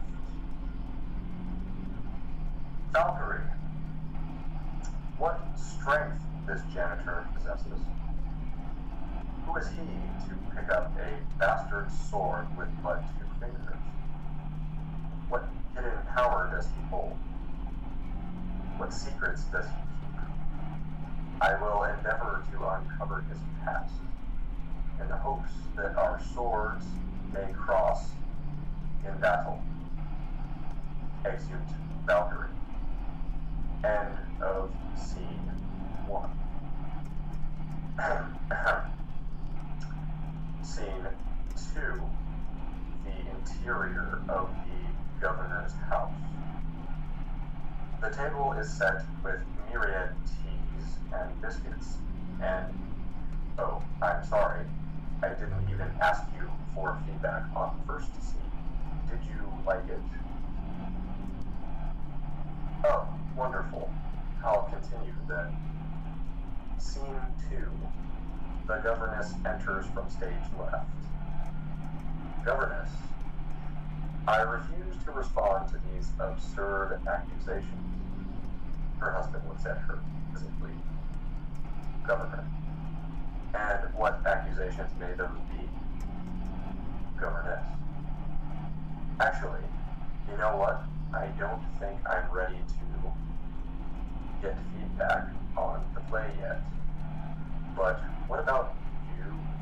What are you up to? Tell Grandma Lexington all about it.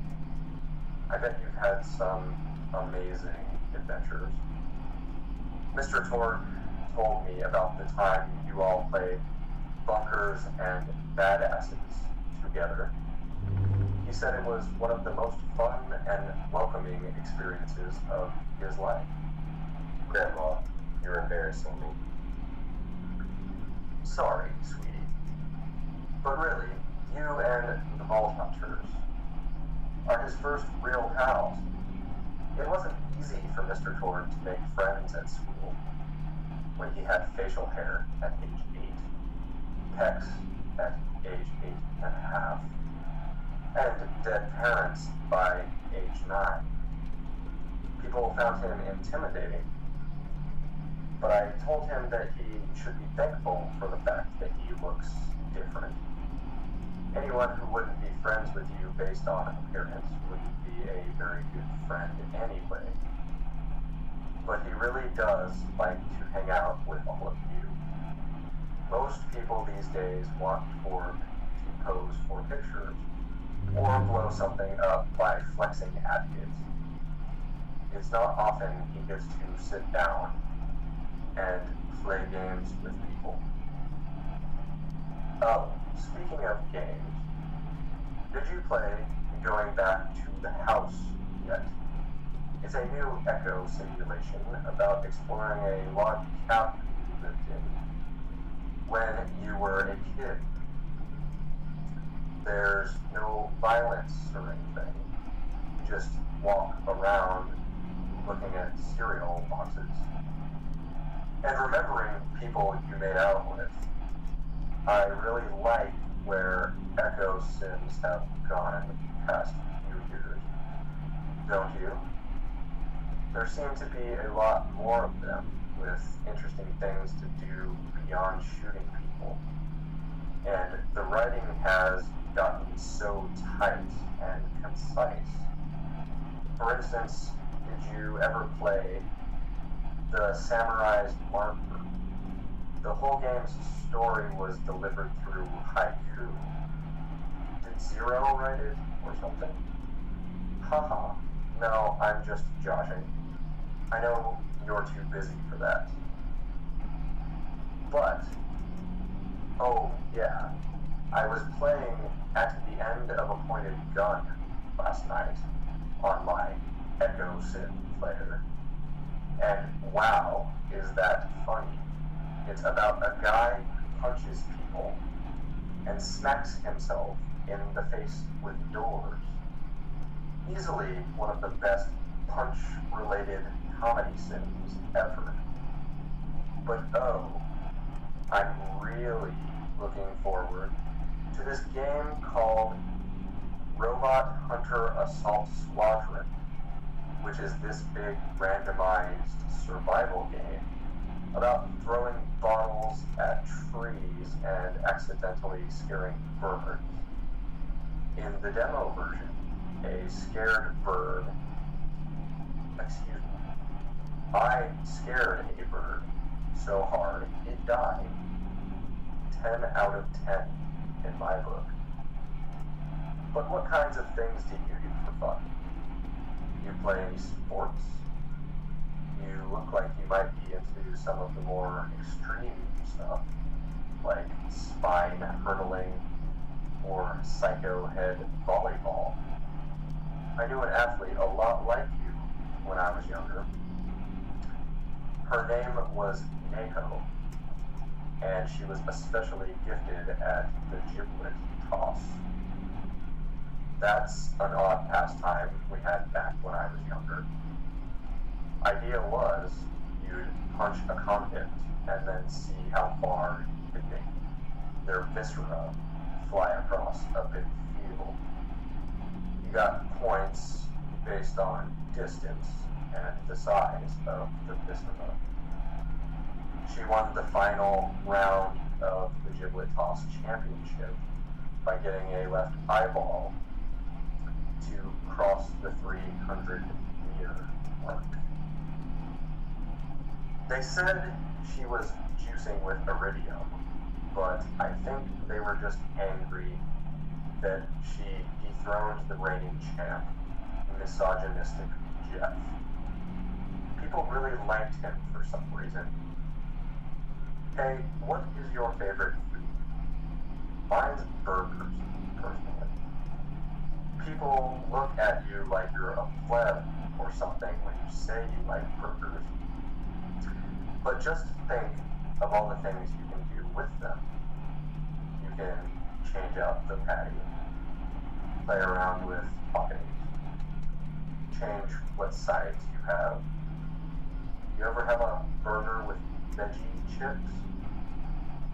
Gosh, I all but forgot about fries for about a year after I discovered the veggie chip combo.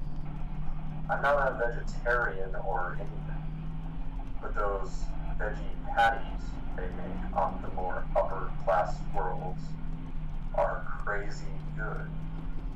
Better than real meat if you cook it right. Mr. Torg tried to be a vegetarian once, after he saw a fluffed bear get run over by a truck. How long did you last again? 12 seconds. Barely even finished the word vegetarian before he lunged at the skag chew. I was holding in my left hand, nearly lost a finger. Granted, he's always been partial to skag chews or skag bacon. Don't know why, since I always felt like skags tasted like old tires and vomit. But to each his own. Taste is a funny thing. People say your taste buds get more refined as time goes on, but they actually get worse and worse. So when Mr. Torg used to refuse vegetables as a kid, it's because he was actually tasting how awful they were. When we old folks eat vegetables, we're only okay with it because we can't taste all the gross vitamins and stuff. Granted, vitamins are what have kept me going for as long as I've been going. You get enough B12 in your system, and you can headbutt a freight train without so much as a bruise. That reminds me, I need to get my pills ready for the rest of the week. I have one of those little metal containers split into different sections for each day. It's really helpful, and the sides are sharp enough that I can use it to ward off burglars if need to. What else do I have to do this week? Probably head to the bazaar, pick up some frozen spider ant flanks. Gotta bring my coat though, because it gets kind of chilly in the freezer section. What else do I need? Oh, I need a Schwarzman's candy drops. Gosh, those are delicious. They're so smooth and sweet. Just thinking about them, I could go for one right now. Couldn't you?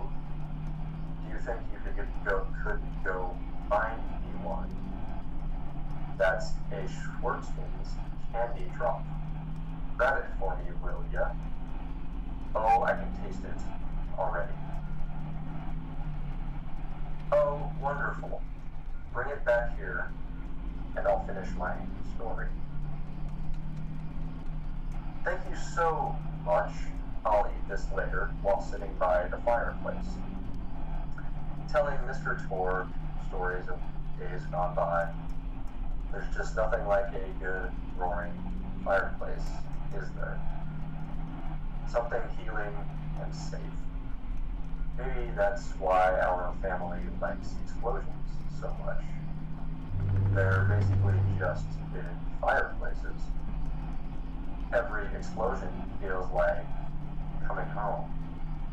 Oh, maybe that'd be a good slogan for the Torg Corporation. Don't you think? High five? Oh, don't be silly. It's a wonderful slogan, and you know it. I used to come up with slogans for a living when I was in my teens. I came up with the jingle for Professor Gunsight's can't miss scopes. How did it go again? Oh yeah. If you try to shoot, but you miss a lot, then give Professor Gunsight's scopes a shot. And then they played a gunshot sound effect and someone going, ah. It was cute, but gosh, I've been talking for a while now, haven't I? Thanks for bringing your friends to listen to an old woman ramble for a while.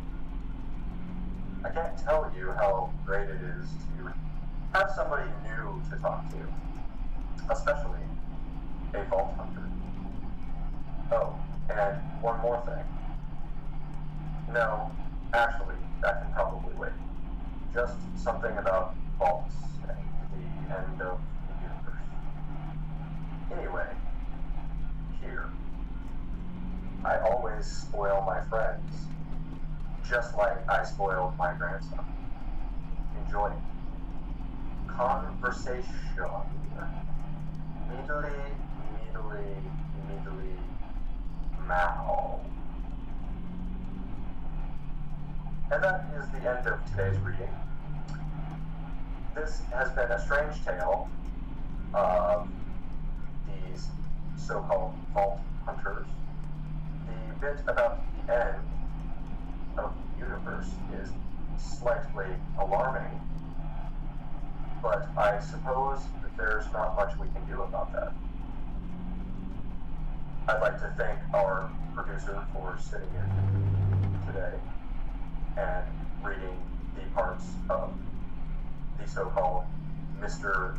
High Five Flexington, I believe it was, or something like that. Thank you for listening. Again, feedback on our broadcast is always welcome and can be sent to mail at thegreat.org.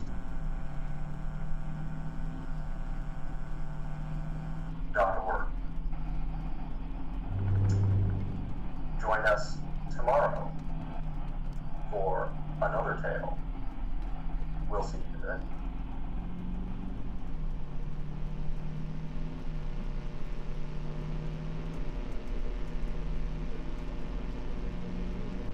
Continuing on page 48.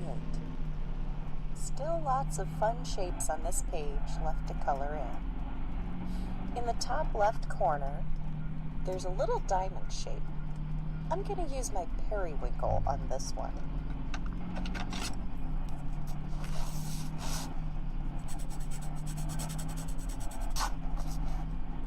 Looking over the page, I see many identical diamond shapes.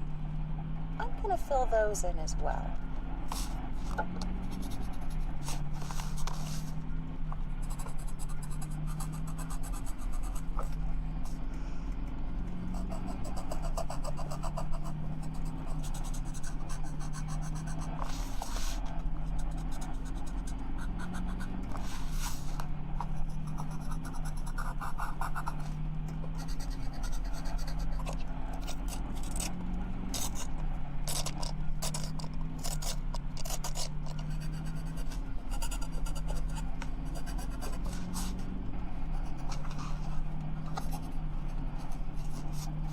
There we go. Always careful to stay in the lines. And next to that first diamond in that upper left corner, there's some ovals on what appears to be a large wing, maybe? Well, whatever it is, I'm going to fill it in with the inner ovals with my medium fire orange color. What is that? There's this one. Or did I actually want this one?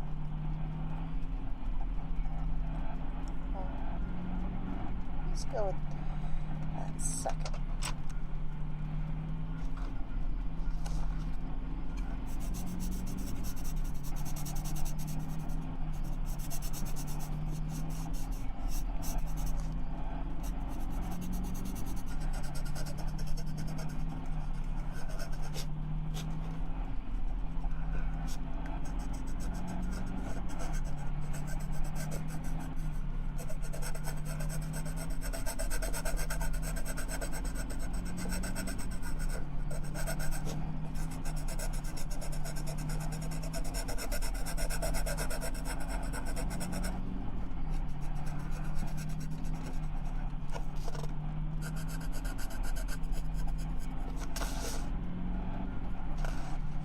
Here.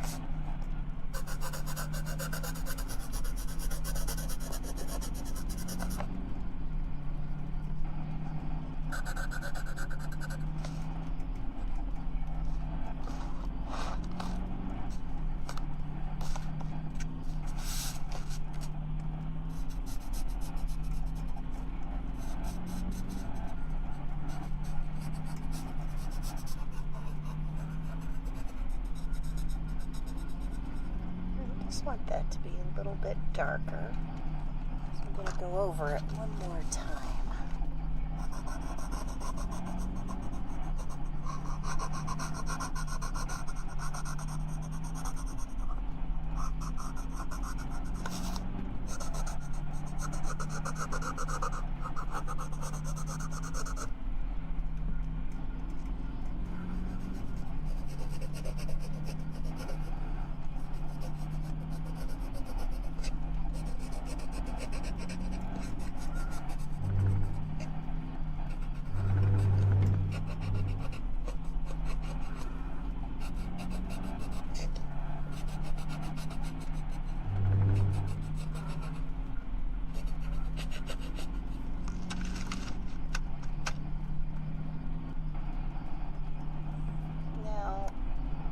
Around each of these ovals is a slightly larger oval. Now for these, I will use a slightly lighter shade of orange. And I think I'm going to choose, oh here it is, Forlorange. It's my favorite shade of orange.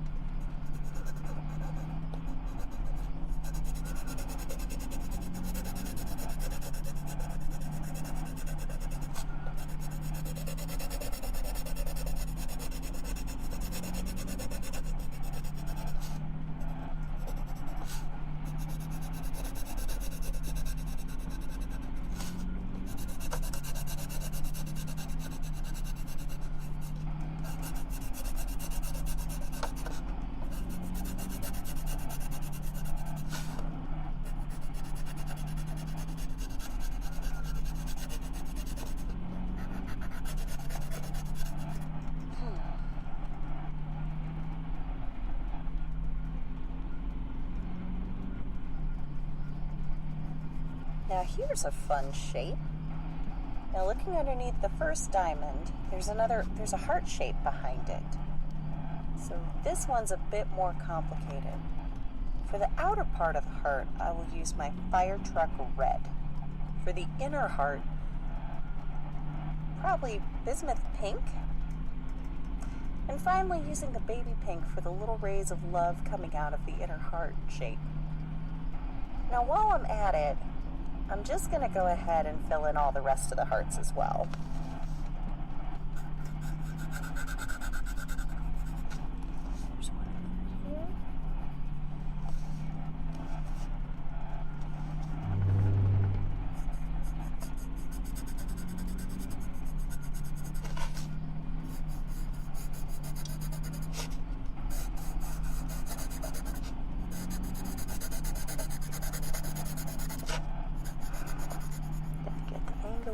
Just right.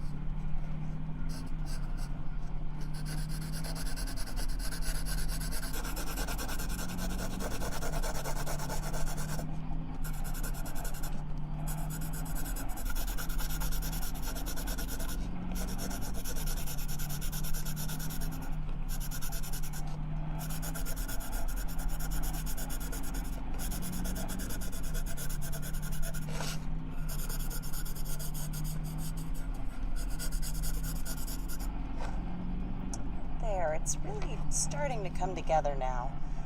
Well, here's an easy one. I'm going to go ahead and color in all the star shapes that are used all over the page. For this, I'm going to use the aptly named Starry Yellow.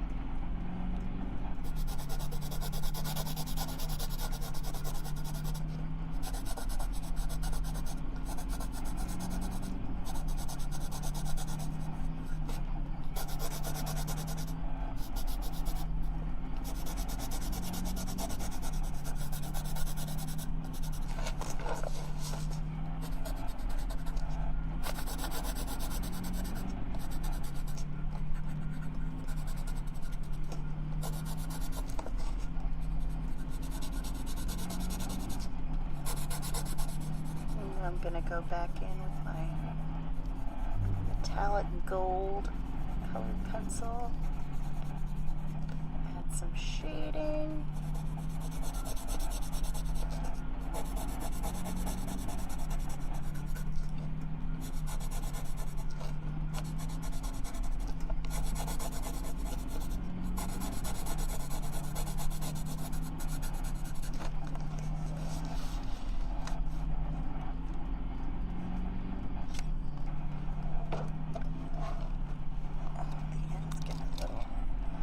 Little dull. Let me just sharpen that.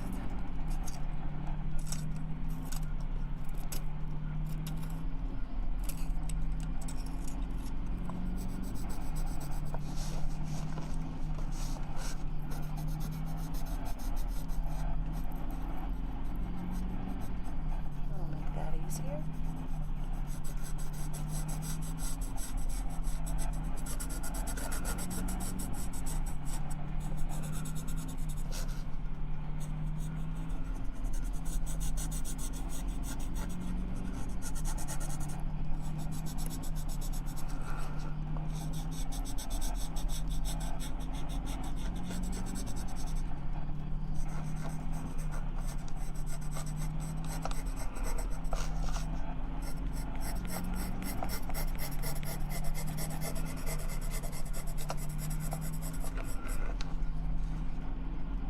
Looking at that first heart in the upper left, there's some kind of tendril shape over it.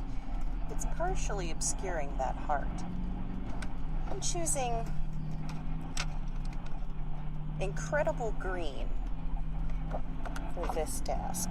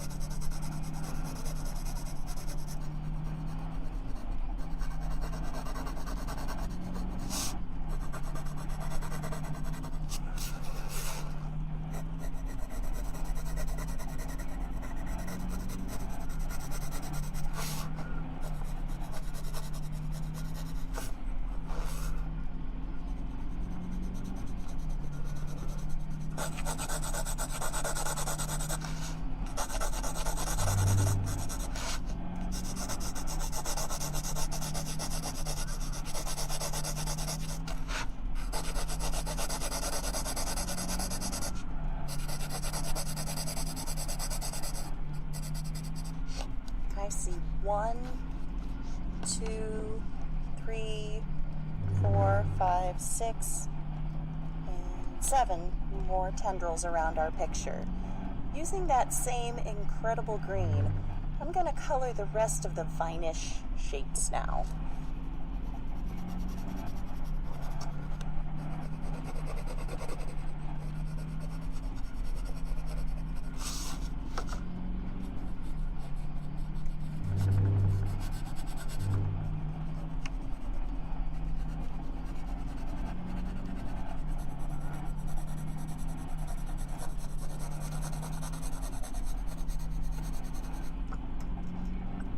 Almost done. We just need to... Oops, it looks like I missed one of those little diamond shapes. Let's see, I think that was baby blue. Let's fill this guy in.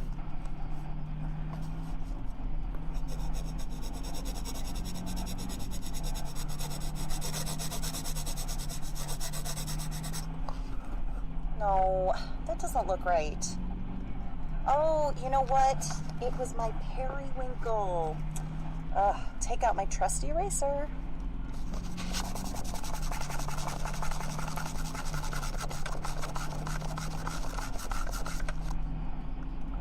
Okay, now we're going to use the right color. Periwinkle. I can't believe I made that mistake.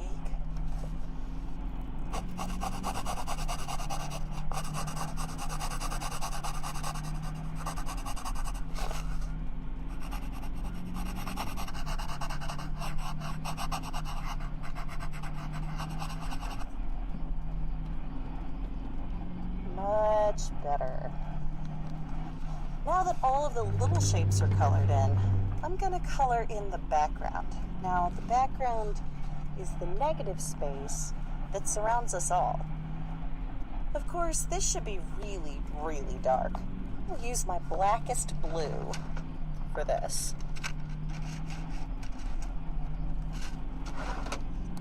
Where did I put that? Ah.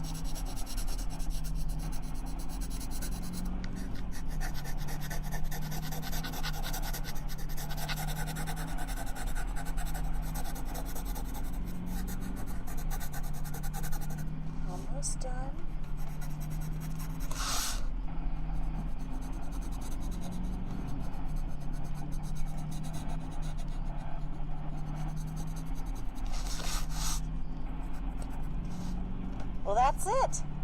Oh, now I see it. Turns out, that's a picture of a cat and a unicorn flying through the night sky. Okay. Wow.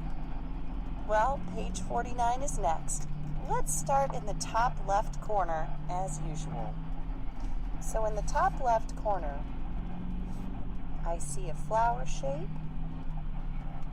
and I think I'm going to color that orange.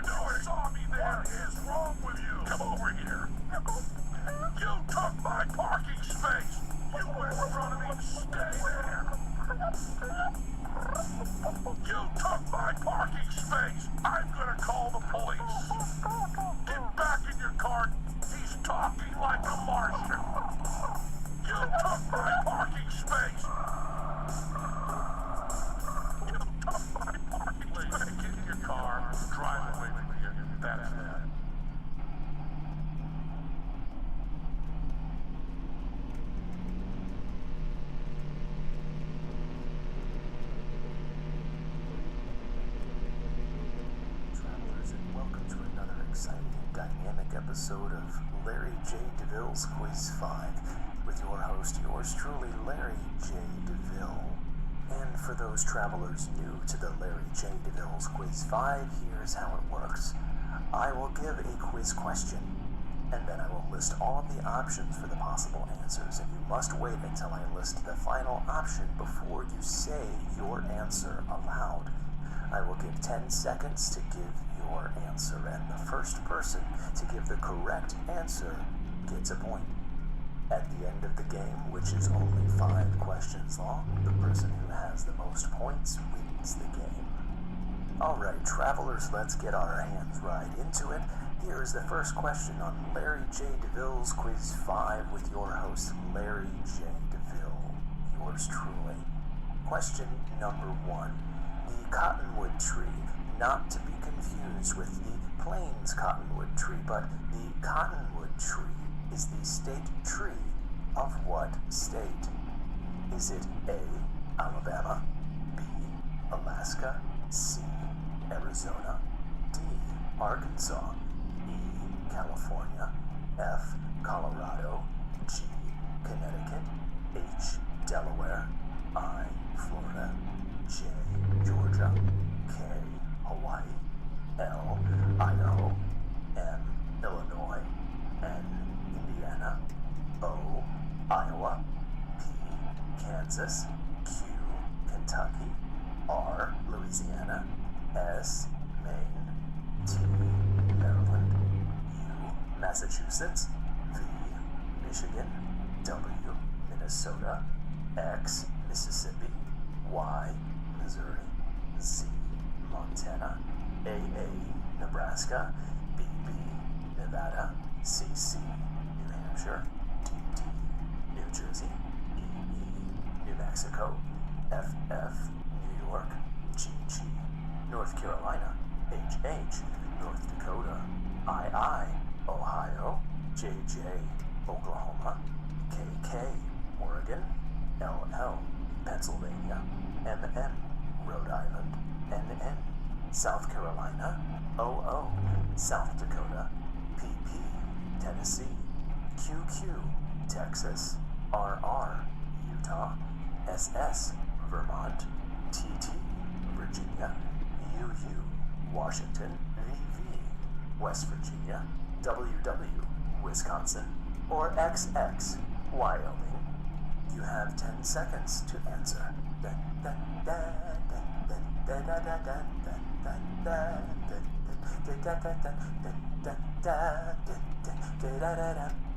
If you were the first person to say P, Kansas, you are awarded 1 point.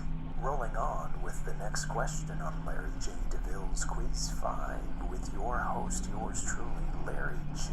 DeVille. Question number 2. Lawrence, Kansas is a city that is host to a public university.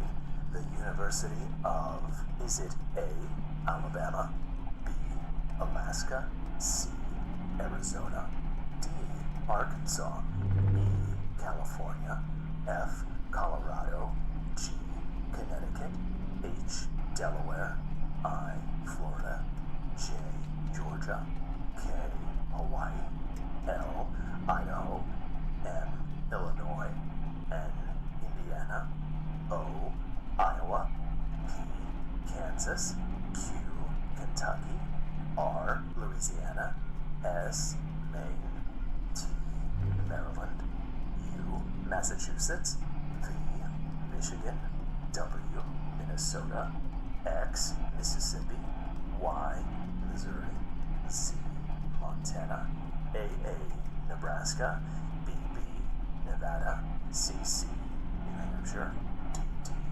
New Jersey, EE, New Mexico, FF, New York, GG, North Carolina, HH, North Dakota, II, Ohio, JJ, Oklahoma, KK, Oregon, LL, Pennsylvania, MN, Rhode Island, NN, South Carolina, OO, South Dakota, PP, Tennessee, QQ, Texas, RR, Utah, SS, Vermont, TT, Virginia, UU, Washington, VV, West Virginia, WW, Wisconsin, or XX, Wyoming.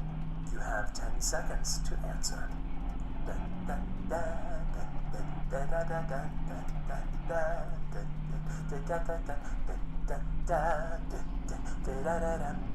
If you were the first person to say P, Kansas, you are awarded 1 point. You are listening to Larry J. DeVille's Quiz 5 with your host, yours truly, Larry J. DeVille, and we continue on with question number 3. Kansas City is a city in the state of Missouri, but it is also a city in the state of, is it A, Alabama, B, Alaska, C, Arizona, D, Arkansas, E, California, F, Colorado, G, Connecticut, H, Delaware, I, Florida, J, Georgia, K, Hawaii, L, Idaho, M, Illinois, N, Indiana, O, Iowa, P, Kansas, Q, Kentucky, R, Louisiana, S, Maine, T, Maryland, U, Massachusetts, V, Michigan, W, Minnesota, X, Mississippi, Y, Missouri, Z, Montana, AA, Nebraska,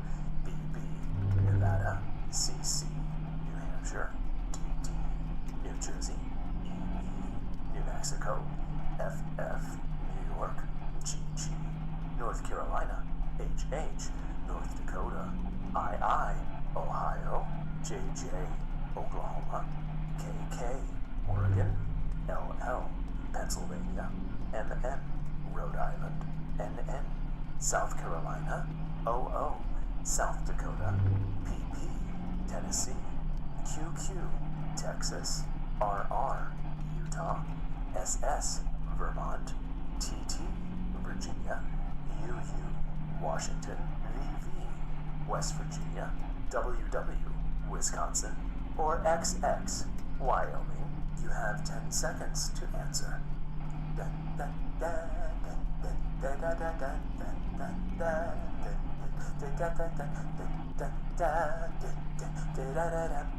If you were the first person to say P, Kansas, you are awarded 1 point. You are listening to Larry J. DeVille's Quiz 5 with your host, yours truly, Larry J. DeVille.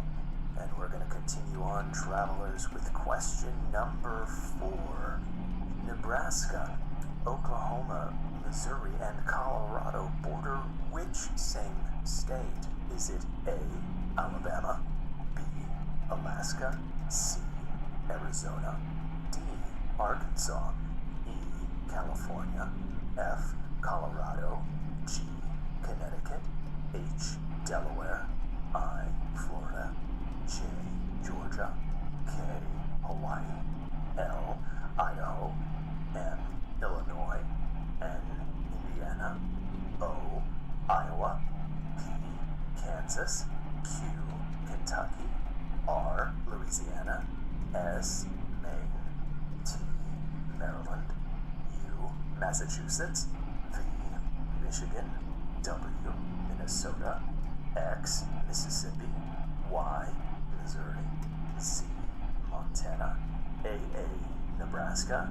BB, Nevada, CC, New Hampshire, DD, New Jersey, EE, New Mexico, FF, New York, GG, North Carolina, HH, North Dakota, II, Ohio, JJ, Oklahoma, KK, Oregon, LL, Pennsylvania, MN, Rhode Island, NN, South Carolina, OO, South Dakota, PP, Tennessee, QQ, Texas, RR, Utah, SS, Vermont, TT, Virginia, UU, Washington, VV, West Virginia, WW, Wisconsin, or XX, Wyoming. You have 10 seconds to answer.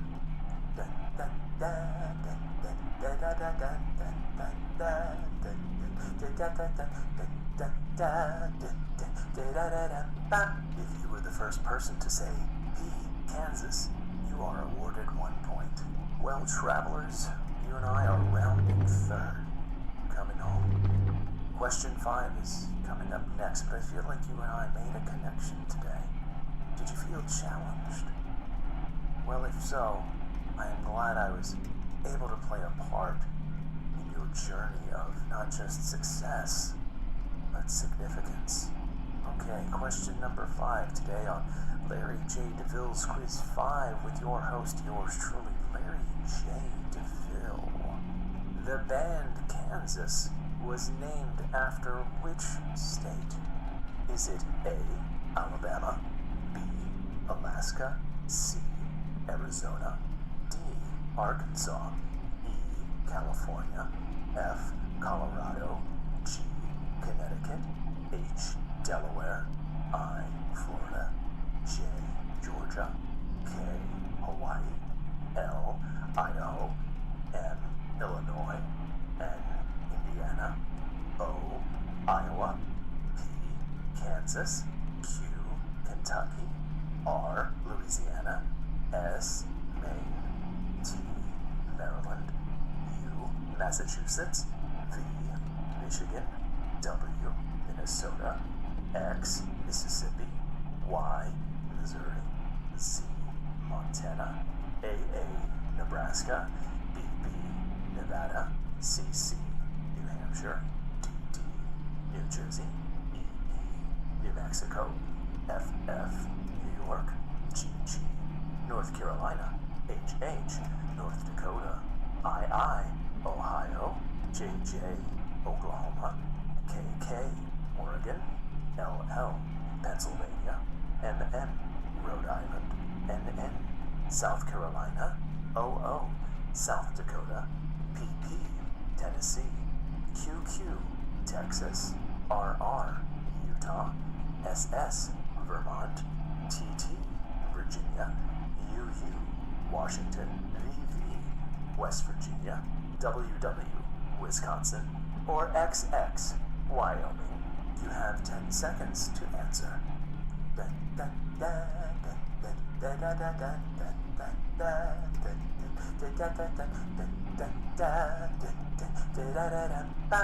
If you were the first person to say P, Kansas, you are awarded 1 point. Well, fellow travelers, that is all the time that we have today. I am Larry J. DeVille, and keep on journeying.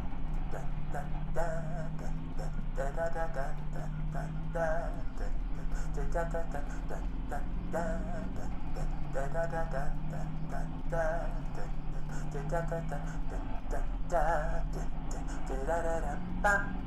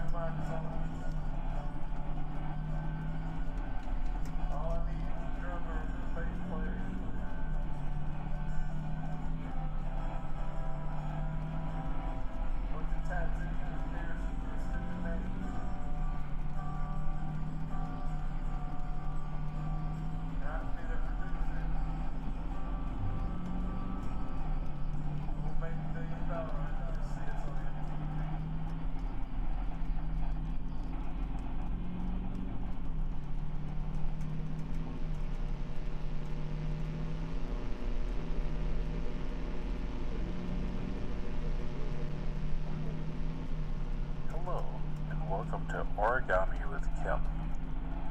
Today, we'll be making a paper crane. I hope you have fun with this, as it can make an interesting hobby or something to do in your spare time.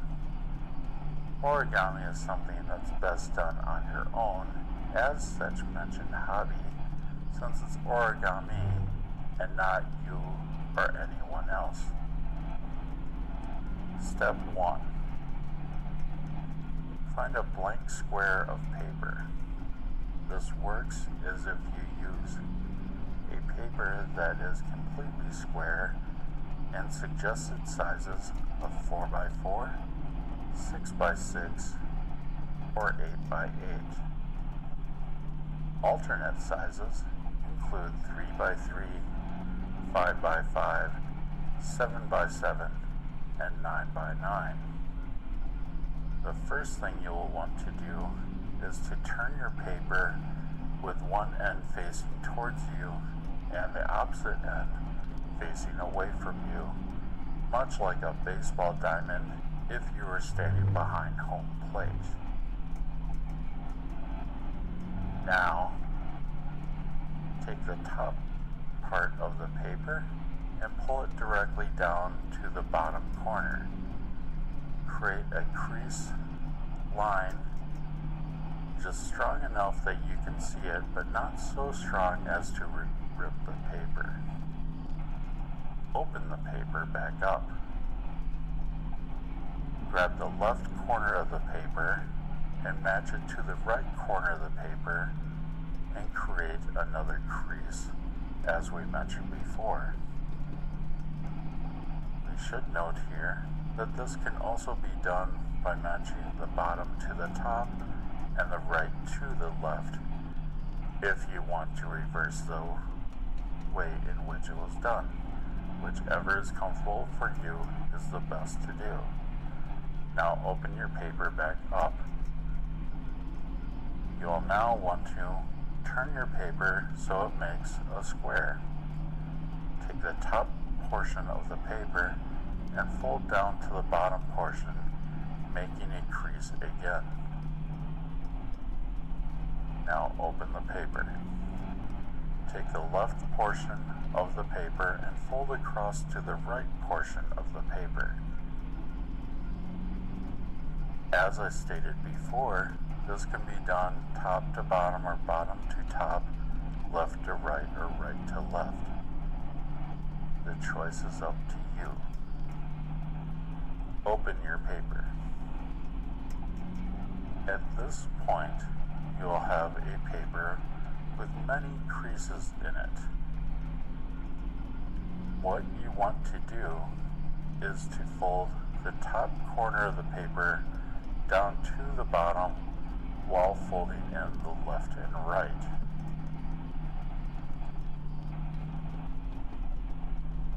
When you're done, you'll have a piece of paper that resembles a kite. When you have a paper that resembles a kite, bring the right corner of the top flap into the middle crease. It will make it so that the lower right edge of the line lines up with the crease, as so. Fold down the top corner to make the crease lie along the horizontal line created by your first step. This will create a triangle inside your paper. Now, you want to unfold the last 3 folds. It's very important that you unfold the last 3 folds and no more than 3. After you do this, you'll return to having a square with an opening that faces down. you want to fold the bottom corner of the square up along the horizontal crease from the previous steps to the top corner.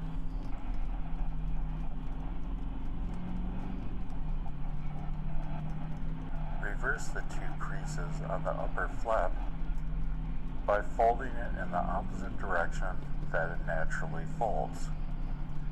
This may feel unnatural, which is okay. You'll now bring the outer edges of the paper into the middle and flatten it. This creates a diamond shape that looks much like the diamonds used in the original Land of the Lost. Turn the paper over, rewind this tape, and repeat steps 6 through 9.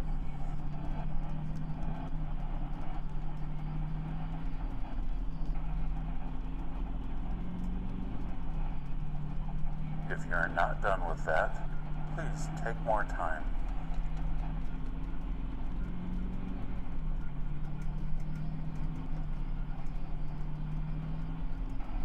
If you still need more time, feel free to pause the tape and hit play when you're ready.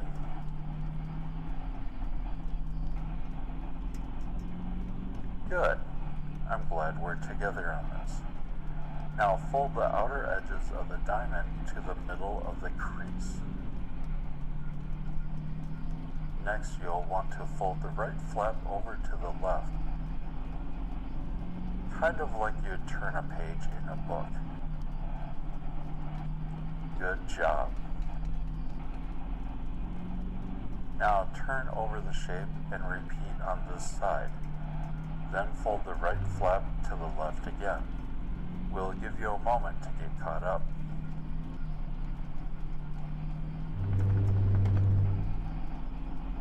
If you're not caught up at this point, please feel free to pause the tape and hit play when you're ready.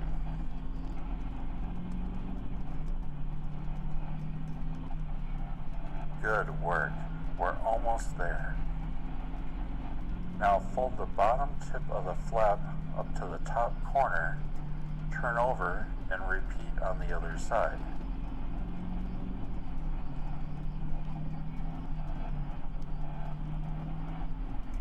Fold the right flap over to the left. Again, do this as you turn the page of a book.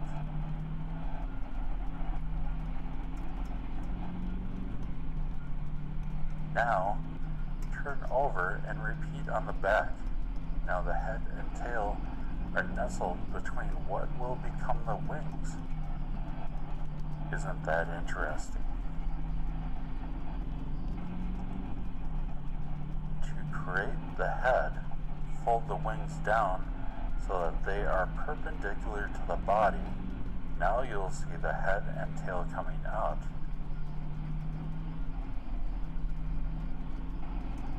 The head can be made by simply folding the tip down.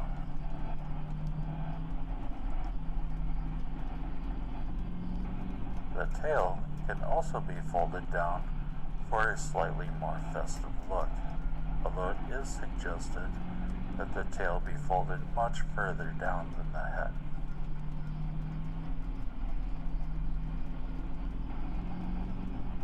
Now pull the head and tail out so that they line up with the outer edge of the body.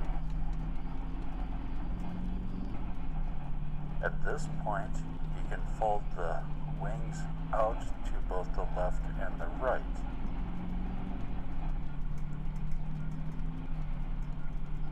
You will also see a hole in the bottom of the crane.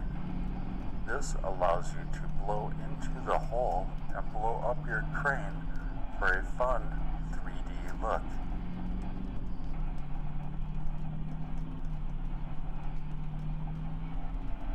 And that is how you make a paper crane.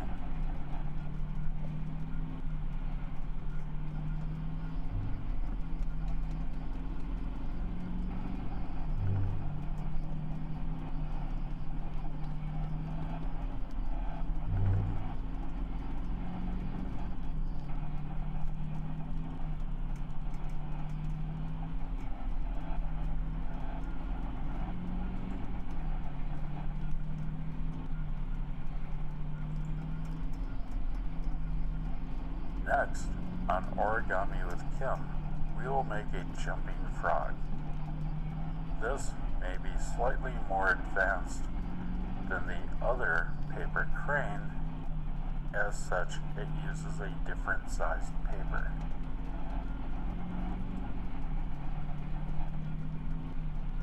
First, you want to start with a rectangular sheet of paper. This can be done by using a paper that is 2x2 on top and bottom, but 6x6 on left and right, commonly referred to as 2x6. Other sided paper can be used, such as 3x7, 4x8, or even 5x9. The main purpose of this paper is that it must be rectangular. Step 1. Place your paper with the long sides, the 6x6 sides, moving away from you. So you will have a 2x2 side next to you and at the furthest point away. Make your first crease by folding the paper in half left to right.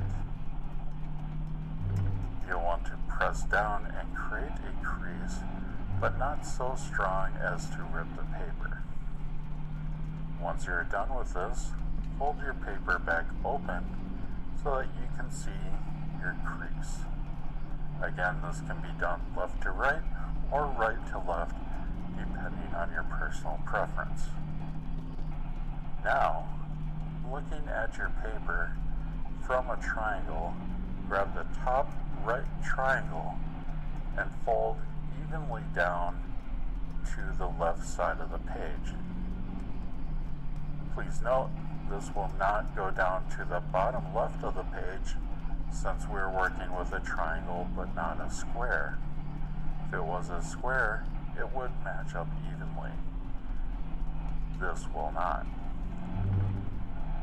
Create a crease along your new fold line, following the instructions for creating a crease from step 1.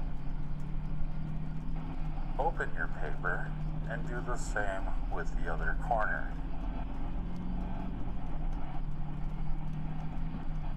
Again, these corners are interchangeable, so feel free to have some fun with it and make it your own by doing whichever corner you'd like to do first. Now, open up your paper. Looking at your triangle, you will see you have 3 lines, one going from left to right, one going from top to bottom, and a third one going from right to left. As you look at these lines, you will see that they intersect at a point in the middle of the page left to right, but in the top third of the page going top to bottom.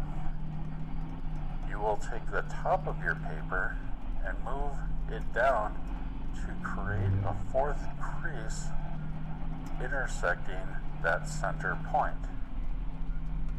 Like in our last step, this will not go all the way down to the bottom of your page, but will roughly fold over a third of the page to cover up the second third, leaving a bottom third open. Now open your page.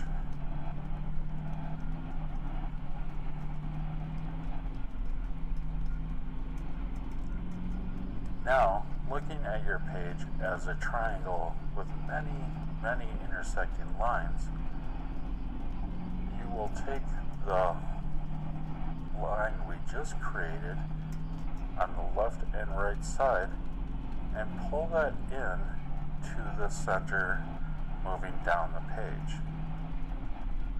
When you do so, this will give you a piece of paper that looks somewhat like a house, with a bottom third of the page as a single block and a triangle above it with paper folded on the inside. I'll give you a moment if you don't have this look, to go back and try the first few steps again.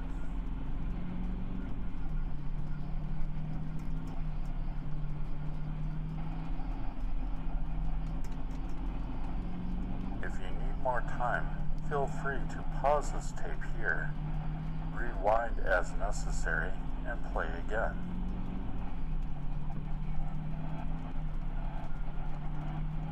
Good. Now, fold the uppermost triangles up to the top point.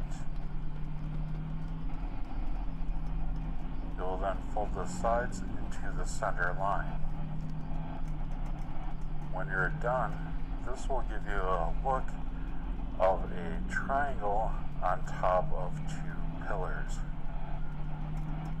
Now fold the bottom of the paper towards the end until it sits in the center of the top diamond. Once again, we have a piece of paper that looks somewhat like a house. Now fold the same part, the house part, bends downwards in half. Turn it over and your jumping frog is finished. You will be able to pull down his arms in front and simply tap on his buttocks to make him jump.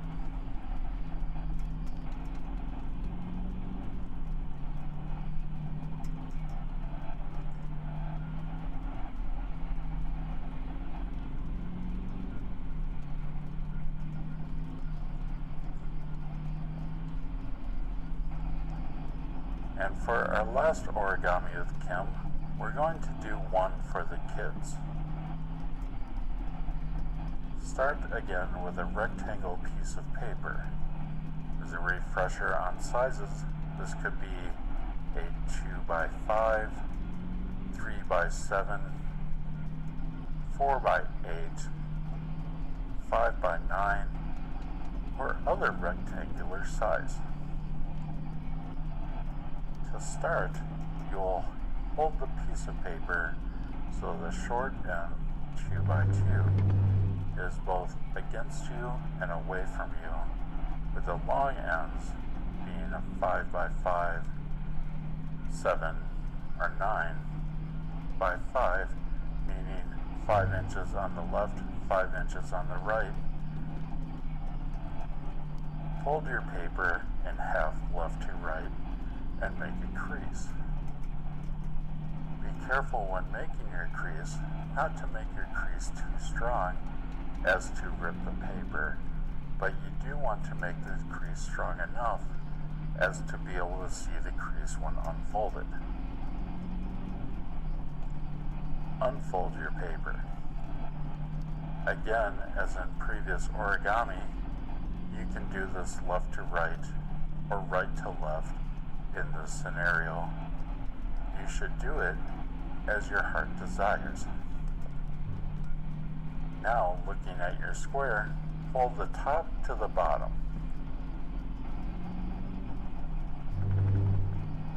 In step 3, you'll now fold the top corners down to the center line.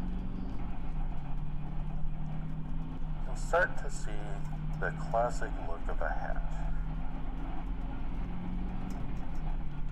Now take the bottom edge, the uppermost layer only, and fold up to the base of the triangles. This will create one half of your hat. Fold this up once again and make a crease.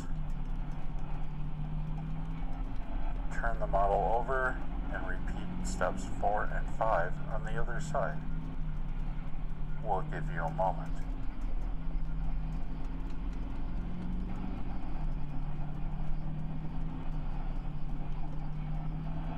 Were you able to complete the steps? If so, great.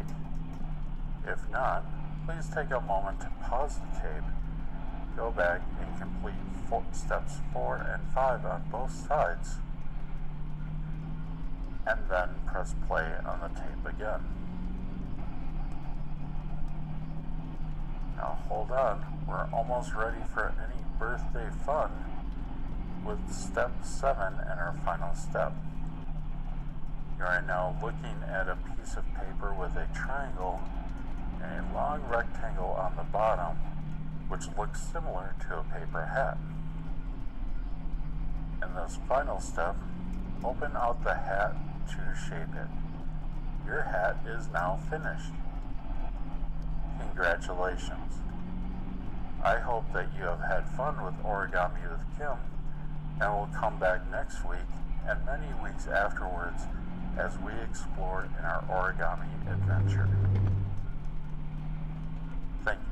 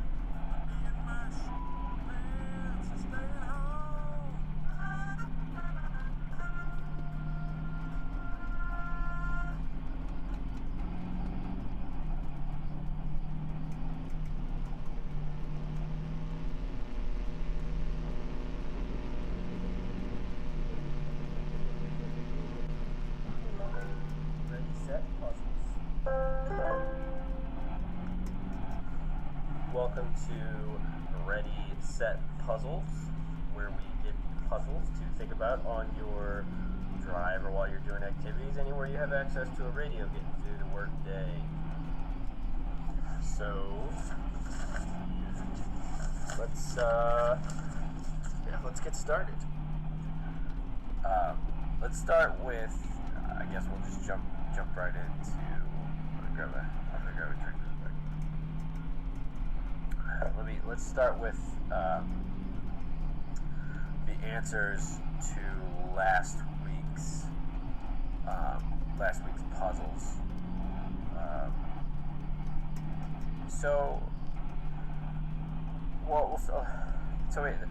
As you know, on crowdfunded Drive Time Puzzles, we have 2 puzzles every week. We have a shorter, quick puzzle and a longer puzzle. It's a little bit more involved and longer.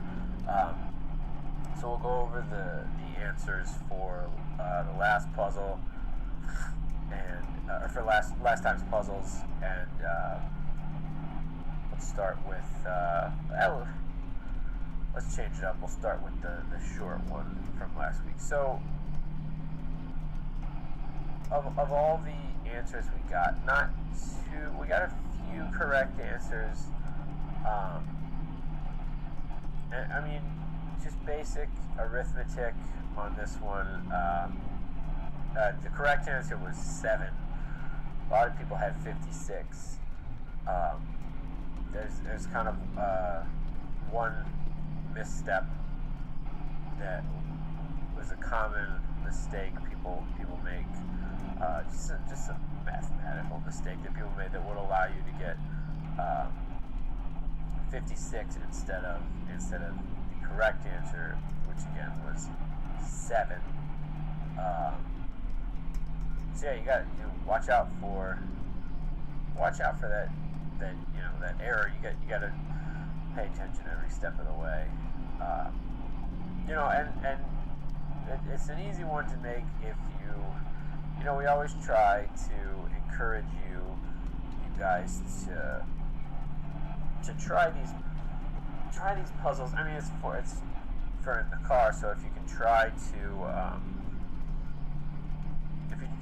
do them in your head, rather than getting a sheet of paper out, it's a little bit more rewarding. And some of the puzzles are just a little too fast. Otherwise, you can get done with them too quickly. So yeah, 7 was the answer. We got a couple right answers, so kudos to everybody who did get the right answer. And again, if you want to participate in these, you can tweet us at our Twitter handle, or if you don't have Twitter, you can get to us. You can email us. A lot of people have been complaining that Twitter, it's hard to get the people's submissions for answers down to less than 140 characters,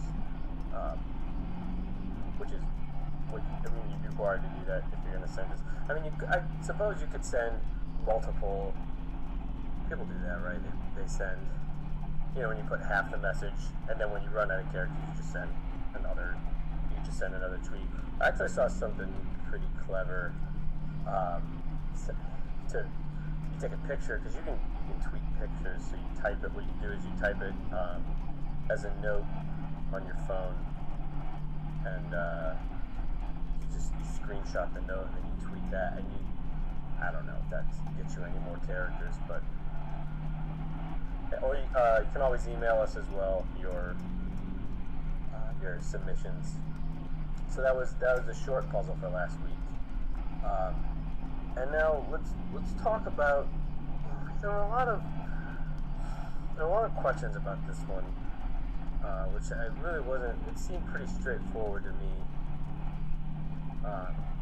So to refresh your memory, this is the puzzle with the dog and the skunk at the Italian restaurant.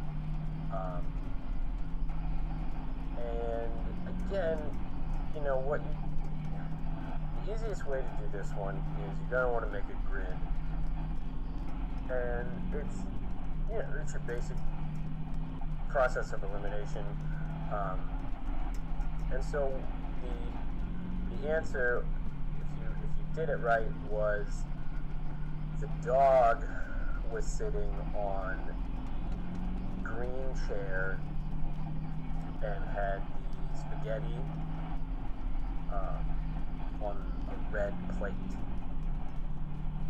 And the skunk was seated to his right and had the meatballs, and the item missing from his cutlery set was a fork. A lot of people said spoon, but again, remember that I said there were daffodils in the vase on the table, which means it couldn't have been the spoon. It had to be the fork that was missing. So dog on the green chair eating spaghetti from a red plate, and the skunk to his right had the meatballs, and the fork was what was missing from his cutlery set. This one gave a lot of people trouble. And this is actually what I said about the Twitter, the complaints that tweets aren't long enough to really submit an answer to a puzzle of this magnitude. So maybe we'll make it so that you just submit the answers to the short puzzles on Twitter, because they usually have. And although a lot of people like to explain their answers on, even if it's a particularly short answer, they still like to explain it. Well, again, we'll just keep it all open. You can either text or email. Pick your poison. Do whatever is going to be most conducive to your happiness in answering these photos. Because again, I do this for free, and I do it for free, so you can't expect too much out of me. So, and I assume you guys do this for fun as well. So, don't make it too difficult on yourself. Do whatever is most conducive to your happiness. So let's go on to the short puzzle for today.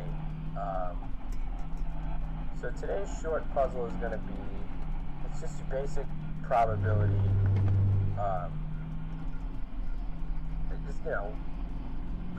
probability problem, and this one has to do with a standard, just spiral notebook. Okay, so a kid, Robert goes to school, his first day of school, and one of the supplies, they have to, before the school year, the teachers send out a list of supplies specific to each classroom. Some of the supplies are for just general use, like box of tissues that they're going to use throughout the year, and then some are for each specific student. So one of the things was a spiral notebook. Also, remember when I tell these puzzles, I like obfuscation. I like to, extra details, so you don't know what's important. Anyway, so spiral notebook. Now, Robert wanted there was this really cool motorcycle pattern on the notebook, and on each one of the pages, there was on the bottom right hand of each page, there was a little watermarked tire, like a motorcycle tire. And when you put your thumb underneath and flipped up through the, kind of riffled the notebook pages through your hand, it looked like the tire was spinning. And there were 5 spokes in the tire. So the question is, what is the probability that on how many pages there's a spoke pointing perfectly upward? So again, there's 5 spokes, so it kind of forms kind of a pentagram kind of thing. I forgot to mention also, this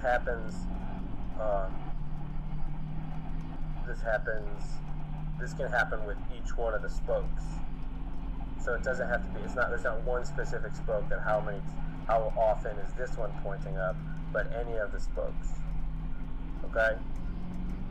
Also, I forgot to mention, there's 70, I said it was a standard spiral notebook, but I know a lot of people like to complain that I don't explain things properly.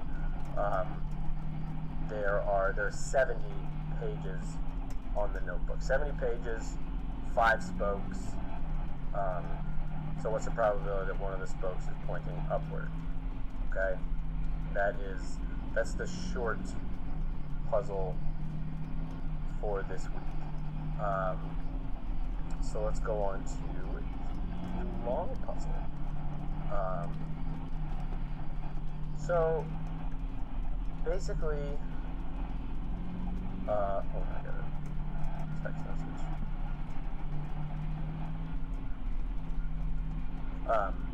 So for the long puzzle this week is, you guys know I love stories. So this one's kind of a story. There's two dads at the park, and they start talking. They're just meeting up. I think one of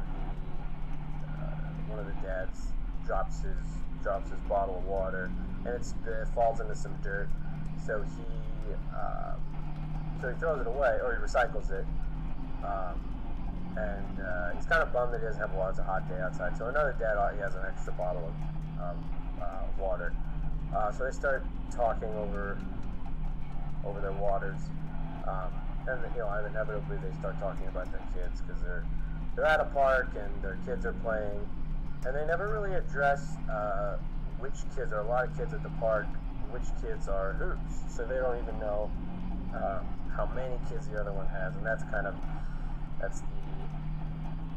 basis for the puzzle. So the dads in there talking find out that they both are big fans of puzzles, And so they're still talking, and he says, or one of the dads says, how many kids do you have? And the other dad says, well, I have 3 kids, 3 sons. No twins, 3 sons, 3 young boys. And the dad says, oh, what are their ages? And so, knowing that they both like puzzles, the dad, who was just asked how old his kids are, decides he's going to say this. He's going to tell him how old his kids are in a puzzle. So he says, I want you to imagine a clock, an old time clock, like a round wall clock. How many hands are on it? You know, Dad says, well, there's 3 hands. He said, exactly. Just like there's 3 hands, I have 3 kids. So he said, I want you to remember on a clock what the hour hand does, what the minute hand does, and what the second hand does. He says, okay. He said, but on this clock, it wasn't put together exactly right. And the minute hand is actually on the gear that's supposed to be for the hour hand. So the minute hand takes about 12 hours to make its way around the clock. In addition, the hour hand is on the gear that the minute hand is supposed to be on. So it takes the hour hand about an hour to get all the way around the clock instead of an hour for each number on the way around the clock. Additionally, this clock's motor was put together with a gear reversed. So it goes counterclockwise. That is to say, it goes normal clocks go around, start at the top and move down the right side, and then when they get to the bottom, they move up the left side in a circle. This one goes the other way, so they start at the top, move down the left side, and up the right side back to the top. Said, okay, but he still needs more information. So, additionally, the second hand of the clock is not a normal second hand. It's somehow attached to the hour hand's gear, which again, the hour hand is on the actual minute hand's gear. So the second hand also takes about an hour to make its way around. However, it's one number behind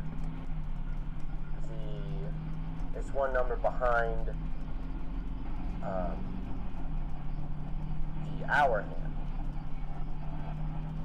Okay, so and remember this clock goes counterclockwise. So when the hour hand is on the 9,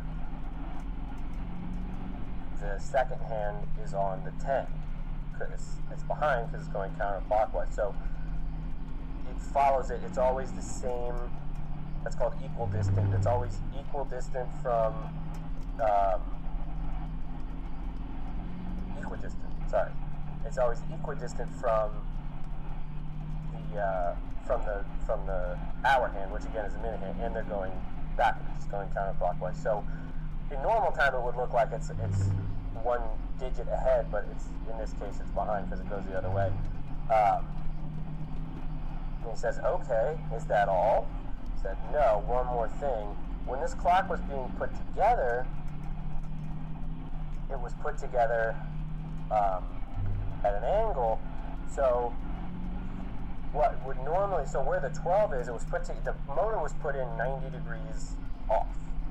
So if you put it on the wall where the 12 is the top, but the motor, the top according to the motor is actually 3 o'clock. So 3 o'clock the 3 is essentially acting as the 12. So whatever number they're pointing at, you need to move over 3 to get to the actual time. Okay? So let's say if you're at the 3, that's actually, since it goes backwards, that would actually be, let me think, you're pointing with the 3, and since it goes backwards, you're actually looking at, I suppose that would be the 6, since it's going backwards. So you have to move everything over by 6, except when you get to the, you don't subtract 3. 12 is essentially 0 on a clock. Because when you go behind, you don't go, you don't go -1, you go 1, or 3, 2, 1, 12 instead of 0. So it loops around again. So it's as though there's only 12, the number line is only 12 numbers, and it's a circle. And with that, I will tell you that my middle son is 4. So the question is, what are his other children's ages? So yeah, that's the long puzzle. I think that one might be a little, again, as we always say on the program, try and do these in your head. They're for keeping your mind active while you're doing other tasks or driving or what have you. So try and do it in your head without paper and pen. Obviously, I can't force you to do it in your head, but I think it'll be a little bit more gratifying if you do it in your head. So keep it up.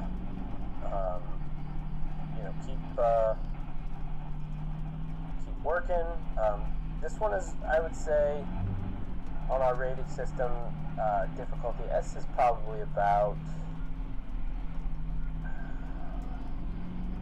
probably a 17. Okay, so it might take you a minute, but again, submit all answers to us on Twitter. Oh, I almost forgot. We also have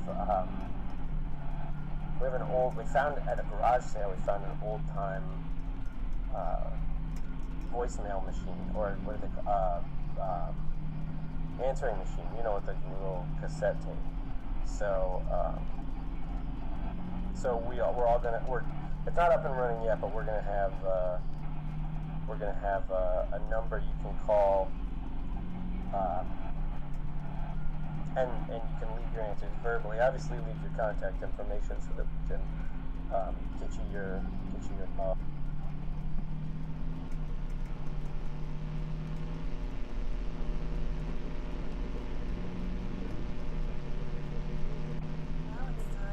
Fun little game. I would like you to tell me which of the following English street names have been deliberately mispronounced.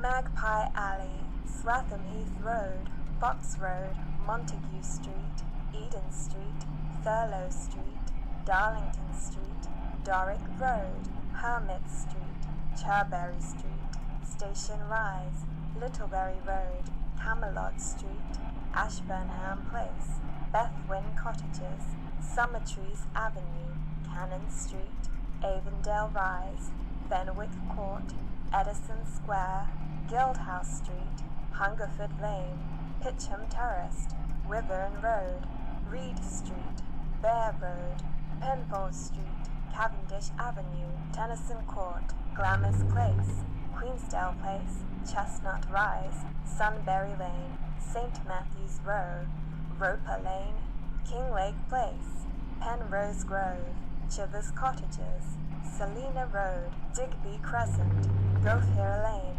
Stackhouse Street, Eastmore Place, Hood Court, Ponder Street, Denbury Close, Axminster Road, Dobbins Court, Dorville Crescent, Duke Street Hill, North East Place, Troy Street, Willicoe Road, Greet Street, Ellesmere Place, Varndale Street, Shortlands, Egerton Drive, Saxon Road, Castile Road, Elf Row, Barking Street, Eden Street, Exmouth Street, Starcross Street, Loughman Road, Love Lane, Little Dorrit Court, Peacham Street, Tilsden Gardens, Fountain Drive, Conray Street, Ampton Place, Garden Close, Surbiton Street, Glass House Walk, Nightingale Grove, Glengall Grove, Reddington Drive, Richmond Mews, Gloucester Way, Pemberton Road,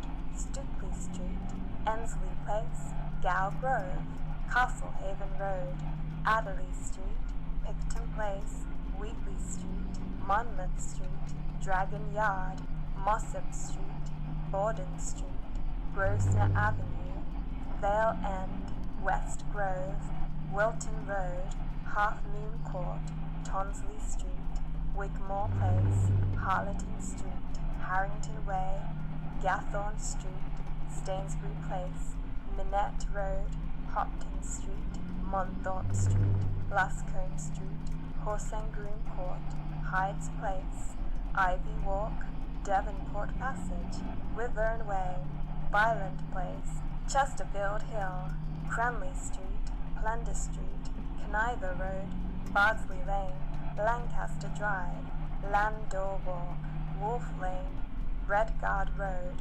Allcroft Passage, Ormond Mews, Duffy Street, Padfield Road, Dunlow Place, Shillingford Street, Lollard Place, Tiptree Street, Broadbent Street, Tarleton Street, Penry Place, 20 Pence Road, Rosemore Street, Dalwood Place, Cressy Court, Winchester Square, Heath Lane, Smallbrook Mews, Saltwell Street, Lucan Street, Malvern Place, Manor Avenue, Hayden Walk, Tyson Passage, Marshall Gardens, Merton Rise, Crescent Row, Buckmaster Road, Mill Gardens, Moorish Road, Swanfield Street, Gregg Place, Kingly Court, Newton Grove, Cecilia Road, Spreemont Place, Haringham Road, Lord North Street, Oakley Gardens, Ordnance Hill, Eden Row, Parkfield Row,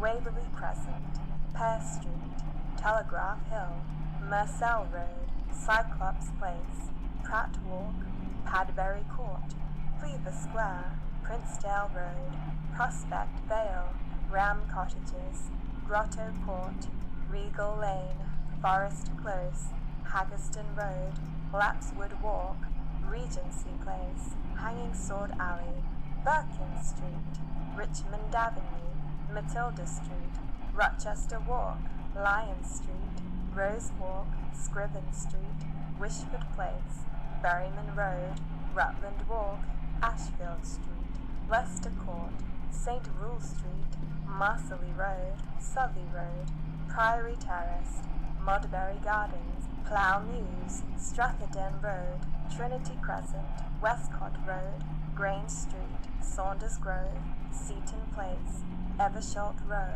Sunbury Street, Summers Crescent, Ragland Street, Parkway, Garter Yard, Mottingham Station Approach, Starfield Road, Churchfields, Loaf Court, Swan Road, Myrtleberry Street, Winford Cottages, Globe Terrace, Martello Street, Trafalgar Avenue, Buller Square, Ruby Triangle, Darsk Park, Union Walk, Mellow Street, Dickens Square, Bullabant Street, Adelaide Close, Bedford Way, Dunton Road, Hillrise Road, Westbourne Terrace, Victorian Grove, Chillingworth Road, Sovereign Street, Vine Hill, West Mews, Waterloo Gardens, Oranmore Mews, Belfort Road, Hester Road, Wellington Walk, Inverness Street, Sherlock Mews, Bourne Street, Beaumont Street, Western Walk, Bard Road, Kennings Way, Horse Yard, Foregate Street, Calderwood Street, Fortress Walk, Willow Way, Dryden Street, Wilton Yard, Killick Street, Dunbar Place, Bacon Grove, Bloomfield Road, Woodstock Grove, Dunmaiston Mews, Armory Way, Tavistock Street, Boundary Road, Berkeley Square, Watling Street, Ramsey Street, Halton Road, Cobble Lane, Sheringham Road, Penn Road, Moriarty Close, Tabley Road, Royal Avenue, Black Lion Lane, Lakeside Drive, Zealand Street, Yew Groove, Inkwell Close, Edenhurst Avenue, Hale Lane, Camelot Street, Lacey Road, Maiden Road, Ironside Close, Caraway, East Ferry Road, Tedworth Gardens, Ockley Road, Gateside Road, Felbridge Road, Lakenheath, Old Park Lane, East Way, Paddock Road, Taunton Avenue, Calverton Road, Knight's Walk, Grayling Road, Lever Street, Oxley Road, Viscount Drive, Emery Hill Street, Hinstock Road, Inworth Street, Merry Hill Close, Transome Square, Horncastle Road, Ulrich Avenue, Martock Gardens, Ovett Close, Upper Richmond Road West, Castle Bar Road, Ivy Mount Road, Petley Road, Vixen Mews, Devonish Road, Jewel Road, Quick Road, Thriftwood, West Ella Road, Elmcroft Gardens, Kingwood Road, Ringlet Close, Yukon Road, Scarborough Road, Maddock Way, Arnett Square, Grattan Road, Nutbrook Street, Tuskar Street, Poppet Road, Yukon Street,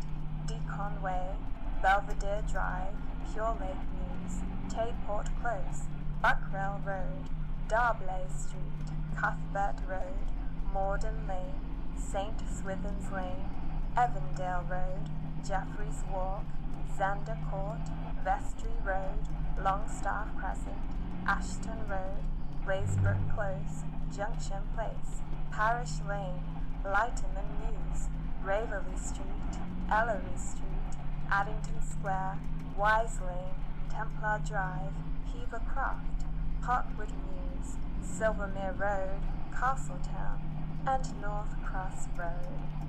Did you catch how many were mispronounced? Well done.